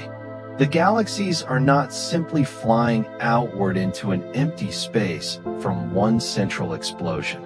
Instead, on the largest scales, space itself expands. Distant galaxies become farther apart. The fabric of the universe changes. This expansion also stretches light. As light travels through expanding space, its wavelength can become longer. This is called cosmological redshift. The farther away a galaxy is, the greater the redshift tends to be, although the relationship becomes more complicated at great distances. By measuring redshift, astronomers can learn about cosmic expansion. The light of a distant galaxy arrives stretched. A blue or green spectral line may appear shifted toward redder wavelengths. The shift becomes a measurement. A measurement becomes a distance estimate. A distance becomes a piece of cosmic history. Again, a tiny change in light reveals something enormous. The universe speaks through wavelengths. Now imagine the earliest stars. They formed after the universe cooled enough for matter to gather into dense regions. These first stars were probably very different from stars today. They formed from nearly pristine hydrogen and helium. Without heavy elements, their formation and evolution would have followed different pathways. Some may have been extremely massive. Some may have lived very short lives. When they died, they enriched the universe with heavier elements. The first stars changed the universe. Their light altered the surrounding gas. Their death supplied new ingredients. Later generations of stars became chemically richer. Eventually, galaxies contained enough heavy elements to produce complex planetary systems. Earth is therefore part of a long chain of cosmic generations. There were stars before the sun, many stars. Some lived and died before our solar system formed. Their material became part of the cloud that eventually created the sun and planets. So when you look at the night sky, some of the stars you see may be ancestors of the material that became Earth. The universe is a family tree of matter, and the branches stretch backward billions of years. Now imagine the solar system forming again. A disk of gas and dust surrounds the young sun. The material rotates. Collisions occur. Dust grains become larger. Gravity gathers them. Planets emerge. But not everything becomes a planet. Many fragments remain. Asteroids, comets, small icy bodies. Some are captured by planets. Some are ejected. Some collide with other objects. Some remain in distant orbits. The leftovers of planetary formation still exist today. They are cosmic fossils. Studying them is like opening a time capsule. Some asteroids contain ancient minerals. Some meteorites preserve chemical signatures from the earliest solar system. Scientists can determine their ages using radioactive decay. Certain isotopes decay at predictable rates. By measuring parent and daughter isotopes, researchers can estimate when a mineral formed. This allows us to date rocks that are billions of years old. Radioactive decay becomes a cosmic clock. The atoms themselves keep time. A rock can contain a tiny record of its own formation. The universe has clocks everywhere. Pulsars, radioactive isotopes, orbital periods, stellar evolution, cosmic expansion. The universe carries its own timeline. Now imagine holding a meteorite. It may look ordinary, dark, gray, rough, perhaps small enough to fit in your hand. but inside it could be material older than Earth. A piece of the early solar system. Its atoms may have been traveling through space before Earth became a planet. There is something beautiful about holding ancient matter, not because the rock is magical, but because it is old. It survived. It traveled. It remained. And eventually, it found its way into human hands. The universe can place ancient objects directly in our world. Sometimes all we need to do is notice. Now let your attention move toward the stars again. A star cluster slowly drifts across your imagined sky. Some stars are blue, some white, some yellow, some orange, some red. Their colors tell us about temperature and spectral properties. Blue stars are generally hotter than red stars. The color of a star is therefore more than appearance. It is information. A star's temperature influences its spectrum. Its brightness reveals clues about its size and distance. Its chemical lines reveal composition. Its motion shifts those lines. Astronomers can learn enormous amounts from tiny changes in light. The sky is full of data. Every star is a measurement waiting to be made, and every measurement becomes part of a larger picture. Eventually, we learn how stars live, how they form, how they age, how they die, how their material returns to space. The universe becomes a cycle. Birth, life, death, recycling, birth again, and perhaps that cycle can become a quiet metaphor for rest. You do not have to remain active forever. The universe itself contains periods of stillness. Stars become remnants. Dust settles. Clouds cool. New structures eventually emerge. Rest is not the opposite of existence. It is part of the rhythm. So let yourself rest. The stars are not rushing. The galaxies are not rushing. The moon is not rushing. The universe is not rushing. You do not have to rush either. Take another slow breath. Feel the quiet around you. Imagine the planet turning beneath the night. Half of Earth is always facing away from the sun. Night moves across the surface. City lights appear, then disappear. The terminator, the boundary between day and night, slowly travels across the planet. Somewhere, people are waking. Somewhere, people are sleeping. Somewhere, dawn is beginning. Somewhere, night is deepening. Earth is constantly moving through these cycles. And you are simply one person resting during one small portion of one rotation. The sun will rise again. The light will return. But for now, darkness is enough. Let the universe become distant. Let the galaxies fade. Let the stars become soft points of light. And let your thoughts become slower. There is nothing you need to discover before sleep. No mystery needs to be solved tonight. No distant planet needs to be reached. No galaxy needs to be mapped. The universe is vast enough to wait. You can close your eyes, breathe slowly, and let yourself drift through the darkness. Far away, a star is shining. Farther away, another. Beyond that, a galaxy. Beyond that, countless galaxies. And beyond everything you can imagine, more space. Endless possibilities. Ancient light, quiet motion, and deep darkness. You are resting on one small planet inside it all. And for tonight, that is enough. Breathe in, breathe out.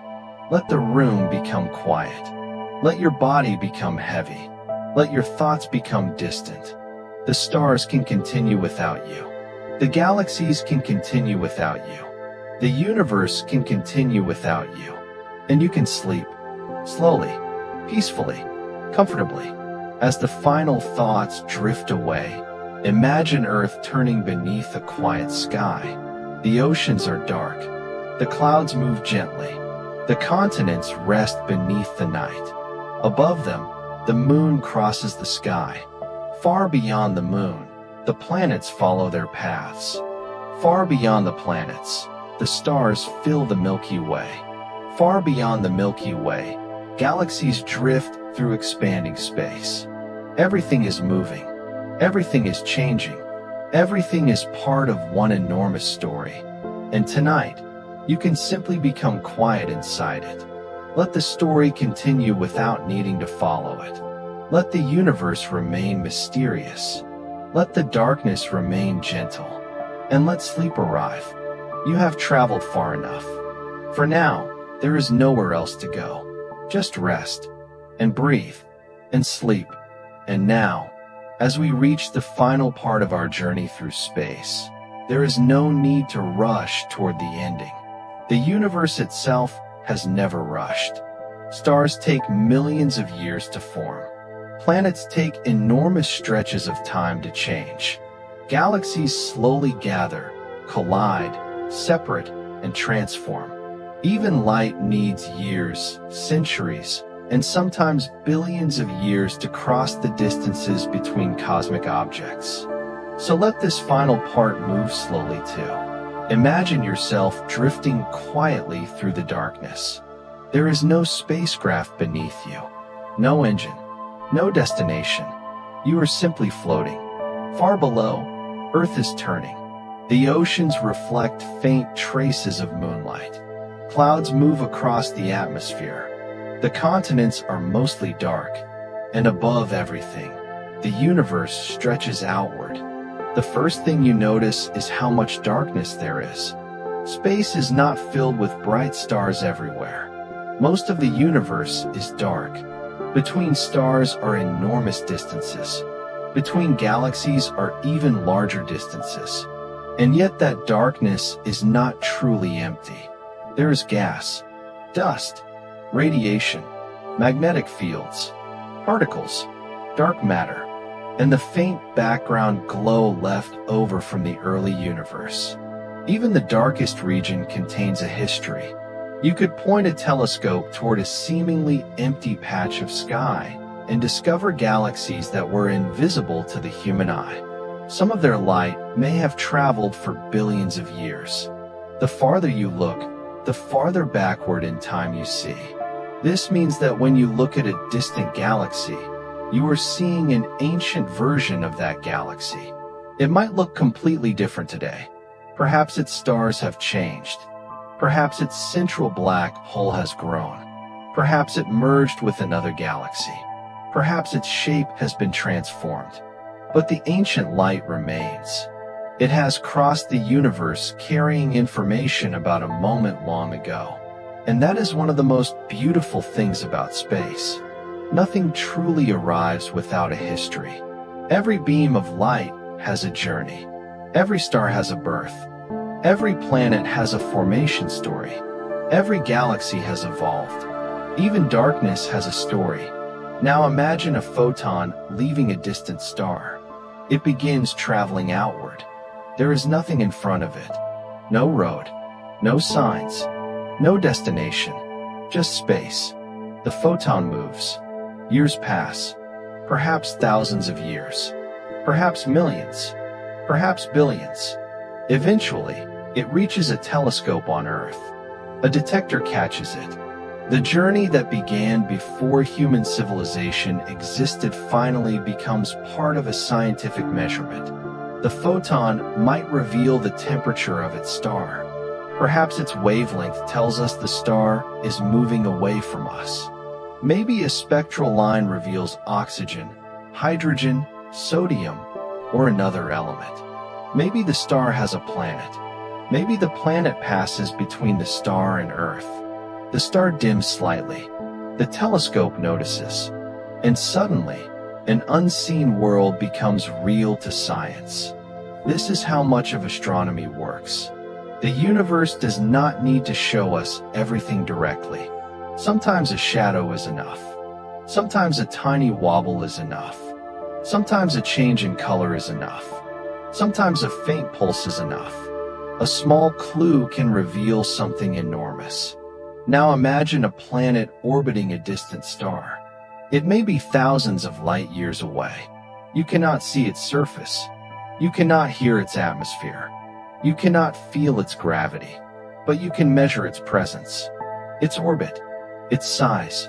its mass, perhaps even some of the gases in its atmosphere. The planet may be completely unknown to everyone on Earth. No human has ever visited it. No spacecraft has landed there. And yet, its existence can be inferred from light. There may be countless such worlds. Some are giant, some are small. Some orbit so close to their stars that their years last only a few Earth days. Others travel on long, distant orbits.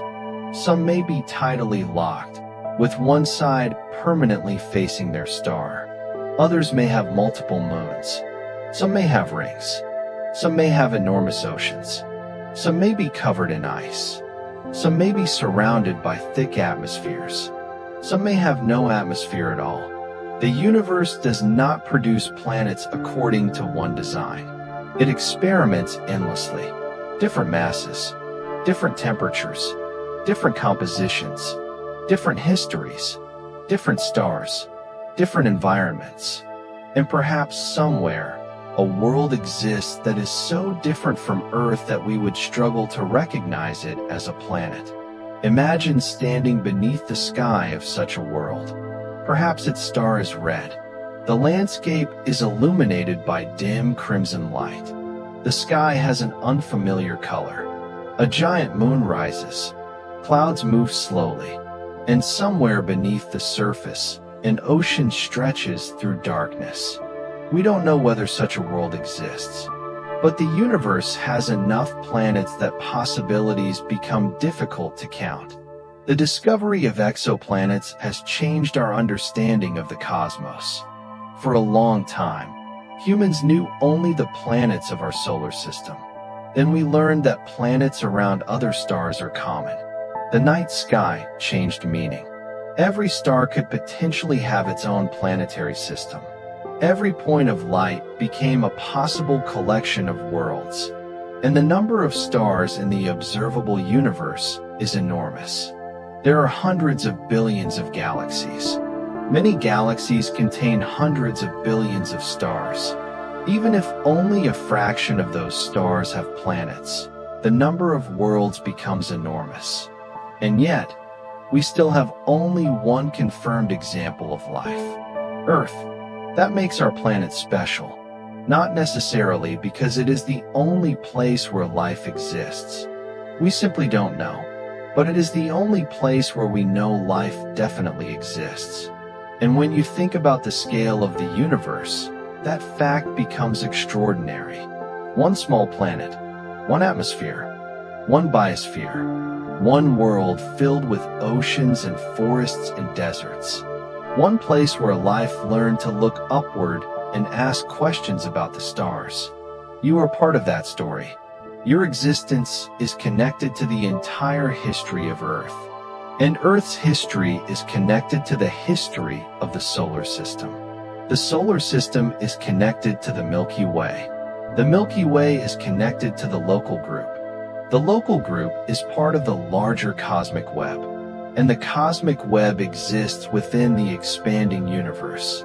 There are layers upon layers of belonging. You are not simply standing on Earth. You are inside a solar system, inside a galaxy, inside a cosmic structure, inside the universe. And the universe is inside your view whenever you look upward. Now imagine the sun, our familiar star. It is about 4.6 billion years old. For most of that time, it has been quietly converting hydrogen into helium. Every second, enormous amounts of hydrogen are transformed in its core. The energy produced travels outward. Eventually, sunlight escapes the surface. It travels across space. Some of it reaches Earth. The sunlight that warms your face during the day began its journey at the sun. Plants capture some of that energy. Plants use sunlight to build chemical energy. Animals consume plants. Humans consume plants and other organisms. Entire ecosystems ultimately depend on sunlight. The energy of the sun becomes part of life. Even the food you eat carries a connection to a star. And when you breathe beneath the night sky, You are breathing inside a planetary atmosphere shaped by billions of years of sunlight and life. The sun seems ordinary when seen among other stars. But from Earth, it is everything. Without it, the planet would become dark and frozen. The oceans would eventually freeze from the surface downward. Photosynthesis would stop. The climate system would collapse. Life as we know it would not survive. The sun is not simply a star. It is the center of our planetary system. And yet, someday, the sun will change. Billions of years from now, it will exhaust much of the hydrogen in its core. It will expand. Its outer layers will become enormous. It will become a red giant. Eventually, it will shed those outer layers. The remaining core will become a white dwarf. The sun's final form will be far smaller than the star we know today. The solar system will look different. The planets will continue orbiting. The remnants of the sun will slowly cool. But none of that is close to happening on a human timescale. It is billions of years away. Tonight, the sun is exactly what you need it to be. A distant star, a steady light, a warm center to a small planetary system. And Earth is still turning beneath it. Now let your imagination return to the moon. The moon is ancient. Its surface preserves scars from billions of years of impacts. There are craters that have remained for immense stretches of time. On Earth, erosion would gradually erase many such scars. But the moon has almost no atmosphere. No rain, no rivers, no forests, no oceans. Its surface changes extremely slowly. A footprint left by an astronaut can potentially remain visible for millions of years, unless disturbed by impacts or other processes. Imagine that. A human footprint resting on another world. A tiny impression made by a human being. The person who made it may have long since returned to Earth, but the moon continues carrying the mark. It is a quiet reminder that humans have physically touched another world. Only a handful of people have walked on the moon, but every human has been connected to it. The moon has influenced calendars, stories, navigation, art, science, tides, and dreams. It hangs in the sky above Earth like an old companion, sometimes full, sometimes crescent, sometimes almost invisible. Always moving, always changing its appearance according to its position relative to Earth and the sun. The phases of the moon are not caused by Earth's shadow except during lunar eclipses. They are caused by the changing angle from which we see the illuminated half of the moon. Half of the moon is always illuminated by the sun, but we do not always see all of that illuminated half. The changing geometry creates the phases. A simple orbital relationship creates one of the most familiar rhythms in human life. New moon, crescent, quarter, gibbous, full, then back again. A quiet cycle. Now imagine the moon during a total lunar eclipse. Earth moves directly between the sun and the moon. The moon passes into Earth's shadow. Instead of disappearing completely, it can become reddish. Sunlight passing through Earth's atmosphere is scattered and refracted. Some red and orange light reaches the moon. The result can be a deep copper or reddish appearance. The moon glows softly in Earth's shadow. For a few hours, the geometry of three worlds creates something beautiful. Sun, Earth, moon. Three objects. One alignment. A changing sky. The universe often creates beauty through simple relationships. Now imagine a solar eclipse. The moon passes between Earth and the sun. The moon's apparent size in our sky happens to be close enough to the sun's apparent size that total solar eclipses are possible. During totality, the moon can cover the bright surface of the sun. The sky darkens. The sun's outer atmosphere, the corona, becomes visible. Stars and planets can appear. Temperatures may drop. Animals can respond to the sudden darkness. And for a few minutes, daytime becomes something strangely close to night. It is one of the most remarkable alignments visible from Earth. Yet the eclipse itself is simply orbital mechanics. The moon moves. Earth moves. The sun remains at the center. Geometry creates the spectacle. No magic is required. The universe can be extraordinary while following simple laws. Now move outward again, beyond the moon, beyond Mars, beyond Jupiter, beyond Saturn, past Uranus, past Neptune, into the colder outer solar system. Here, sunlight is weak. The sun appears smaller, but it is still a star. The planets still orbit it. Gravity still reaches across the distance. Comets still travel. Icy bodies still move. The solar system extends far beyond what the naked eye can see. And perhaps the most distant boundary is not a sharp line. There is no wall around the solar system. The influence of the sun gradually becomes weaker with distance. Eventually, the solar wind encounters the interstellar environment. This region is called the heliosphere. The sun creates a vast bubble around itself through the solar wind. The planets exist inside this bubble. Spacecraft that travel far enough can eventually cross its outer boundary. Voyager 1 and Voyager 2 have traveled into interstellar space. They continue moving outward. Their journey is extraordinarily slow compared with the speed of light, but they are carrying something meaningful. Human-made instruments, human messages, a tiny representation of our civilization traveling into the darkness. The spacecraft are now incredibly far from Earth. Their signals take many hours to travel between them and our planet. And yet, humans can still communicate with them when conditions allow. The signals are extraordinarily faint, but enormous antennas on Earth can detect them. Imagine that. A small spacecraft built by humans, traveling through the darkness far beyond the planets, sending a whisper back home. A whisper across billions of kilometers. And Earth listens. There is something almost poetic about that. A planet communicating with one of its tiny machines. A signal crossing the darkness. A reply traveling back. It is a conversation stretched across space. And one day, even those spacecraft will become too distant for useful communication. Their instruments will eventually stop functioning. But the spacecraft will continue. They may travel through the galaxy for millions of years. Perhaps they will never encounter another star system closely. Perhaps they will.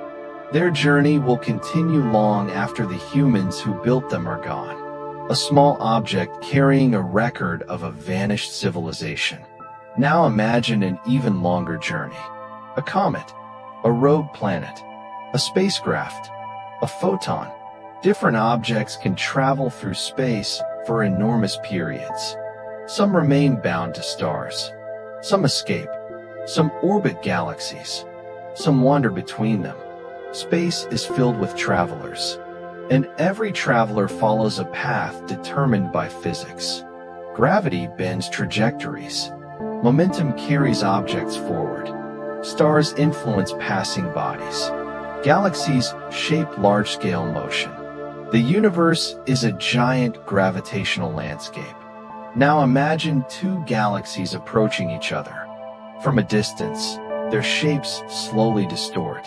Their stars are unlikely to collide directly, but their gravitational fields interact.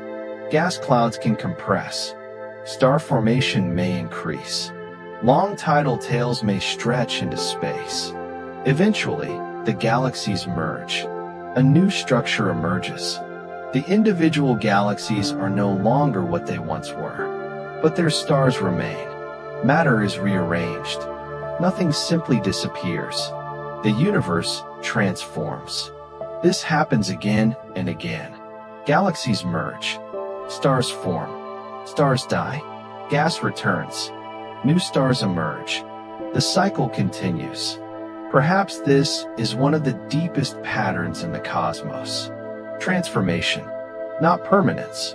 The universe is not preserving everything in exactly the same form. It is constantly changing. And yet, the fundamental ingredients remain. Atoms, energy, space, time, gravity, light. The ingredients rearrange themselves into new structures. Stars, planets, moons, galaxies, living organisms, thoughts, memories, and perhaps one day, new forms we cannot imagine. Now think about time itself. Time feels very different to humans than it does on cosmic scales. A minute can feel long when you are waiting. A year can pass quickly when you are busy. A decade can disappear when you look backward. But the universe measures time in millions and billions of years. The oldest stars in the Milky Way are incredibly ancient. Some formed when the galaxy was young. They have been shining through most of cosmic history. They have witnessed generations of stars come and go. They existed before Earth, before the dinosaurs, before human ancestors, before humans, and still they shine. Some of those stars may eventually die. Others will continue for billions or trillions of years. The night sky contains objects at very different stages of life. A young star, an ancient star, a dying star, a stellar remnant, a galaxy filled with all of them. The sky is not a single moment. It is a collection of different moments in time. You can look upward and see different ages simultaneously. A nearby star might appear as it was only a few years ago. A distant galaxy might appear as it was billions of years ago. The sky is a layered timeline. Every direction contains a different piece of cosmic history. And perhaps that is why staring into space can feel strangely peaceful. There is no single story happening. There are billions of stories happening simultaneously. You don't need to follow them all. You can simply let them exist. Now imagine the cosmic microwave background again. The faint radiation left over from the early universe. It fills the sky. It comes from every direction. It is incredibly cold today compared with its original state. The universe has expanded. The radiation has stretched. Its temperature has fallen to only a few degrees above absolute zero. And yet, it is everywhere. A faint background glow. An ancient whisper. It is one of the oldest things humans can observe. Long before Earth existed. Long before the sun. Long before galaxies became mature. Light was already traveling. Those ancient photons are still with us. Their journey has lasted almost the entire age of the universe. And now, some of them are passing through your environment. You cannot see them. You cannot feel them. But they are there. Ancient light moving through the darkness. It is almost like the universe is carrying a memory of its youth everywhere. Now imagine going backward in time. Galaxies become younger. Stars become younger. The universe becomes hotter. Matter becomes denser. Eventually, there are no galaxies, no stars, no planets, no atoms as we know them. The universe becomes a hot, dense state.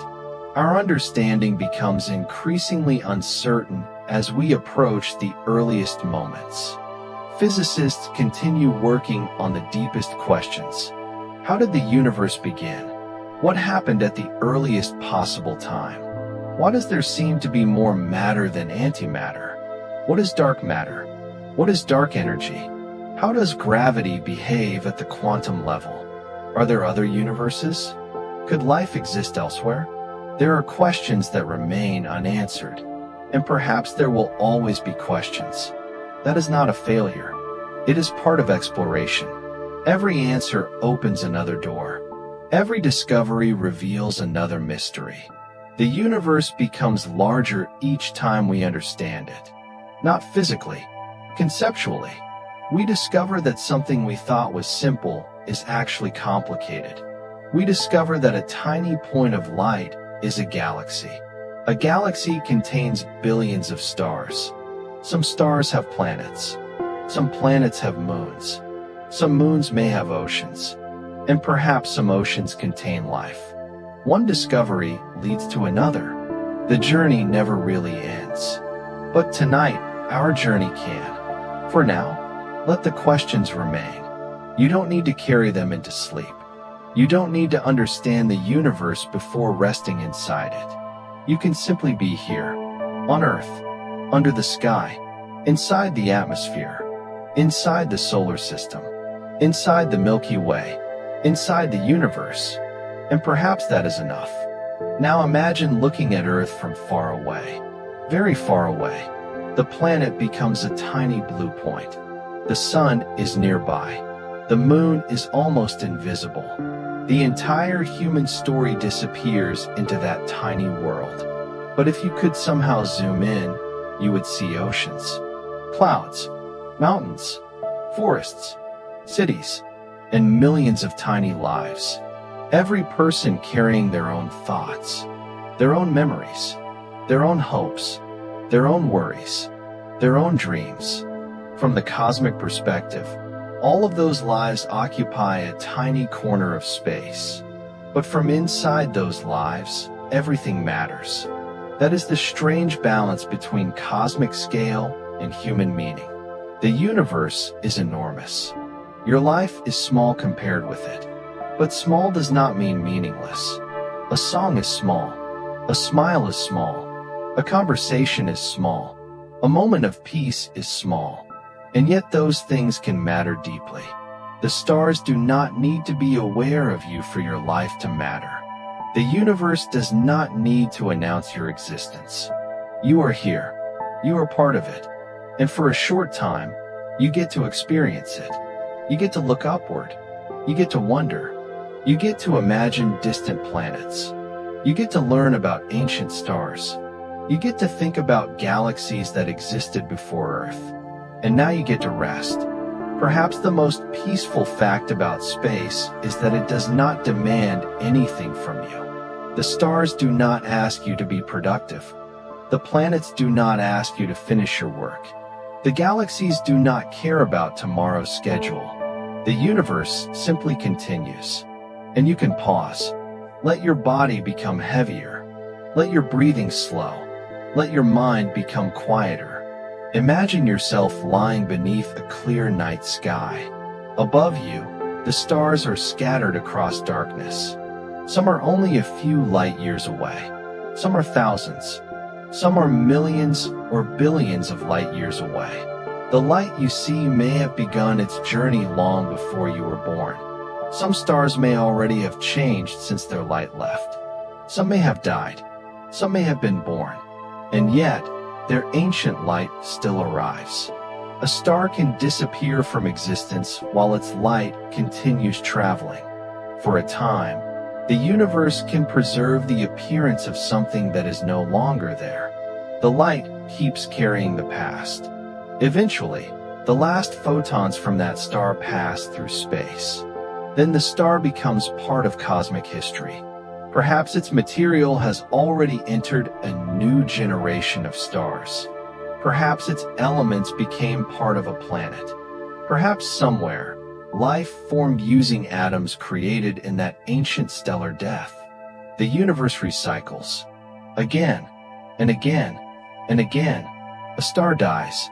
Its material returns to space. The material becomes part of another cloud. The cloud forms new stars. Planets emerge. Matter moves. Time passes. And the cycle continues.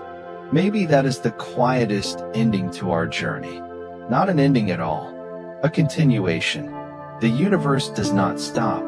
There is always another star. Another planet. Another galaxy.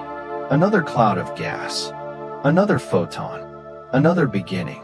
And while all of that continues, you can sleep. Let your thoughts drift away from the distant galaxies. Bring your attention back to your breathing. Slowly in, slowly out. Again, slowly in, slowly out. The room around you is quiet. The earth beneath you is moving. You don't feel its rotation. You don't feel its orbit around the sun. You don't feel the sun moving around the Milky Way. You don't feel the galaxy traveling through the universe. And yet, you are moving through all of it. You have been moving through space your entire life. You never had to begin the journey. You were already on it. Every sunrise, every sunset, every night, every year, Earth carries you. The sun carries Earth. The galaxy carries the sun. The universe carries everything. And tonight, you can simply let yourself be carried. No effort, no destination, no need to think, just drifting. The stars can become distant. The planets can become faint. The galaxies can disappear. The darkness can become soft. And your thoughts can become quieter. Imagine the Milky Way fading into the distance. Its spiral arms become thinner. Its stars become smaller. Eventually, the galaxy is only a faint glow. Then even that glow disappears. You are surrounded by darkness. But this darkness is not empty. It contains billions of galaxies, countless stars, unknown planets, ancient radiation, invisible matter, unanswered questions, and possibilities beyond imagination. Yet you don't need to see any of them. You can simply rest inside the mystery. There is comfort in not knowing everything. You can leave some questions unanswered. You can leave tomorrow's problems for tomorrow. Tonight belongs to rest. So let your breathing become slower, your body heavier, your thoughts softer, your eyes closed. Imagine one final distant star. It shines quietly. No sound, no urgency, just light. That light travels across space. And perhaps, in this imagined moment, it reaches you. A tiny point of ancient light. A reminder that you are part of something unimaginably large. You are made from the universe. You live on a planet shaped by cosmic history. You orbit a star. Your star orbits a galaxy. And your galaxy exists within a universe that has been expanding for billions of years. You are not outside the story. You are inside it. And for this brief moment, you can stop thinking about the story. You can simply rest. The universe is old. The universe is vast. The universe is still changing. And you don't have to keep watching. The planets will continue their orbits. The stars will continue their lives. The galaxies will continue their slow dances. The cosmic web will continue evolving. Ancient photons will continue traveling. New stars will continue forming. Old stars will continue fading. The universe will continue. And you can sleep. Breathe in. Breathe out. Let the darkness surround you. Let your thoughts become distant. Let the stars fade. Let the galaxies fade. Let the questions fade. Only quiet remains. A quiet planet. A quiet room. A quiet night. And somewhere far beyond everything you can see, the universe continues its endless journey. Slowly, patiently, silently, just as it has for billions of years. And perhaps tomorrow night, there will be another mystery waiting. Another distant world. Another strange star. Another ancient galaxy. Another piece of the universe to explore. But not tonight. Tonight, you have traveled far enough. You have crossed planets, stars, nebulae, black holes, galaxies, cosmic voids, ancient light, and unimaginable distances. Now you can come home, back to Earth, back to the quiet room, back to your breath, back to sleep. The moon is moving. The Earth is turning. The sun is shining somewhere beyond the horizon. The Milky Way is rotating, and the universe is expanding. Everything continues. But you can stop. You can rest. You can let your body become still. You can let your mind become quiet. And you can simply drift, like a tiny traveler floating peacefully through the darkness. No destination, no deadline, no urgency, just space, just silence, just stars, and sleep.